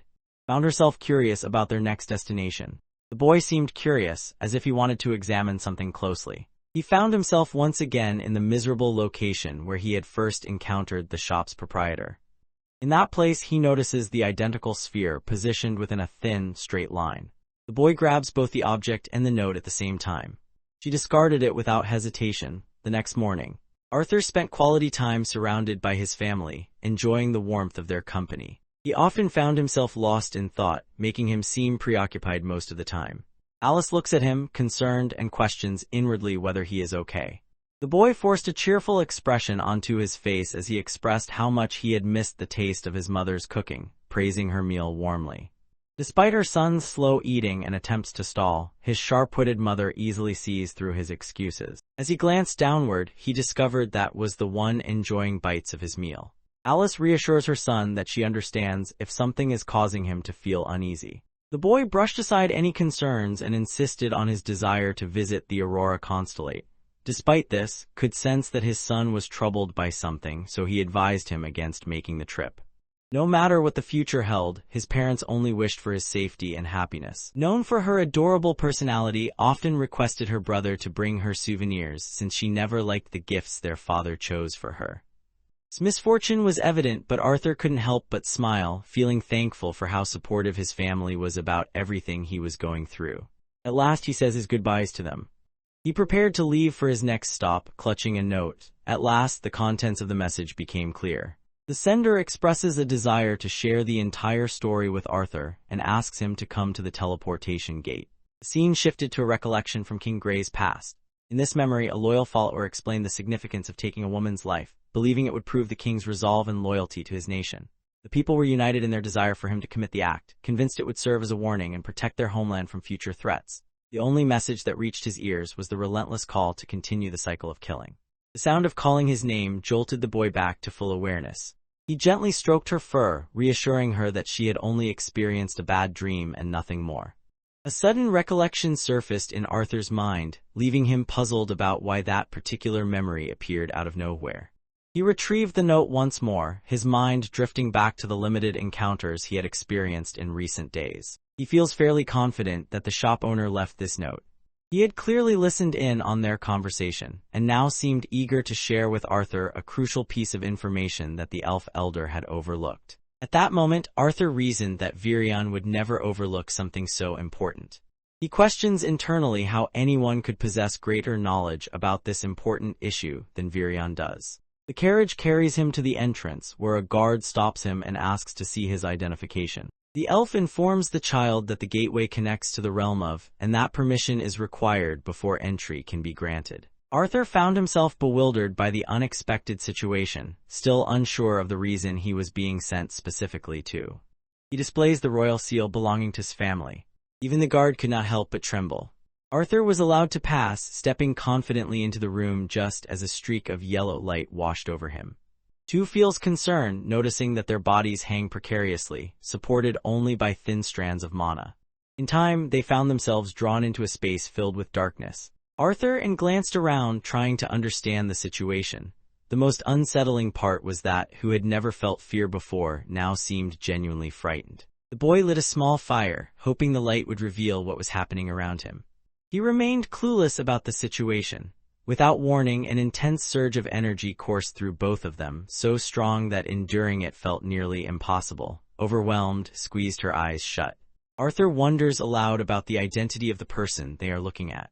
Eyes keen and piercing like those of a serpent fixed their gaze on the group, watching them intently. Fear washed over the boy and his companion, leaving them both frozen in place. A mysterious sound filled the air, pulling the surrounding darkness away and transforming it into a bright, white space. Trembled so violently that Arthur's patience began to wear thin. He spots the cat, the very one he had encountered at the store earlier that day.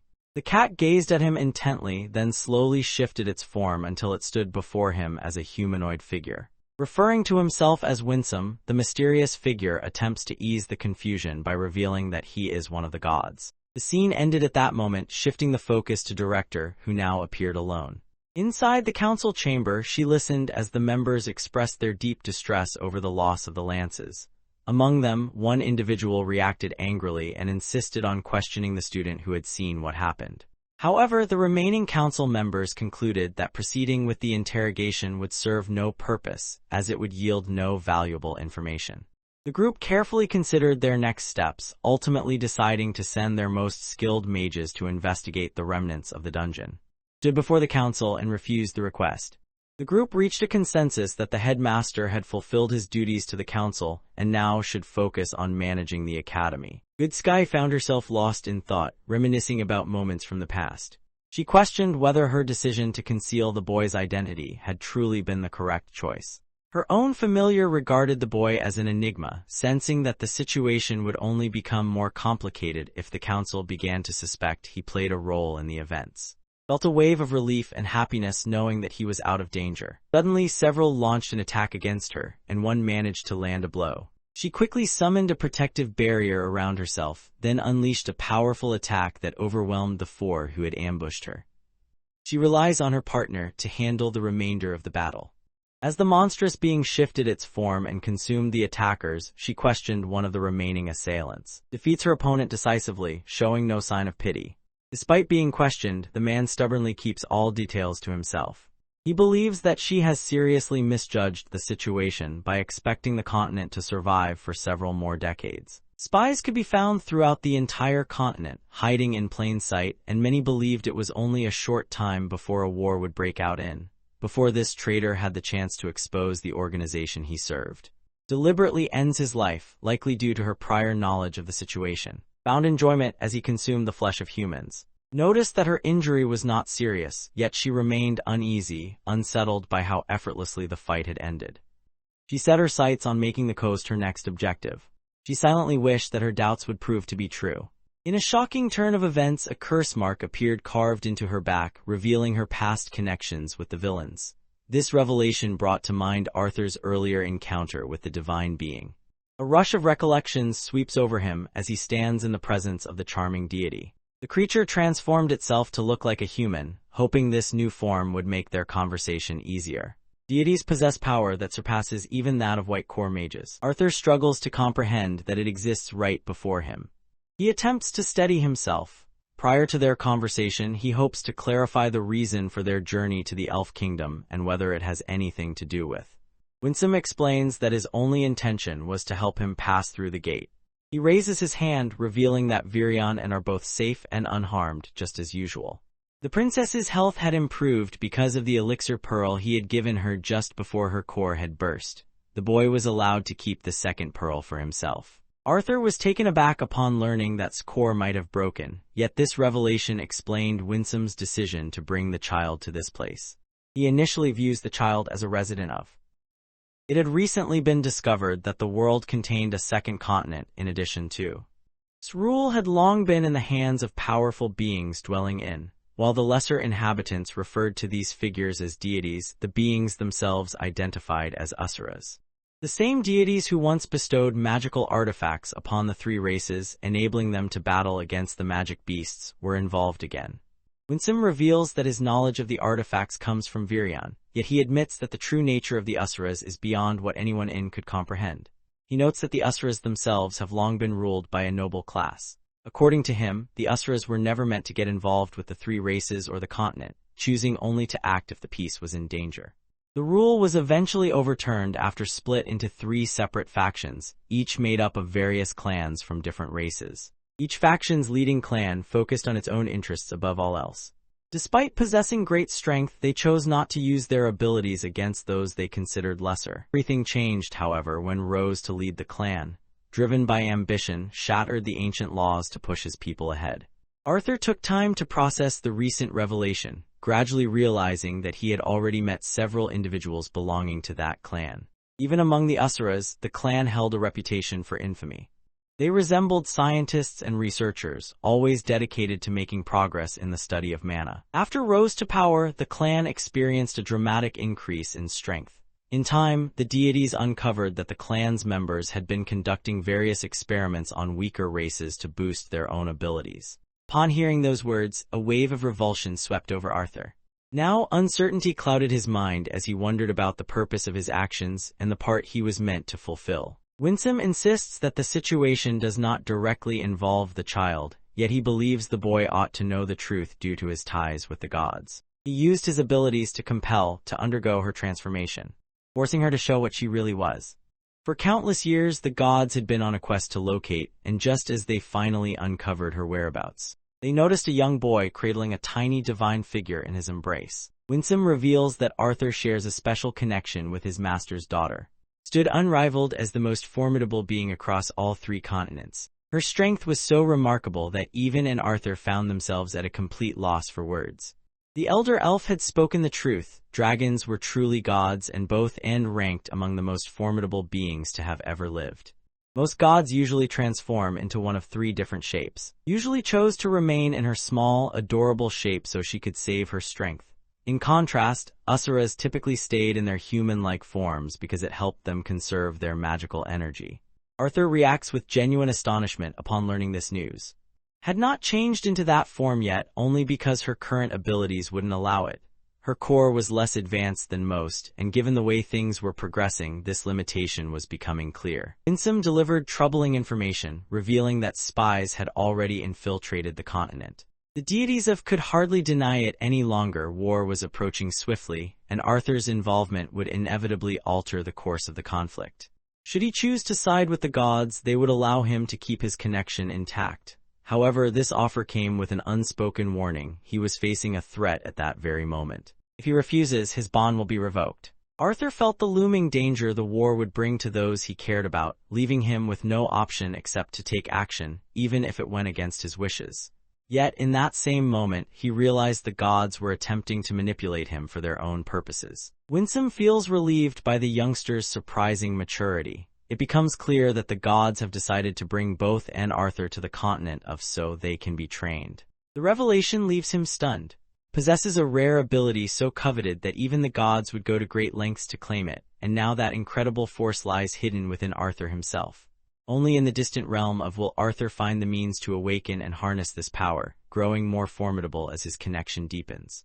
If he takes that action, his odds of overcoming mages and rescuing the continent will greatly improve. They decided to move forward to the part involving the disciplinary committee. Observes that just a few days have passed since and came back from their field trip. Despite everything, the students have been overwhelmed by events happening at school. Many of them have started to bully others, causing chaos throughout the campus. Has been deeply shaken since witnessing the events that unfolded in the dungeon. Both he and his companion are overwhelmed with remorse for abandoning Arthur when he needed them most. As the topic shifts to the subject in question, a student inquires about the progress of the ongoing search mission. In response, shares that his efforts have not yielded any significant findings so far, and he lacks any evidence implicating the students under suspicion. Grew increasingly frustrated with the disciplinary committee's inability to address the incidents that kept happening at the academy. Paused for a moment, realizing that the situation could only be settled by the director. The school's performance was declining, and everyone pointed fingers at one student, holding them responsible for the downturn. The atmosphere in the room shifts to a tense silence as, filled with fury, passionately stands up for Arthur, highlighting both his excellence as a professor and his skills as a student. Everyone recognizes this fact, but even so, the accusations are still directed toward him. Found herself powerless in the moment, while burned with frustration, convinced that if Arthur stood in her shoes, he would have already figured out the perfect way to deal with everything. Reminded everyone that they must never talk about him when he isn't present, no matter the circumstances. Is certain that he will come back. Seemed ready to speak to her, but just then, Elijah unexpectedly arrives, revealing himself as a companion of Arthur. He intends to let them know what is happening with Arthur. Without warning, the entire building trembled violently as an earthquake struck, causing it to collapse. The members of the disciplinary committee hurried outside without delay. Recalls that her mother always placed great importance on the value of equality. She consistently encouraged her to show kindness to everyone, regardless of their social standing. She believed that a person's background held no real significance. In her view, everyone possessed unique qualities that made them important. Her mother stood as a beacon of kindness, always putting the needs of others before her own. She had been the strongest advocate for transforming the academy into a symbol of unity among the three races. The hall, once meant to stand as a beacon of harmony and togetherness, now burned fiercely as they watched, its promise consumed by fire. Flames engulfed the whole area, consuming everything in their path. Along with the other mages, worked tirelessly to raise protective barriers and suppress the spreading fire. Professor Glory relied on her connection to swiftly transport the wounded students to the closest hospital. The water mages focused their efforts on extinguishing the fires burning at both ends. At last, the fire died down, leaving behind nothing but scattered, charred fragments. Before anything else could happen, Charles let out a loud roar, calling out Snape's name. Approaches quietly from behind, intent on capturing the culprit. He channels gravity magic to hold his opponent firmly against the ground before. He was quickly drawn into the ongoing investigation. Curiously, Charles acted as though he were an innocent man who had been unfairly accused. A teacher hurried over to help him, insisting that bothering other students was inappropriate at that moment. Glory observes an unusual detail about the man. Charles presented himself as an innocent bystander, as if he had narrowly escaped an explosion without any fault of his own. Forcefully restrained his opponent, all the while convincing himself that he bore no guilt.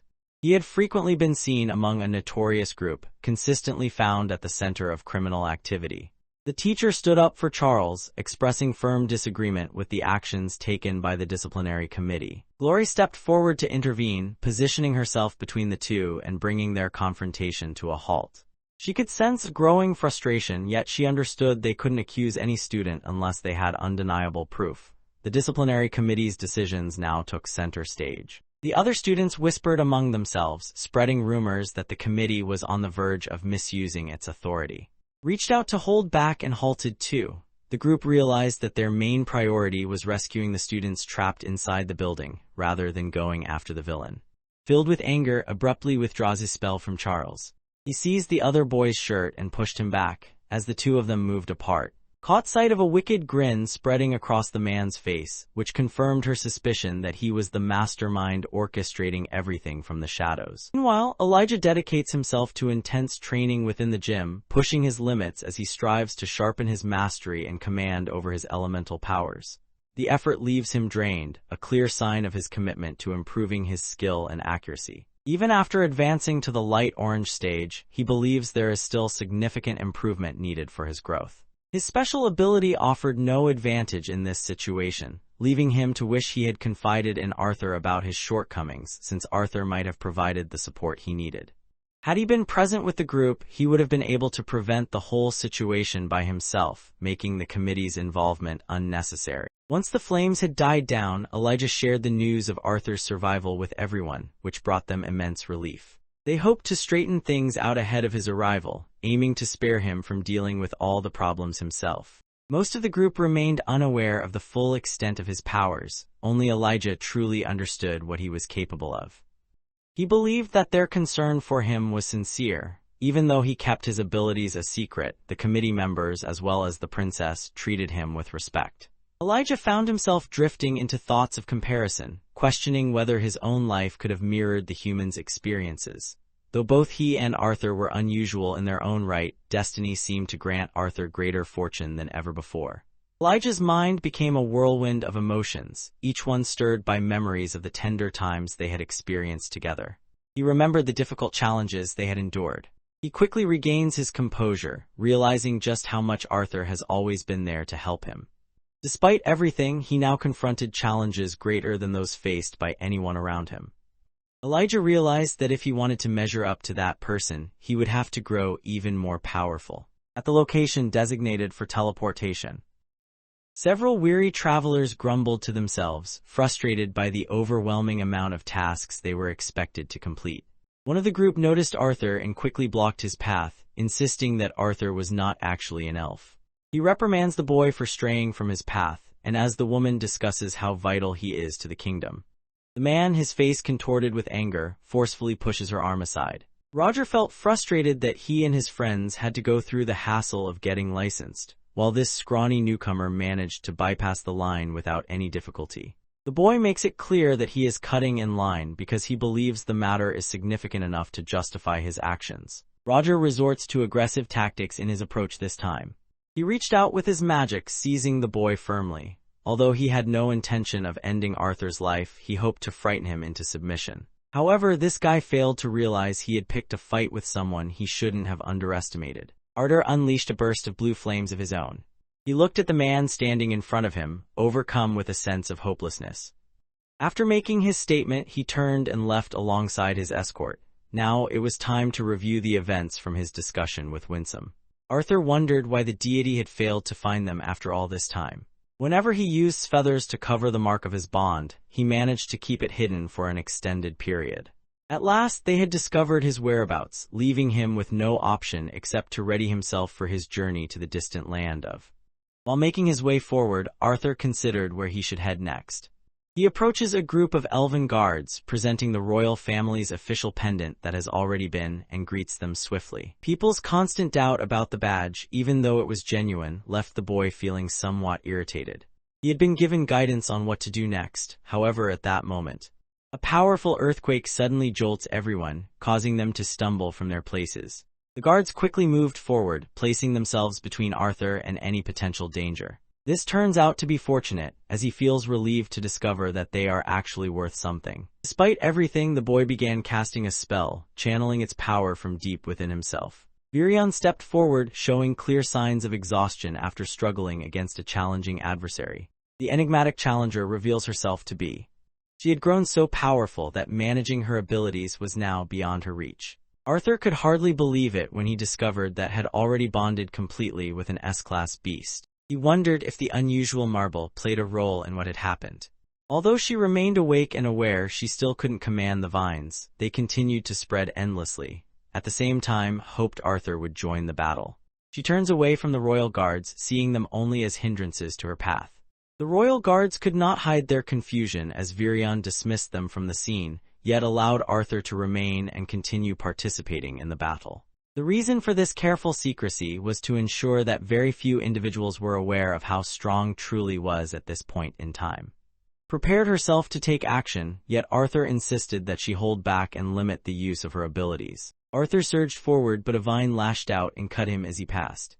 He recognizes the danger that comes with casting a fire spell in this environment. The boy chooses to unleash the abilities granted by his beastly will. He triggered the thunderclap impulse, causing his hair to transform into a bright shade while vivid purple energy spread across his body as he pushed forward through the tangled vines. Arthur stood close to, reminding her to keep control over her vines. She tries to endure as long as she can, waiting for Arthur to come to her rescue. He pulled her close into a protective embrace and then unleashed his ice deviant magic, using its power to eliminate the remaining vines. The boy made sure she was safe, then checked to see if was okay. Although she found herself out of danger, she couldn't help but feel irritated by how much she relied on his assistance. Arthur tried to comfort her, but she refused his efforts. She gave him a gentle poke, then explained that he had inspired her to improve herself and gain greater strength. A smile spreads across the boy's face as he listens to those words. As their fists collided in a show of camaraderie, Winsome watched from a distance. Observing the moment, she realized that Arthur would eventually need to put in every effort to uncover the mysteries surrounding and discover the true story of her family. While the two exchanged warm smiles, suddenly appeared, breaking up their tender moment.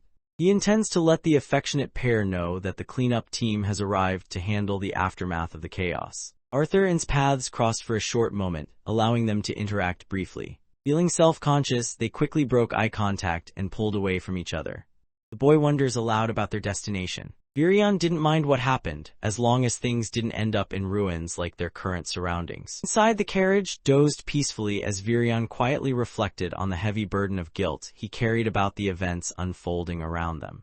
He believed she was capable of handling the initial stage and felt confident that he alone could manage the task. Arthur, however, believes that her integration happened more quickly than normal, causing her to miss the training stage and resulting in her current lack of control. He immediately noticed that Beast Will felt completely unlike his own. Even after their powers had supposedly merged, her Beast Will continued to resist her, refusing to submit. Arthur asked the elderly man to remind her to act with greater caution, since another mistake like that could put those nearby in danger. Upon hearing those words, Grandpa suddenly raised his voice, insisting that his only intention had been to help his granddaughter grow strong. Virion recognizes that sealing Smana is important until she learns to control her abilities. However, he realizes this would leave her vulnerable to danger. Because of this, he considers that a protective artifact might offer a safer solution. Arthur accepted the plan and promised to remain with until he was certain she was completely out of danger. Virion, now adopting a more earnest demeanor, turned his attention to Arthur and sincerely sought out Arthur's thoughts about. He wonders whether the boy has any genuine plans to eventually make her his wife. In response, the boy remains silent, his expression turning serious as he pauses to reflect thoughtfully. Just as he prepares to reply, criticized, expressing his disapproval of her bitter and entitled attitude. Arthur felt a bit out of his depth, surprised by the idea, since he had always believed that elves typically waited until much later in life to get married. The elderly man stood prepared to cast aside a long-held tradition, believing that abandoning this simple rule could lead to greater advancement. He made sure to express his intentions in the clearest way possible. Directly inquires whether the boy has developed feelings for her. Arthur responded with an unhesitating affirmation. He shifted into uncertainty, admitting that he still didn't understand what it truly meant to like or love someone. He decided he needed more time to figure out his feelings before responding. He hoped to strengthen his skills as much as possible before the moment came when he could propose to her. Virion felt a sense of admiration, noticing that the young boy was making choices that set his life on a positive path. As usual, couldn't resist making fun, eagerly declaring that her suspicion about Papa having feelings for Mama was correct. Arthur felt a hint of concern, yet Virion quickly eased his mind by confirming that was completely unconscious. The amusing part was that, despite appearances, she was fully awake. She struggled to keep her composure as Arthur finally admitted the truth, her mind spinning with disbelief. Beads of sweat gathered on her forehead while her heart pounded wildly in her chest. Arthur and both question whether the girls are troubled by nightmares during their sleep. Arthur reflected inwardly, realizing that his feelings for were unique compared to how he felt about others. However, keeping her safe was what mattered most to him at the moment, and he believed that an artifact would help with her protection. He also felt reassured knowing that both his mother and sister were already wearing their own pendants. Despite his efforts, the protection remained insufficient, and his sister had not yet regained consciousness. The boy worried anxiously about the looming conflict that Winsome had cautioned him about. An unexpected thought sparked within his mind. He needed to find a bond strong enough to shield his sister from danger. He couldn't help but imagine her pet ruthlessly eliminating any boys who dared to show an interest in her. He always acted so overprotective. They reached the place they had been heading toward. He becomes the first one to exit the car. She rushed toward her mother and embraced her tightly, feeling overwhelming joy at being reunited with her family. Arthur glanced around, his eyes scanning the unfamiliar surroundings with evident confusion as he tried to figure out their location. His parents feel a deep sense of relief and joy knowing he's always around to look after their daughter whenever any problems arise. The crowd was eager to learn the fate of the royal manor. Irion struggled to find the words to describe how had completely shattered it. The unfortunate girl admitted that the event truly occurred, leaving both parents stunned. Acted unfazed as he explained that he had simply been practicing with his granddaughter when the destruction happened by mistake. Arthur found himself puzzled by this version of events, knowing that it was actually who had caused the manor's ruin. Despite his confusion, Arthur went along with the explanation, while remained relaxed and unconcerned about the complete devastation of their once beautiful home. He had wanted to see for quite a while. His grandmother has been exceptionally occupied lately. Her attention has been particularly drawn to what lies ahead for Arthur. The boy remains puzzled, unable to grasp the reason behind it. As he looks around, he realizes he has no memory of seeing this place during his previous visit. His mother remarks that none of them have visited for quite some time. She had decided to keep her distance from others, driven by an unusual motivation. On one occasion, had come dangerously close to losing his life because of one of her traps. The seriousness of her situation had reached that extreme. He hopes they realize she might be in hiding because she is being pursued by dangerous individuals. Arthur felt a sense of unease as he tried to figure out the identities of those mysterious individuals. As they continued on their way, skillfully interrogated various forest creatures, showing no difficulty in getting the information she wanted. Each time his father looked at her, he found himself in awe of the connection they shared. He wished to express his gratitude to the two of them for consistently looking out for and ensuring she stayed out of trouble. He discovered that she had survived perilous moments solely because he had come to her aid. The boy responded with a casual attitude, unfazed by the mention of assistance since he had benefited from her help as well. This caught the attention of her father, who, curious about the situation, inquired about the details of how it happened. The boy glanced upward, silently acknowledging that her support had been what kept him from losing his mind. His reaction was remarkably uncommon for someone his age, especially a 13-year-old boy. He acknowledges that Arthur gives off the impression of being more mature than his years. The boy interprets the remark as praise directed toward him. However, the elf leader suddenly halts and insists that there is more to his words than just a compliment. He explains that parents prefer their children to stay young, hoping to shield them from the challenges and responsibilities that come with adulthood. Arthur reflects inwardly, realizing that almost 30 years have passed since his days of youth came to an end. To everyone's surprise, the only reason the TBATE Council existed at all was because of that boy. His father held a deep and unwavering hatred for humans. After the war ended, their actions left others feeling deeply let down. He could never forgive the humans for what they had done, especially after the war took his mother away from him. At that point, he almost lost his daughter as well, but everything changed when a young boy appeared in their lives. A human boy had saved his daughter and returned her safely. He rescued her from the hands of the slave traders and showed courage by challenging the authority of the Elven King. During that period, the young boy managed to help the king regain his composure. Even this man acknowledged that he would accept Arthur joining their family. His wife, Moral, also revealed that the king had been wanting to meet the boy for some time. The exchange between them had been overheard by the entire group, leaving little room for secrecy. After some time had passed, raised his hand, gesturing for everyone to settle down and be silent. As impatience grew, her actions became more forceful, while the boy gripped his sword, readying himself for any commotion that might arise. Each individual themselves to confront the looming danger. An elderly woman stepped out from behind the thick bushes, but their attention remained elsewhere. The boy, acting recklessly, attacked the helpless elderly woman before she could defend herself. Had it not been for Virion's timely intervention moments earlier, she could have been cut completely in two.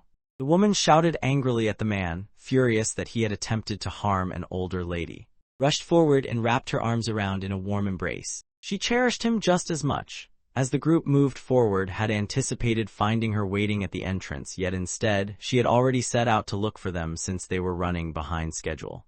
In a playful, grandmotherly fashion, she reached out to pinch Arthur's cheek, joking that if she were younger, she might have found herself smitten by someone like him. He nearly had a heart attack when she suddenly appeared from behind the bush, leaving him completely startled in a way no one expected. Granny misunderstood his words, believing he was insulting her looks, and looked too, hoping he would recall and describe how beautiful she had been in her younger days. Even was considered no more than ordinary. Makes an inappropriate remark about the fact that Virion's wife has passed away. Everyone responds with expressions of disappointment. Virion offers an apology, expressing his understanding of the emotions shared by those around him. Abruptly changes the subject, mentioning that they will arrive shortly. Just as Arthur is on the verge of asking about the location. For reasons he can't quite explain, his sense of right and wrong holds him back. The group continued their walk until she pointed out a stunning waterfall waiting just ahead. The breathtaking view left everyone frozen in astonishment and wonder. She invites the group to enter the cave and advises against using any spells that produce light. They continued forward through the darkness. At last the group arrives at its house. She had many topics on her mind to share in this familiar setting. Within the warmth of her inviting home, they sipped their tea and took in the peaceful surroundings.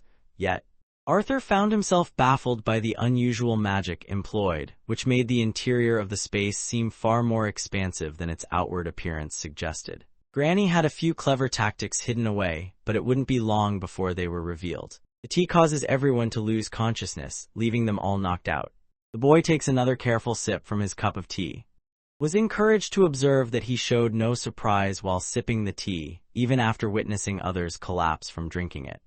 The boy reflected on his past experiences, thinking that after everything he had endured, nothing could catch him off guard anymore. Meanwhile, already seemed to know what was going on. The boy sets his tea aside, realizing that the words she is about to share are highly confidential and meant for his ears alone. Prior to anything else, announces her identity as a diviner and states that she needs to provide a more thorough explanation of her abilities. Despite gaining extensive knowledge about magic during his time at the academy, Arthur still could not uncover any information pertaining to divine magic. He finds it hard to grasp that he is about to receive important wisdom directly from a diviner. Noticed his interest and decided it was the right moment to start her explanation. She explains that some deviants must draw their strength from sources beyond the traditional four elements. Unlike ordinary mages who typically draw in particles from the environment, these individuals possess a unique approach. A clear example was the boy's mother, an emitter who possessed healing abilities. Throughout her life had met many kinds of unusual people, yet every one of them shared a single common trait. They possessed their own reserve of mana, which allowed them to strengthen their magic whenever they wished. In contrast, the boy's abilities worked differently, as he was considered an elemental deviant. Diviners experience the emergence of their abilities in unique ways, with their powers sometimes surfacing unexpectedly at various stages of their lives. Glimpses of the days ahead appeared before them, but these visions were so unclear and mysterious that making sense of them proved challenging. Strangely, witnessing these signs didn't demand any of their magical energy. From what had explained, she believed this ability would be a curse rather than a blessing if someone was unable to master it. The boy wanted to know more about the spell she had used when he was a child. That magic allowed him to find his parents and talk with them face to face. She had cast a spell that required her to use her abilities to project images. Genuine divination involves carefully interpreting signs to understand what the future holds. The boy remains confused, unable to follow her reasoning. He wonders how she manages to fuel her magic when her mana core is not involved. It became clear that diviners paid a steep price for their abilities, sacrificing years from their own lives to glimpse what lay ahead. This was the true source of their power, while all other supposed skills were dismissed as mere tricks. Thinking back to when she had brought up his wife some time earlier, he begins to discuss. The individual possessed not only the abilities of a diviner, but also held far greater power than she did. His predictions about the future contained greater detail than those made by. She possessed a beauty unmatched by any other, drawing envious gazes from all the elves throughout the realm. the entire kingdom regarded her as their greatest treasure and source of happiness. Not long after developing deep feelings for Virion, she married him in a lovely ceremony. Happiness appeared to be on their side, yet destiny soon intervened and altered their paths. As the conflict between elves and humans neared its conclusion, discussions about a peace agreement began to circulate. The elves believed the struggle would go on, expecting the humans to keep using their abilities. The king from that era carried out his last move, targeting the successor to the 11th throne. The person they were after turned out to be, in time, was haunted by disturbing images foretelling her husband's approaching demise. Although she could foresee his fate, her visions never revealed the manner in which his death would occur. Even though she possessed the powers of a diviner, she found herself unable to alter any details within the prophecies she foresaw. They would simply end up dying for a different reason, arriving at the same fate but through another path. He realized that his wife's abilities were draining her strength, so he tried everything he could to convince her to rest. Despite his efforts, she pushed herself to her limits and continued until her energy was completely spent. Shared her own story about witnessing future events and explained the heavy toll it took on her own life. She reflected on how, on the other hand, endured this burden daily, driven only by her devotion to love. He suffered through countless difficulties. Virion managed to survive just long enough for the new king to rise and challenge the throne. The king overthrew his own father, bringing the conflict to an end. Though achieved her goal, she sacrificed a significant portion of her own life in the process. Just a few weeks later, her life came to a heartbreaking end. Because of this, she harbored resentment toward Virion for many years and felt bitterness toward her sister for abandoning her. Arthur could hardly believe it when he discovered that Anne were actually sisters. It was clear that the elderly had faced many hardships throughout his lifetime, although she constantly appeared upbeat in their presence. Opened her eyes and immediately saw that her father was sitting nearby, looking worn out and dejected. Explains why she decided to share everything with Arthur at that moment. She relied on her prophetic abilities once more, gazing ahead to glimpse what awaited the boy in the days to come. Upon hearing those words, Arthur halts in his tracks. She wondered about the reasons behind her actions. Looking forlorn, climbs onto his lap. She appeared to sense a threat and felt unsettled by Arthur's presence. He gently pats the young girl's head, reassuring her that he is unharmed. Reveals that she has seen fleeting images of the boy in her mind long before their first actual meeting. Such an event was completely unprecedented among all diviners. Despite everything, was moving into a new era. A lot was shifting, and soon the boy would become the center of it all. Arthur is curious about the reason, yet even cannot fully grasp the answer herself. She worries that revealing too many details might alter what lies ahead. Meanwhile, avoiding the truth would only leave him unable to take action. Arthur notes the extent of her dedication, observing that she is willing to risk her life for the sake of the visions, which compels him to offer his support in return. At that moment, he realizes that Even remains unaware of her abilities. She had hidden the truth from him for a long time, insisting that her experiences had already filled a lifetime. By looking into the boy's future, she accidentally drew many adversaries toward herself, leading her to live in isolation. The choice had been made for personal reasons. Finally, discloses what lies ahead for the boy. No matter what lies ahead, challenging choices and struggles are certain to fill his future. He would encounter numerous adversaries and challenges, yet his hope would lie in having a final purpose to strive toward. The ultimate purpose remained unknown even to Arthur himself. In fact, the future depended entirely on which path Arthur would decide to pursue in his life. She leaves the boy behind, offering him two crucial suggestions before she goes. She hopes he will realize that countless individuals commit harmful acts, all believing they serve a greater good. She also hopes he will pay attention to threats that are less obvious, those who are isolated, desperate, and have nothing left, rather than directing all his concern toward more powerful figures. Other than that, is unable to focus on any particular details. The boy worries about the consequences he might face if he chooses incorrectly when the critical moment arrives. Reassures him, explaining that making the right decision doesn't always mean choosing the absolute best option. At this moment, she advises him to take some time to rest and come back the following day. The scene shifted back to the Sinister, who now held a vial filled with a mysterious green liquid. It was the very object that had seized before causing it to detonate upon himself. Charles still had not attempted to use it, while realized that he had been judged unfit to handle the vial at all. Gazes at the green liquid, quietly realizing that the strength of everyone else's cores falls short compared to his. Even brief exposure to this uncomplicated substance could prove fatal to them. Charles lost his temper and insisted that immediate action was necessary, particularly since the disciplinary committee had begun enforcing stricter measures. Bonded by summoning a surge of fire, he sends the boy tumbling to the ground, making it clear that the kid is merely a messenger with no further purpose. Twisted off the cap of the tube and swallowed its contents. As soon as he moves, tension tightens his entire body.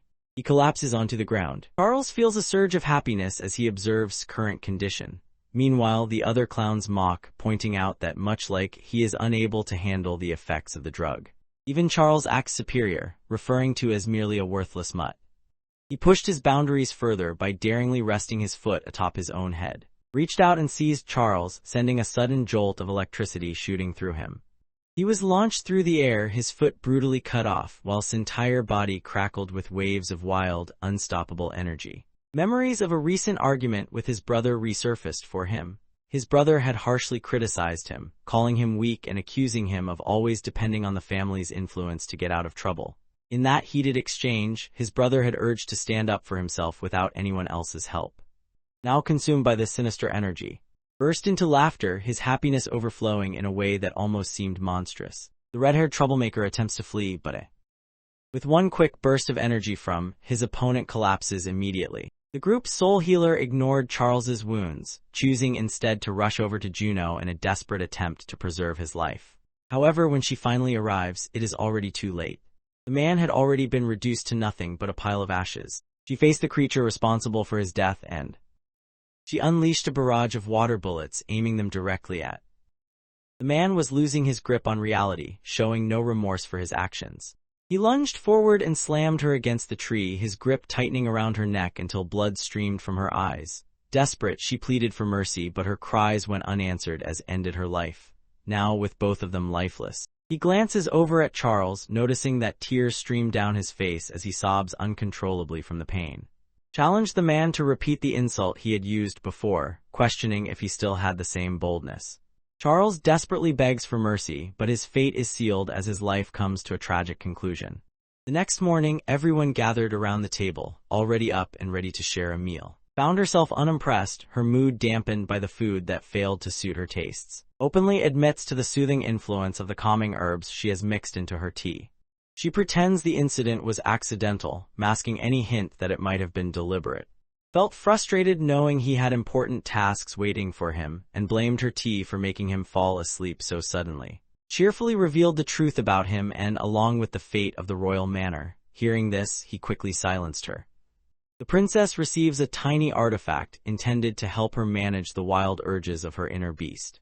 Lifts the lid and discovers a stunning bracelet nestled inside. Arthur struggled to understand how she managed to create something in such a short amount of time. At that moment, he notices that he is surrounded by the renowned elves and reminds himself that their presence should not catch him off guard. The Elven King felt a surge of happiness upon seeing that had created something so important for his daughter. They choose to package the leftovers, quickly leads Arthur and to the portal that will transport them to City. The boy is astonished to realize that she possesses her own teleportation gate and seems to have acquired it effortlessly. Simply offers him a gentle smile in reply. His parents wrapped their arms around her, silently conveying their hopes for her happiness and success. At the same time, hopes she will visit the director's office so he can check on her well-being. Feels overjoyed to finally meet her grandmother and wraps her arms around her in a warm, affectionate hug. Arthur observed the tender exchange between them, his heart heavy with sadness as he anticipated the inevitable outcome. And her companion took their leave from the royal family, offering their goodbyes before stepping through the teleportation portal together. There were no guards stationed at the exit of this gate.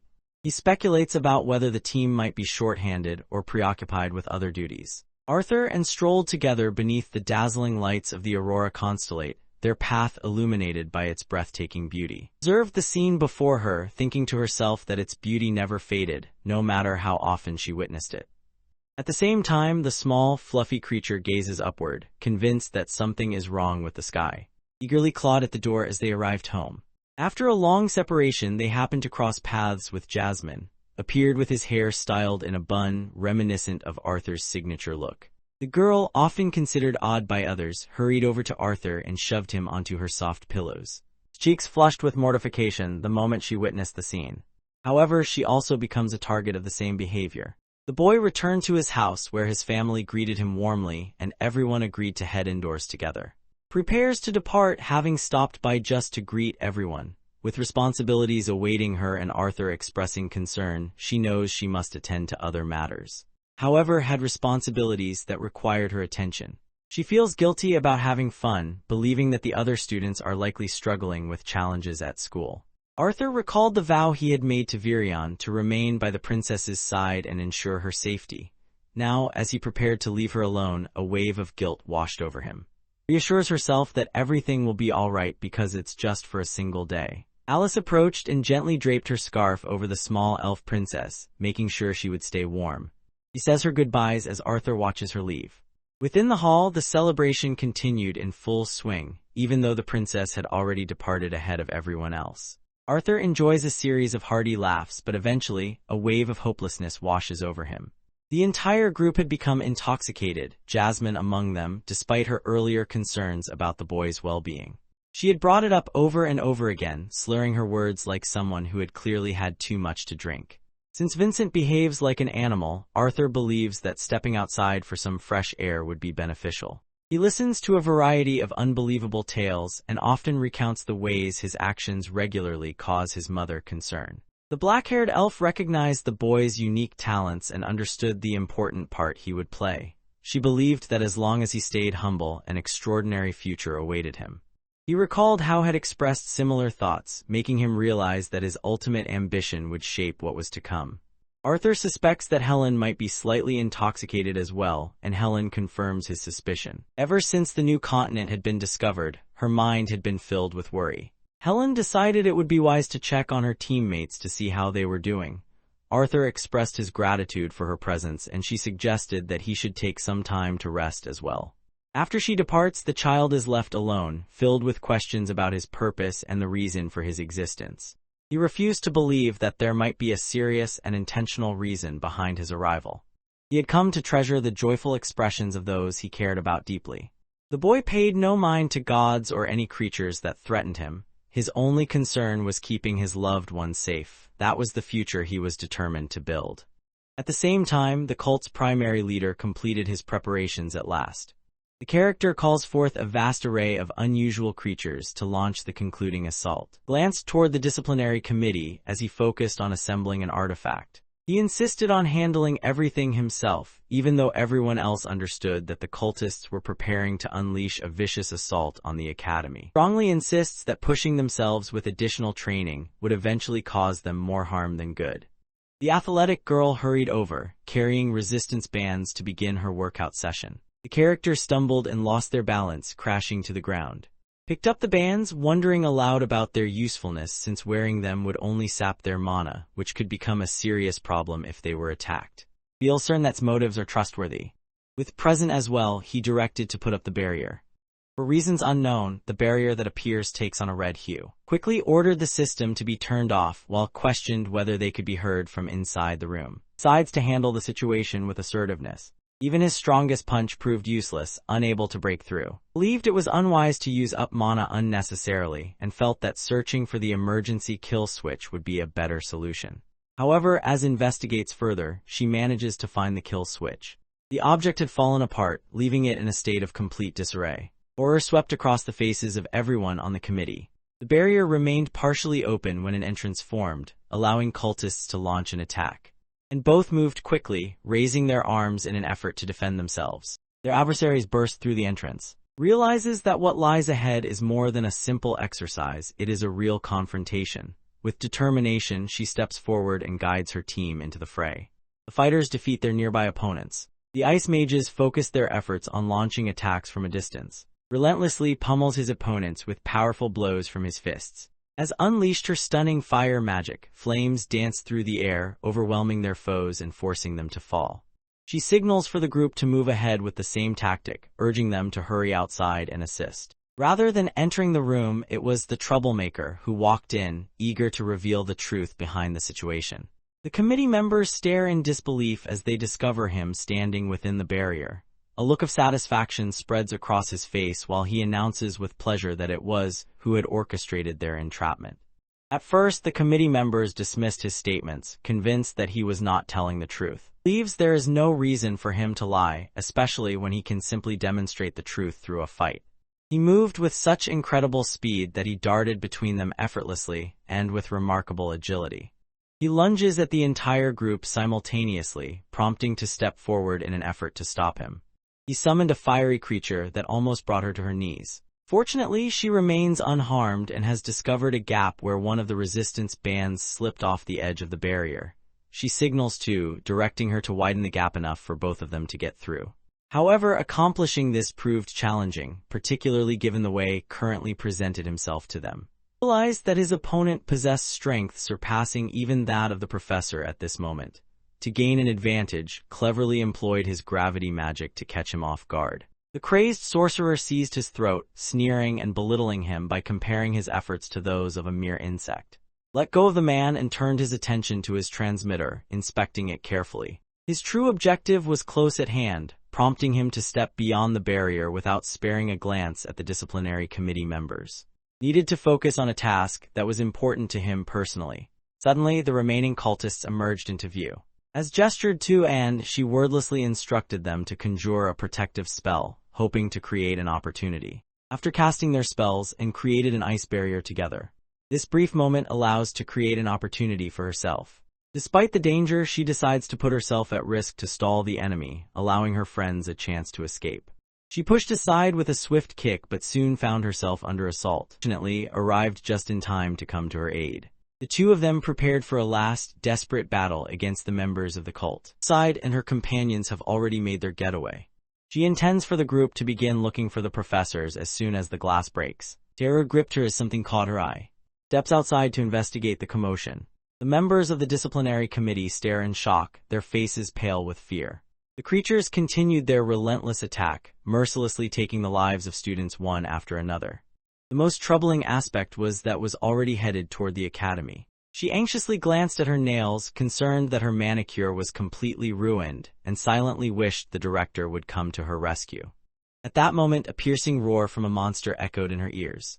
As the princess steps out of the carriage, she notices an enormous red barrier ahead, immediately realizing how serious and threatening the situation has become. Longed to go back, but before she could act, unleashed a devastating assault that set her carriage ablaze. He finds it hard to believe that she arrived at this place by herself. Finds herself facing an even more unhinged version of the psychopath. His sanity had vanished, and the twisted expression on his face appeared more grotesque than it ever had before. Focused all her effort on rescuing the coachman, determined to put his safety above everything else. Despite her efforts, the situation remained hopeless, as ensured the man was lifeless, allowing her attention to be fixed solely on him. Believes that her inability to stand up for herself shows that her priorities are out of order. Without warning, the elf princess unleashed a powerful attack in an attempt to halt his advance. Despite her injuries, remains determined to bring an end to the chaos by herself. Found the idea of her resisting so amusing that he couldn't help but laugh to himself. He ridiculed her weakness, pointing out how she struggled just to remain upright. The bracelet genuinely restricted her abilities, stopping her from tapping into the full range of her powers. In this place, she found herself completely unable to perform any magic at all. The maniac seizes her arm, suggesting with a sneer that she should remain where she is. At the same time, he ridicules Arthur, taunting her with cruel jokes at his expense. A realization dawned on as she pieced together the situation.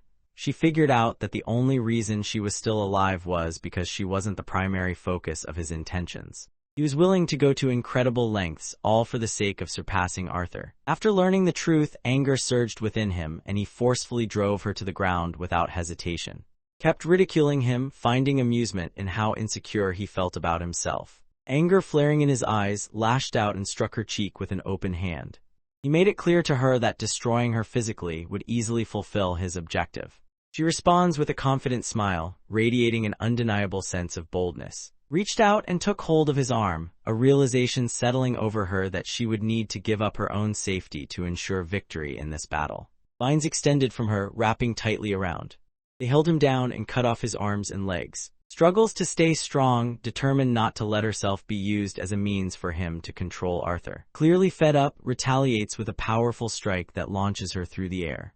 The bracelet slipped from her wrist, yet hesitated, unwilling to endanger her life by launching a full-scale assault. He gently slipped the bracelet back onto her wrist.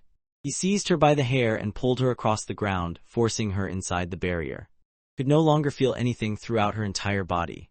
As her eyesight blurred, her only remaining hope was to find a way out, even as she caught a fleeting glimpse of students being crushed beneath the monster's massive feet. Despite the dangerous circumstances, Elijah takes every possible action to keep the students safe. He quickly becomes overpowered as the snarlers surround and attack him from all sides. Unwilling to give up, he unleashes a barrage of, determined to eliminate every one of his enemies. He quickly flees the scene, determined to search for another person. Elijah spotted a member of the cult and swiftly concealed himself from view. The cultist is presently guiding the students, explaining that joining their alliance is the sole method for the beasts to spare them from the assault. The dwarves and elves faced an even grimmer outcome, knowing they would be permanently wiped out. Elijah wonders what could have caused events to end so terribly. He struggled to comprehend why the director permitted events to deteriorate this far. The girl's desperate cry for assistance catches the boy's attention. The professor from before, who is also revealed to be part of a cult, appeared once again. Elijah launched his attack, but the professor quickly responded by summoning a barrier of water to shield himself. Bond struck the scoundrel, shattering the protective barrier around him. Has arrived to keep them safe. Elijah moved closer to the unpleasant teacher. The professor quickly slips away without delay. Hopes the students will make their way to the training facility because it offers them protection. Elijah discovers that the other members of the disciplinary committee are in trouble and remained behind to fight the cultists, sacrificing their own safety to ensure the others could get away. Arthur and were missing, with no sign of their whereabouts. Feels relieved that the visitors have not shown up at the school, and this reassurance eases some of Elijah's worries. Feels uncertain about what actions they are supposed to take. In this situation, their options are so limited that survival is all they can manage. Without warning, a piercing screech echoed through the air, instantly drawing every student's gaze. The mastermind responsible for the assault intended for the students to understand that his creatures would no longer pose a threat. He simply hopes they arrive at the clock tower before the last battle starts. A group of worried parents gathered just beyond the edge of the barrier, their anxious faces revealing their concern for their children. However, someone was preventing them from going in. The remaining mages focused their efforts on finding a way to break through and gain entry. Even the Artificers Guild had never encountered a barrier so unusual. When the possibility of shattering the barrier is brought up. Regrettably, the group lacks sufficient potent artifacts needed to generate a passage. The team hoped to use a bigger beam drill for their task, but it still hadn't shown up. They considered reaching out to the Lances for help, but realized they had already done so with no luck. The Lances were preoccupied, dealing with the situation all over the area. Figured that this was likely just one piece of a larger, organized assault. He fell silent, realizing that speaking any further might lead to significant problems. The guild worked diligently to locate vulnerabilities in the barrier, hoping their efforts would soon create an opportunity to break through. They silently wished they had arrived sooner, knowing chaos was already unfolding within. The students had already gathered together inside the training facility. Decided to search for the other committee members, leaving Elijah in charge of watching over the students. The atmosphere was bleak, with an overwhelming number of students suffering from injuries. Some individuals carry the emotional scars for the rest of their lives. The reason behind this remains unknown. The students longed to escape and demanded answers from the cultists responsible for their predicament. The leader appeared before them, his expression bright with satisfaction as he presented a blood-stained bag. The students tried to launch their attacks, yet the barrier held firm against their efforts. The man who had masterminded the entire event burst into uncontrollable, wild laughter at the unfolding situation. He could hardly believe how clueless these fools remained about how serious things had become.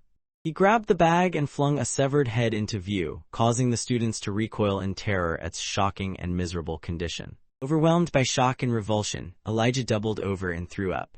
Unwilling to accept the reality of the situation, she clung to her disbelief. Filled with anger, put all his strength into trying to shatter the barrier. Despite all their efforts, nothing could change the outcome. Was gone, and there was nothing anyone could do to bring her back. Overwhelmed by intense feelings, he challenges the leader to a duel, requesting a battle between just the two of them. The leader let out a booming laugh while pulling off his mask, revealing his identity as the Formidable. Prepared to attack, but the deranged man swiftly grabbed his hand to stop him. He is pulled within the confines of the barrier. Using his gravity magic, retrieves his foot and becomes uncontrollably furious, determined to take this man's life. Stands ready, anticipating the moment when his opponent will make a move. Unleashed his initial strike, causing the earth to tremble and sparking hope among the students who had faith in his abilities. In the end, however, he suffered the most severe injuries. Pressed his foot down on his head, doubting whether his words held any real substance. Unleashed a powerful incineration spell, scorching his body until it was charred completely black. Faced the students with a wide grin, confidently revealing that remained unharmed and full of life. He then extended an unsettling invitation, suggesting that any one of them could be chosen as the next target in this unfolding event. The remaining prisoners come into view, among them a wounded Fae. Elijah's gaze falls in horror upon the scene before him. The limp form of the council president was being pulled along, completely unconscious. Flames engulfed the academy as chaos unfolded, with signs of death and destruction everywhere. Body showed clear signs of severe burns. Struggled to restrain, using every bit of strength she had. She recognized how aggravating the circumstances were, yet she prevented him from entering. Seethed with anger while hesitated, unwilling to take the chance of losing him as well. Despite the danger, finds it impossible to stand by and let his friends perish. In an attempt to assert dominance over the situation, lifts her hand toward her brother. He was reminded of the urgent need to come up with a plan to keep the students safe. However, if he lets go of his emotions and sense of self, it will mean the end for everyone. Comes to a realization and stays by his side, offering him comfort in that moment. Professor Glory, along with the rest of the group, observed as remained trapped in captivity. As pulled his body along. Elijah feels confused by her presence, realizing that this is the last thing he wanted to happen. With the crowd's focus firmly captured, chose to introduce himself once more, this time making it clear that he was a savior sent from a distant place to rescue them. The location proved unbearably harsh for anyone lacking strength. Those facing him were recognized as the continent's most elite individuals. In his homeland, people like these were considered worthless and insignificant. He repeatedly emphasized that idea to them, choosing to train only a select few with the intention that, in time, when his master ascends to lead the entire continent, he, too, will earn a position of honor within the kingdom. Believed everyone ought to be marching around joyfully, thrilled by the power they might soon possess. He summoned, claiming him as a member of his group. He asserts to the group that his power now surpasses not only the elf princess, but also the committee members. Elijah's expression twisted with rage as he looked at the traitor before him, realizing he had been deceived yet again. Noticed the fury burning in Elijah's eyes as he stared at their betrayer. He chooses to push things even further. He moved his distorted face closer too. Elijah's body becomes flooded with an astonishing surge of power. He is consumed by one overwhelming feeling, a fierce urge to take a life. The boy remained confused by the changes overtaking him, watching in bewilderment as metal spikes shot out and a purple cloak formed around his body. Despite the overwhelming fear coursing through him, Elijah's body moves instinctively, acting without his conscious control. Moving swiftly beyond the obstacle, the creatures were being destroyed as they were impaled on sharp metal spikes. In this form, he appeared ominous and unforgiving, displaying a cold-hearted nature that unsettled him and caused him to doubt who he truly was. The attempt to block his path fully grasped how serious things have become.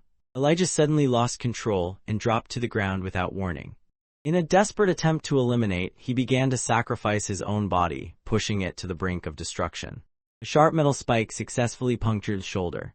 However, at that point, he loses all his energy. As he slipped into unconsciousness, the most unexpected thing was seeing outside, gently consoling his physical form. Elijah's last hope lingered on the idea that Arthur might arrive in time to rescue them. The qualities of humility, loyalty, determination, and bravery stood out. Had been raised among the 4 esteemed members of the great family. Her unique traits led her to master the art of swordsmanship. She had always put her faith in those traits and relied on them up to this moment. It was only then that she came to understand just how little she truly knew. Despite her efforts, the nature of the magic that shattered the barrier remained a mystery to her. Realized that this moment was their sole opportunity to make a move. Despite her determination, fear overwhelmed her body, leaving her completely paralyzed and unable to move at all. The professors arrived, expressing their intention to handle the confrontation themselves. Understands, however, that their efforts will not be enough to match his abilities. They seemed ready to face their own end without fear. His committee waits for her instructions, uncertain about whether they ought to back the professors. Despite everything, she found herself teetering on the edge of madness, silently questioning why the burden of such a difficult command had fallen onto her shoulders. They stood ready to obey her orders, yet beneath the surface, wished that the professors would take on the battle themselves, hoping to spare others from risking their lives. She watches as Drive lifts Elijah's body, is reduced to ashes, and faces the same fate that Aaron once endured. Professor Glory spun around, a warm smile lighting up her face as she looked at the girl. The memory brings core beliefs to the forefront of her mind. Drawing strength from these principles, she manages to conquer her fear. He commands his forces to defend city. Meanwhile, approaches and informs him that he must return due to an unexpected shift in their strategy. He started to leave, clearly anticipating that would do the same. Immediately after dealing with the professors and getting rid of Spotty, tries to prevent from leaving, driven by his curiosity about what makes Elijah unique. Without warning, an overwhelming force presses down on him, causing him to collapse. Feels no desire to respond to any inquiries at this moment. He casually enters the portal, filled with anticipation for the impressive results his servant will deliver. The professors made every effort to prevent the man from getting away. Suddenly intervened, cutting off their assault as he released a wave of intense, searing flames toward his opponents. The professor called forth a monstrous creature that began consuming every summoned being had brought forth. Professor Glory confronted, skillfully wielding her twin blades as she challenged him in a fierce close-quarters battle. Unexpectedly, a creature lunged at her from behind, catching her completely off guard. Fortunately, Glory defeated the creature and, filled with determination, continued her pursuit of. The cult members put all their effort into helping, making it difficult for Glory to gain the upper hand. The disciplinary committee offers her support, choosing to help through their unique methods. Glory wondered aloud why they had ended up in such a perilous battlefield. Defeats the monsters with determination, reminding everyone that the fight belongs to them all. They were simply following the lessons they had learned. Glory shifted her attention, redirecting her energy toward achieving her objective. At that moment, happened to notice the traitor casually strolling away as though he had done nothing wrong. The red-haired individual bursts with fury and directs their wrath toward him. She darts through the chaos and launches herself straight at. Despite her efforts, metal strings surrounded her on all sides, leaving no path for escape.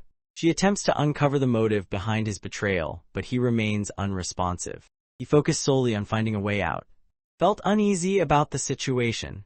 Confusion filled her mind as she watched her friends approach her, even though it was the one they should have focused on. A devastating series of events unfolds next. His body hung motionless, pierced by a sharp spike that struck her when she least expected it. The situation appeared grim for the heroes, but then the battlefield fell silent as a legendary dragon unleashed a mighty roar, commanding everyone's attention. Stood frozen in disbelief, his expression a stark contrast to the joy radiating from and the rest of the group. Into the heart of the battle strode Arthur, his eyes blazing with intense determination, accompanied by his dragon, now revealed in her magnificent true form. The crowd gazed at the horned beast, struck by the intense and wild look in its eyes, a fierceness unmatched by anything they had ever known. Yet it was not the mighty dragon that impressed them most. Beneath the surface, the true embodiment of terror revealed itself in the form of a child. With every stride, he radiated an otherworldly assurance. As seconds passed, fury visibly swelled within him, threatening to burst forth. Wished she had noticed the defeated expression that clouded face when the fight was finally over. All the teachers stood wounded, while began to speak at length. He possessed an endless reserve of magical energy, and a physique that set him apart from everyone else. With the aid of his potion, he managed to surpass the mortal world, leaving the elites feeling insignificant in his presence. Without warning, an unfamiliar sense of unease washes over him, leaving him puzzled. The deranged sorcerer considers whether Arthur's companion might be the key to winning this battle, a battle so difficult that even the professors had failed to defeat him. Arthur simply continues on his way, moving past the other person without stopping. In an instant, she dismissed him completely, acting as though he wasn't even there. He walked over to where Lay, preparing to lift her gently. The remaining cultists stood frozen in disbelief, paralyzed by fear as they faced an actual dragon. Struggled to understand how anyone could overlook him so completely. Arthur approached to assess her state, soon discovering that she had been sedated and kept unconscious by the effects of a drug. He felt relieved to see that she was safe, at least for now.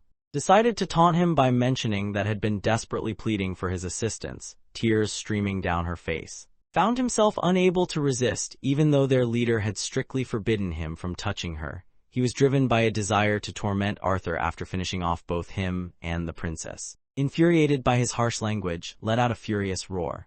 Yet, despite the bold statements he had just made, the boy pays no attention to him and acts as if he isn't there. Decided he would not hold back any longer and unleashed a surge of fire. He continued to utter inappropriate words, unaware of the consequences that would soon unfold. A crushing heaviness settles over him as if a wild, frenzied demon is trapped within, desperately trying to tear its way out. Could not understand the strange reactions of his own body, nor could he explain why this mysterious presence seemed far more daunting than any professor from the most prestigious academy. Arthur's attention lingered on his brother more than anyone else. Finally, a single word slipped from Arthur's lips. He contacted and reminded him that he had dismissed him as nothing more than an insignificant insect long ago, someone not even deserving of notice.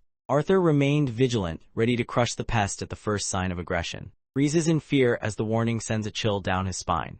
He notices several dark, ghostly arms stretching out above him. Found himself unable to move, trapped where he stood. Despite the circumstances, he could not bring himself to accept what was happening. He had always believed his abilities surpassed Arthur's, but now he was the one who felt afraid. He struggled to grasp how many people Arthur must have killed to develop such an intense craving for blood. Desperate, he decided to make one last attempt. Unleashed Hell's Rain, demonstrating the immense power of one of his most devastating attacks. The figure pointed the weapon directly at Arthur, causing to watch with growing worry. The young man, no longer interested in games, immediately calls forth his inner beast. He focused his will, causing his abilities to evolve beyond their previous limits. The boy effortlessly halted the assault with one hand, appearing completely unfazed by the event. He moved toward, carefully navigating the slippery trail of ice beneath his feet. For the first time, the clown witnessed Arthur wielding both ice and fire magic together. Despite everything, hurled a spear toward his opponent, aiming to inflict harm. However, Arthur skillfully the attack, avoiding the weapon with ease. He reached out with his left hand and managed to grab it. As he concentrated, electricity sparked in his right hand, shaping into a precise bolt of lightning. He unleashes a surge of electricity, sending a crackling bolt hurtling toward. The bolt hits its target with devastating force, knocking to the ground and brutally tearing off his arm. Lay defenseless on the ground as Arthur drew closer. Overwhelmed by pain and disbelief, cried out, stunned to discover that Arthur possessed the ability to wield lightning magic in addition to his other powers. The boy used his only arm to pull himself free. Encasing it in a layer of ice, Arthur shot a piercing look at, silently acknowledging that was telling the truth about himself. Putting all his power into his next move, Arthur broke arm clean off, leaving no doubt about his strength. The boy's defiled body collapsed lifelessly onto the earth. Could barely get any words out before tears streamed down his face. As he stood there, he tried to remind Arthur about his ties to the family, but in that moment, the reminder seemed almost meaningless. Arthur steadied his leg, then unleashed a surge of downforce gravity magic that shattered the limb and left it drenched in blood. As the agony overwhelmed him, released a piercing scream. There is uncertainty about whether is the one who caused the chaos at the academy. Maintains his pride, refusing to humble himself even as his final moments approach. The situation made it clear that had participated and was responsible for removing Elijah. Arthur moves quickly, shattering his last remaining leg and leaving him helpless, sprawled on the ground like a broken shell. In that moment, comes to terms with how much the world is shifting around him, realizing there is almost nothing he can do to change it. He was determined to ensure that someone as despicable as would not survive the day. Arthur planted his foot firmly on his groin, causing to cry out in distress. Overwhelmed by the pain, pleaded desperately for Arthur to let him go. Although Arthur knew it was useless, he still hurled a curse at the mage, wishing misfortune upon him even in his next life. With downforce engaged, he utterly destroys in a manner so revolting it defies belief. The mage who had been vanquished now lay lifeless, his passing marked by a lack of dignity or valor. The witnesses to the slaughter found themselves gripped by terror. Although a few people looked on in awe, Arthur ultimately found himself facing his solitude once again. He had just used more of his strength than he should have. The situation weighs heavily on him, and the most difficult aspect is yet to come. The man's brother showed up, flanked by two others carrying lances. Baron's anger burned fiercely as he stared down at his brother's motionless body. His anger boiled over until he launched a fierce assault. The force of the attack leaves Arthur stunned, while narrowly manages to evade it. Arthur crashes hard against the wall. ignored Arthur's caution and launched herself at the lances, determined to fight. She, like the others, found herself immobilized by the overwhelming power radiating from Lance. Summoned his lava golems, sending them to assist the students and handle the chaos that had erupted. Arthur, still reeling from the severe wounds inflicted during the last assault, summoned his remaining strength as he struggled to transition into the second phase. Baron, having lost his grip on reality, struggled to accept that a mere boy had driven his brother to endure such unbearable suffering. Intervened, blocking his attack and attempting to assert authority over the unfolding events. Baron had completely lost his grip on the situation, failing to realize that it was who had intimidated everyone present. Clarifies to those around him that Arthur should be seen as their savior, rather than as a danger. Despite receiving that information, he remains undeterred and begins plotting revenge against Arthur, determined to make him suffer as mercilessly as his own younger brother had. Decides to intervene, commanding his golems to block the other's path and bring him to a halt. Baron, unable to contain his rage, unleashes all of his power, disregarding the fact that his opponent is also a lance. Arthur stood motionless, bracing himself for whatever would come next, while Baron prepared to unleash his most powerful attack against him, and find themselves powerless to prevent the situation from unfolding. Lance stepped in, wielding her ice magic, and managed to force Baron to drop to his knees. She makes it clear that she and the council hold the authority to determine what will happen to the boy and his dragon. Baron regains his composure and carries out the instructions given to him. At long last, order is restored when the students are saved and the academy is made safe once more. Numerous people perished as a result of the event. Arthur received care from the healers, their hands working quickly to tend to his wounds. As they finished, approached him with concern, wanting to know if he was okay. Although he was mostly unharmed physically, he had nearly exhausted all of his mana. Temporarily gives him a pair of handcuffs. She realizes that these restraints are not strong enough to hold him back. She moves forward and brings an artifact crashing down. Holding his hand close to his chest, Arthur considered obeying their directions, all the while wishing they would also respect the connection he cherished. Could hardly believe her eyes when she realized the boy had formed a bond with a whole dragon of his own. She lets the magic flow from her grasp. Arthur commanded her to shift back into her fox form, felt a surge of anger over their actions. At that moment, even Arthur could see that the lances held the upper hand against them. Agreed and immediately shifted back into her fox form. She hurried over to Arthur, anxiety filling her mind as she imagined the possible dangers awaiting them. Arthur is unsure as well, yet he believes that everything will turn out fine.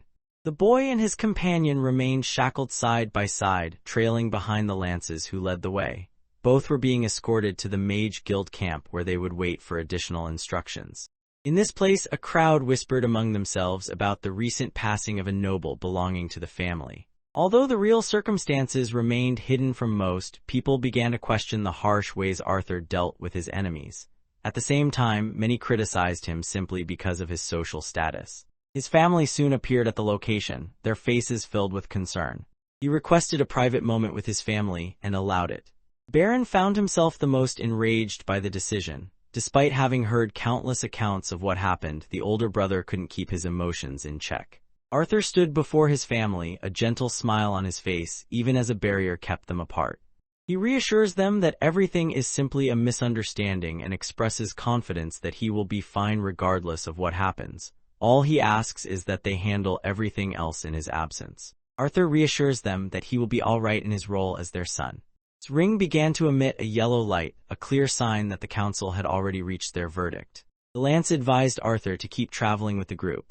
He found himself compelled to follow their commands, unable to protest. Meanwhile, unrolled a scroll and read aloud the council's formal verdict. The authorities reached a verdict that did not support him, declaring that his mana core was restricted and stripping him of his mage status. He would immediately face full imprisonment, as the decision took effect without delay.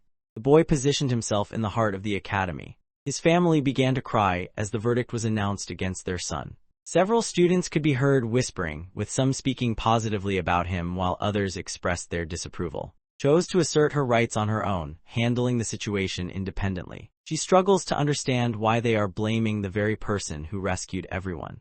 In his absence, the lances would have failed to rescue anyone. She intends to persuade her parents to reverse the decision. The truth came to light in a startling twist. Both the human and families had supported the decision. Only the Elven King and Queen had opposed it. struggled to come to terms with the sense of betrayal from her family, while resigned himself to the belief that it was unavoidable and insisted there was nothing more they could do. Arthur comes to the troubling understanding that the lances cannot be held back if those in authority choose to send them. To make matters worse, others now view him as if he had been the one responsible for initiating the assault. The boy caught eyes, silently seeking her approval to say goodbye to his family one last time before his departure. Seeing his need, she nodded her consent, granting him this final moment. The boy walks over to his parents, who look anxious. He offered his usual smile, concealing the anxiety and feelings churning inside him. Arthur assured that, in time, he would resolve the confusion. Arthur's mother wept uncontrollably, realizing that even her son remained uncertain about what the future held. His tears fell silently, and Arthur's heart ached with remorse as he realized how little time he had given her. He promised her he would return, offering his word before leaving. His father is the one who speaks at the end.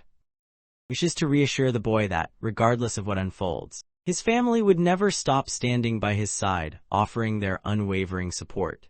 The admiration felt for him seemed to fall short of what he truly deserved. He promises Arthur that their care will never fade, and hearing this leaves the boy feeling vulnerable as he departs. The three lances stood together, conversing among themselves. Baron steps out ahead of the others, his eyes fixed on the boy with a look so intense it could be mistaken for a threat. He collected his brother's body and departed. Summoned a golem made of molten lava, intending for it to help him control flight. He calmly explained to the boy that he would be safe from any burns. He found himself trapped, realizing that, regardless of his actions, there was no option available to him. The group soared into the sky with leading the way, their ascent powered by magic, while even Young found herself trapped within a swirling prison of water. Arthur cast one last glance at the academy before the scene drew to a close. A fierce rumble unleashed by crashed down toward the family manor from afar. He lifts his brother's lifeless form into his arms. He paid no attention to the butlers surrounding him. He bursts through the door with a forceful kick, startling the maids who were not expecting anyone. Baron urgently sought out his father for a meeting, highlighting the gravity of the circumstances. Not long after, his father discovered what had happened to his son and grew furious about the impression had left on the family. Despite pouring countless resources into him, everything ended up being for nothing. He continued to harbor deep resentment toward Baron, going so far as to bring the villain back, yet he remained unable to achieve the vengeance he longed for. Baron grabs his father's hand just before the blow can land, determined to prove that, no matter how chaotic things have become, he remains a true lance. The patriarch intended to make it clear to Baron that his current role was solely due to his connection to the family. He is eager to learn exactly what took place.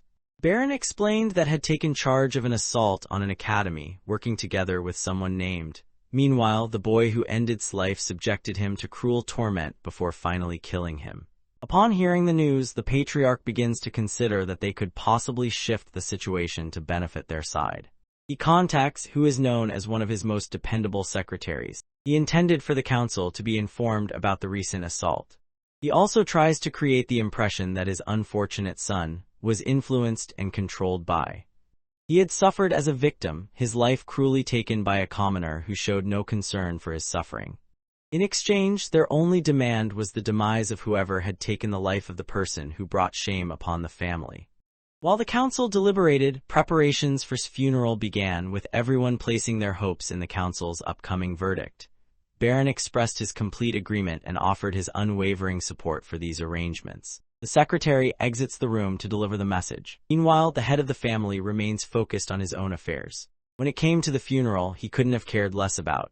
He expected to take care of everything from that point on, showing no concern or interest whatsoever. The story shifts focus back to Arthur in the following scene. Someone in the group wonders exactly how much effort will be required. He believes the handcuffs are unnecessary since he clearly stands no chance against two skilled fighters in an aerial confrontation. However, their concern isn't about him escaping. Their real fear is unpredictable mana beasts suddenly turning on them. Such actions would only cause more problems. Arthur feels let down by the lances, believing they should be able to defeat a group of mana beasts with ease. It is explained that although lances possess tremendous strength, they remain mortal beings. The beast glades harbors countless unknowns, making it possible for unexpected dangers to catch even the strongest off guard. Catches himself realizing he is addressing a child, yet Arthur subtly points out that he remains a captive. He was an easygoing person who simply enjoyed having conversation. He found himself paired with, and neither of whom showed any warmth or interest in talking. Feels an intense curiosity about how the boy could have achieved such remarkable magical power despite his young age. Arthur found it unexpected given that he had never sparred where the lances could witness him. It seemed had picked up quite a bit from Baron as well as his fellow classmates. Now Arthur wondered about the things might have heard from the others. He was destined for prison no matter what happened. They had at last reached the place they had been traveling toward. Led the way, creating an open route for the group. They headed toward the council's official floating castle. Upon reaching their destination, gathered his golems back under his control. It is said that dwarves are recognized for always bringing a small amount of soil with them, no matter where their journeys take them. Since damaging the castle walls was not an option, he needed to gather it himself. Explains that magic is forbidden at the castle's entrance. They choose to ascend the stairs by foot, continuing upward until they arrive at their destination. The boy found himself squinting as he entered a dazzling hall, its brightness overwhelming his senses. Within the castle walls, advised Arthur to avoid interacting with any of the lances at that moment. The castle reminded Arthur of the one he had known in a past life. Despite its breathtaking beauty, the place felt deserted and overwhelmed by a sense of solitude. As the gates swung wide, the boy was led forward to stand before the assembled council members. The royal members from each family stand in anticipation. Acknowledged to the council that she had escorted Arthur to them just as they had requested. The boy bows his head in a gesture of respect. The king, overflowing with pride, perceives the boy's refusal to kneel as a deep insult to their honor. Not wanting to draw attention, Arthur offers an apology to the others and admits his lack of formal education. Compared to others, the family showed more leniency toward him and asked to remove Arthur's restraints so the procedure could start. She follows through with the request. The Elven King and Queen wish to express their gratitude to the boy for rescuing their daughter. Meanwhile, the Grey Sunders, who hold power over the continent, are furious about the situation. The focus shifted solely to Arthur's actions, emphasizing the brutal injuries he inflicted on a fellow student before ultimately ending the victim's life. More details are given about the violent way lost his life. As the king continued to push boundaries, his actions and words exhausting even the Elf King and Queen. Despite their frustration, they felt compelled to remind him that he now bore the responsibility of protecting Academy. Considered the explanation to be merely a convenient excuse, believing it could not possibly justify the way it was treated. In his view, Arthur had orchestrated the entire plan as a way to outmaneuver his hated rival. The Elven King highlights Arthur's heroic act of rescuing the Academy, along with the children from all races. The Queen's only goal was to ensure the boy would never again wield magic. He was considered a danger beyond control, and many were anxious about a time when he and his companion might turn against all other peoples. The Elven Queen believes that their response is excessively critical. She seeks out Priscilla's opinion regarding what's happening. Both she and her husband have come to the consensus that Arthur has become the main reason they feel the need to safeguard their children. However, when considering them as the ones who governed and led the entire continent, the Grey Sunders remained impossible to overlook, their minds fixed on assessing the situation with clear, unbiased judgment. The Elven King's anger flared at the suggestion, unable to come to terms with the extreme measures being proposed, first injuring the boy and then destroying his bond. Let out a furious roar directed at the Elven King, who stood his ground and insisted that no one could make wild accusations without evidence. Pushing the argument further, spoke recklessly, uttering things better left unsaid. He highlights how the Elven family's strength has diminished because they have lost their most valuable and trusted weapons, the lances. Arthur, feeling the urge to respond, prepares to say something. Asserted his authority, forcefully putting the boy back in his place. One group's behavior struck Arthur as wildly unreasonable, and he quickly noticed it. Deciding to make his opinion known, Arthur raised his voice to address the situation. He felt there was no reason for him to stay if he couldn't speak at all. He wishes to share his perspective and explain what happened after the incident. The loud and stubborn Queen completely ignored his attempts to speak and immediately commanded to imprison him until she gave new instructions, insisting that Spet should be locked away as well. The Elven King spoke with authority, standing up for Arthur and ensuring that his one and only lance was brought into the situation. His name was announced, yet responded with smug confidence, pointing out to the Elven King that his resources were limited to a single lance. As he took his seat, the atmosphere eased, and he gently prevented from making any sudden moves. Summoned his golems and promptly guided the group out of the room. In the hallway, Arthur realized that both the Dwarf King and Queen harbored strong opposition toward him. They, in contrast, remained completely impartial. He is escorted to his cell, feeling relieved that he is too tired to notice or question the disorder surrounding him. The boy considers his situation and realizes that, in this moment, depending on and might be his only option. Known for his gentle nature, promises that he will return frequently to see him. Arthur appeared to have finally discovered a sense of calm and quiet isolation. He suddenly recognizes a voice he knows well. It belongs to Director. For several days, Good Sky remained trapped within the massive cell, sharing the same fate as any other prisoner. Arthur took it upon himself to recount the entire incident to her, since the details of the attack had been hidden from her. Despite his best efforts, he remained baffled about the council's decision to imprison her right after her meeting.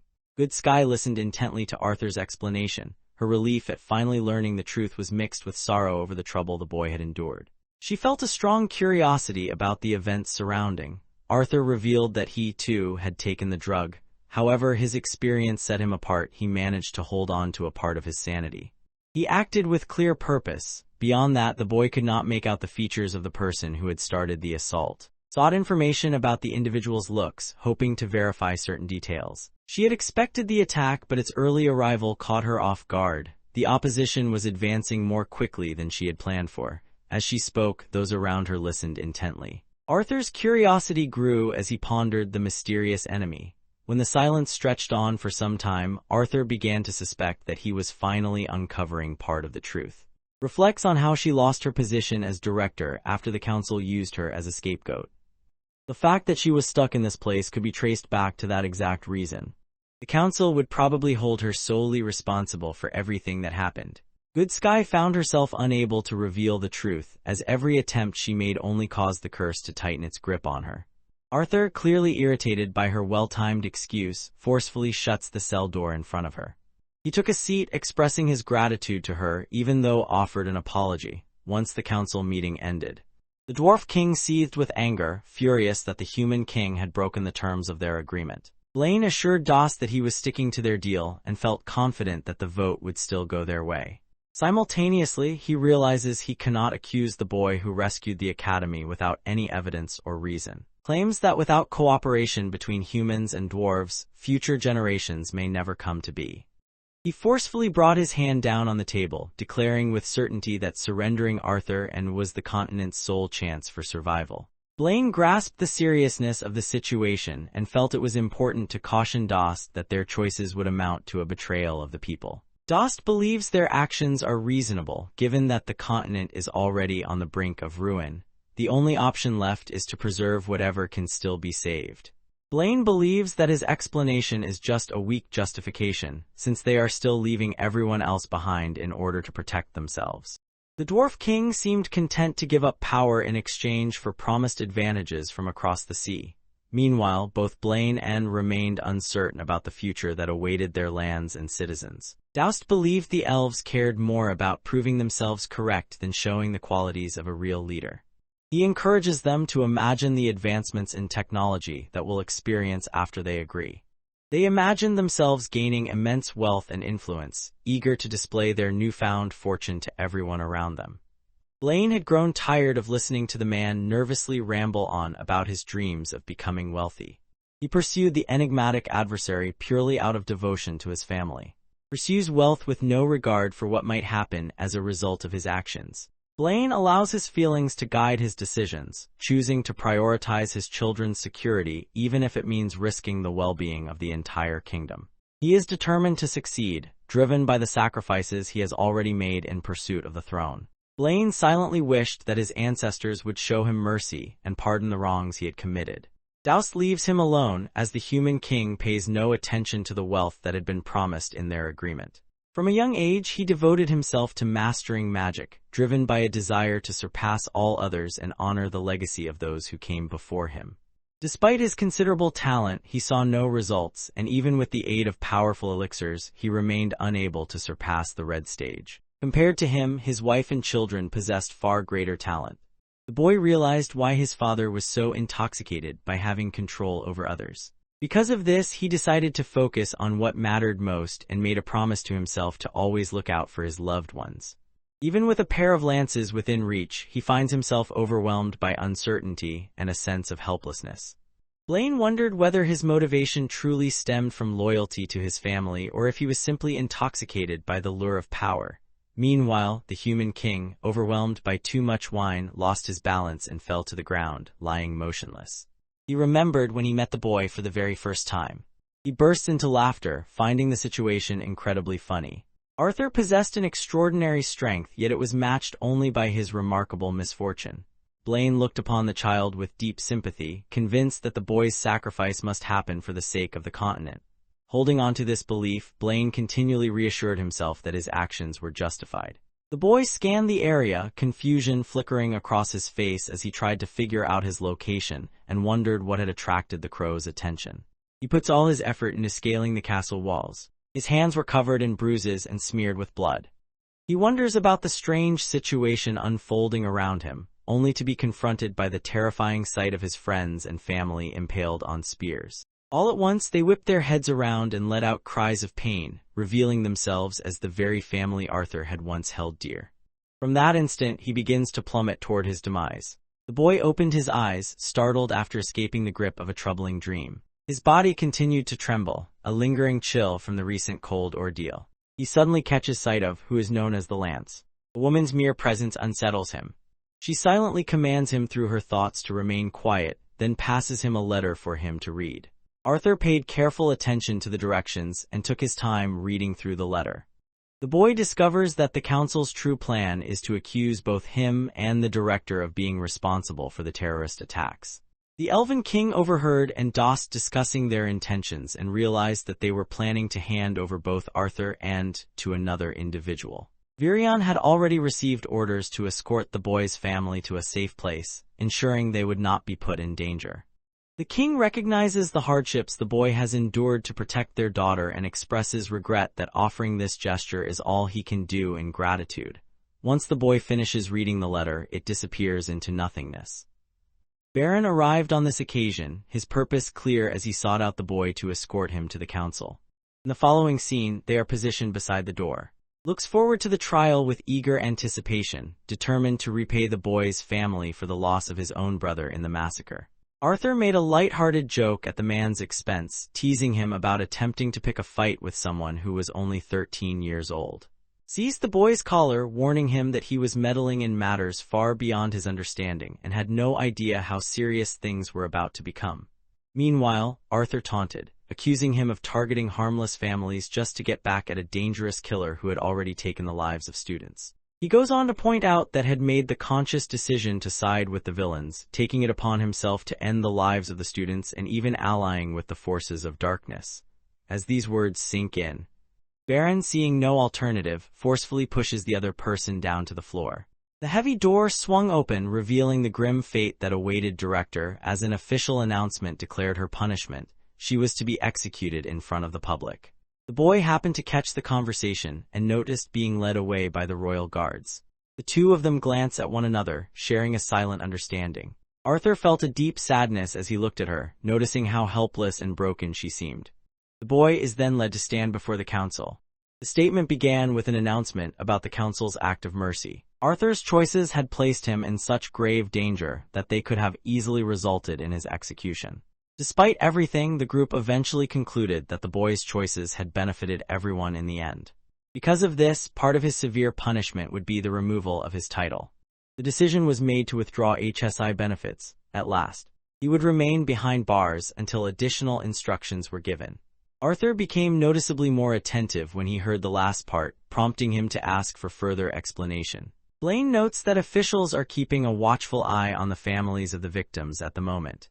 He believes that once the public's attention shifts away from the tragedy, the boy will be quietly released from captivity. Rather than facing a full prison sentence, the situation resembled a short-term detention. There is no confusion in his mind. He knows these men have no intentions of being generous. Their true intention is to hand him over alive to another person. Because of this, they are subtly encouraging him to consider the possibility of his own release in the future. Accepting this logic, the boy wonders about the fate of his connection. Queen Grey Sunder seethed with anger, unable to believe that he would dare to focus on his bond during such a critical moment. The Elven King clarifies that when someone is stripped of their status as a mage, they also become disconnected from the bond they once shared.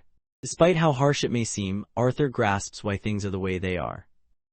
Displays a haughty attitude, confidently assuring everyone that his pet will receive excellent care and attention. Blaine instructed his lance to escort the boy back to his cell and ensure he remained securely chained. During this encounter, Arthur realized that the Grey Sunders were motivated purely by self-interest, as shown by their decision to join forces with the clan. Baron escorted the child back to the prison cell. Arthur found himself pushed inside and the door slammed behind him. As he considered his surroundings, he realized the place actually felt rather calm, so long as he could overlook the fact that he was being held captive. He found this place an improvement over his last cell, which had been nothing but a stark white room. It appeared that Winsome had already arrived. Arthur had spent quite some time eagerly awaiting his arrival.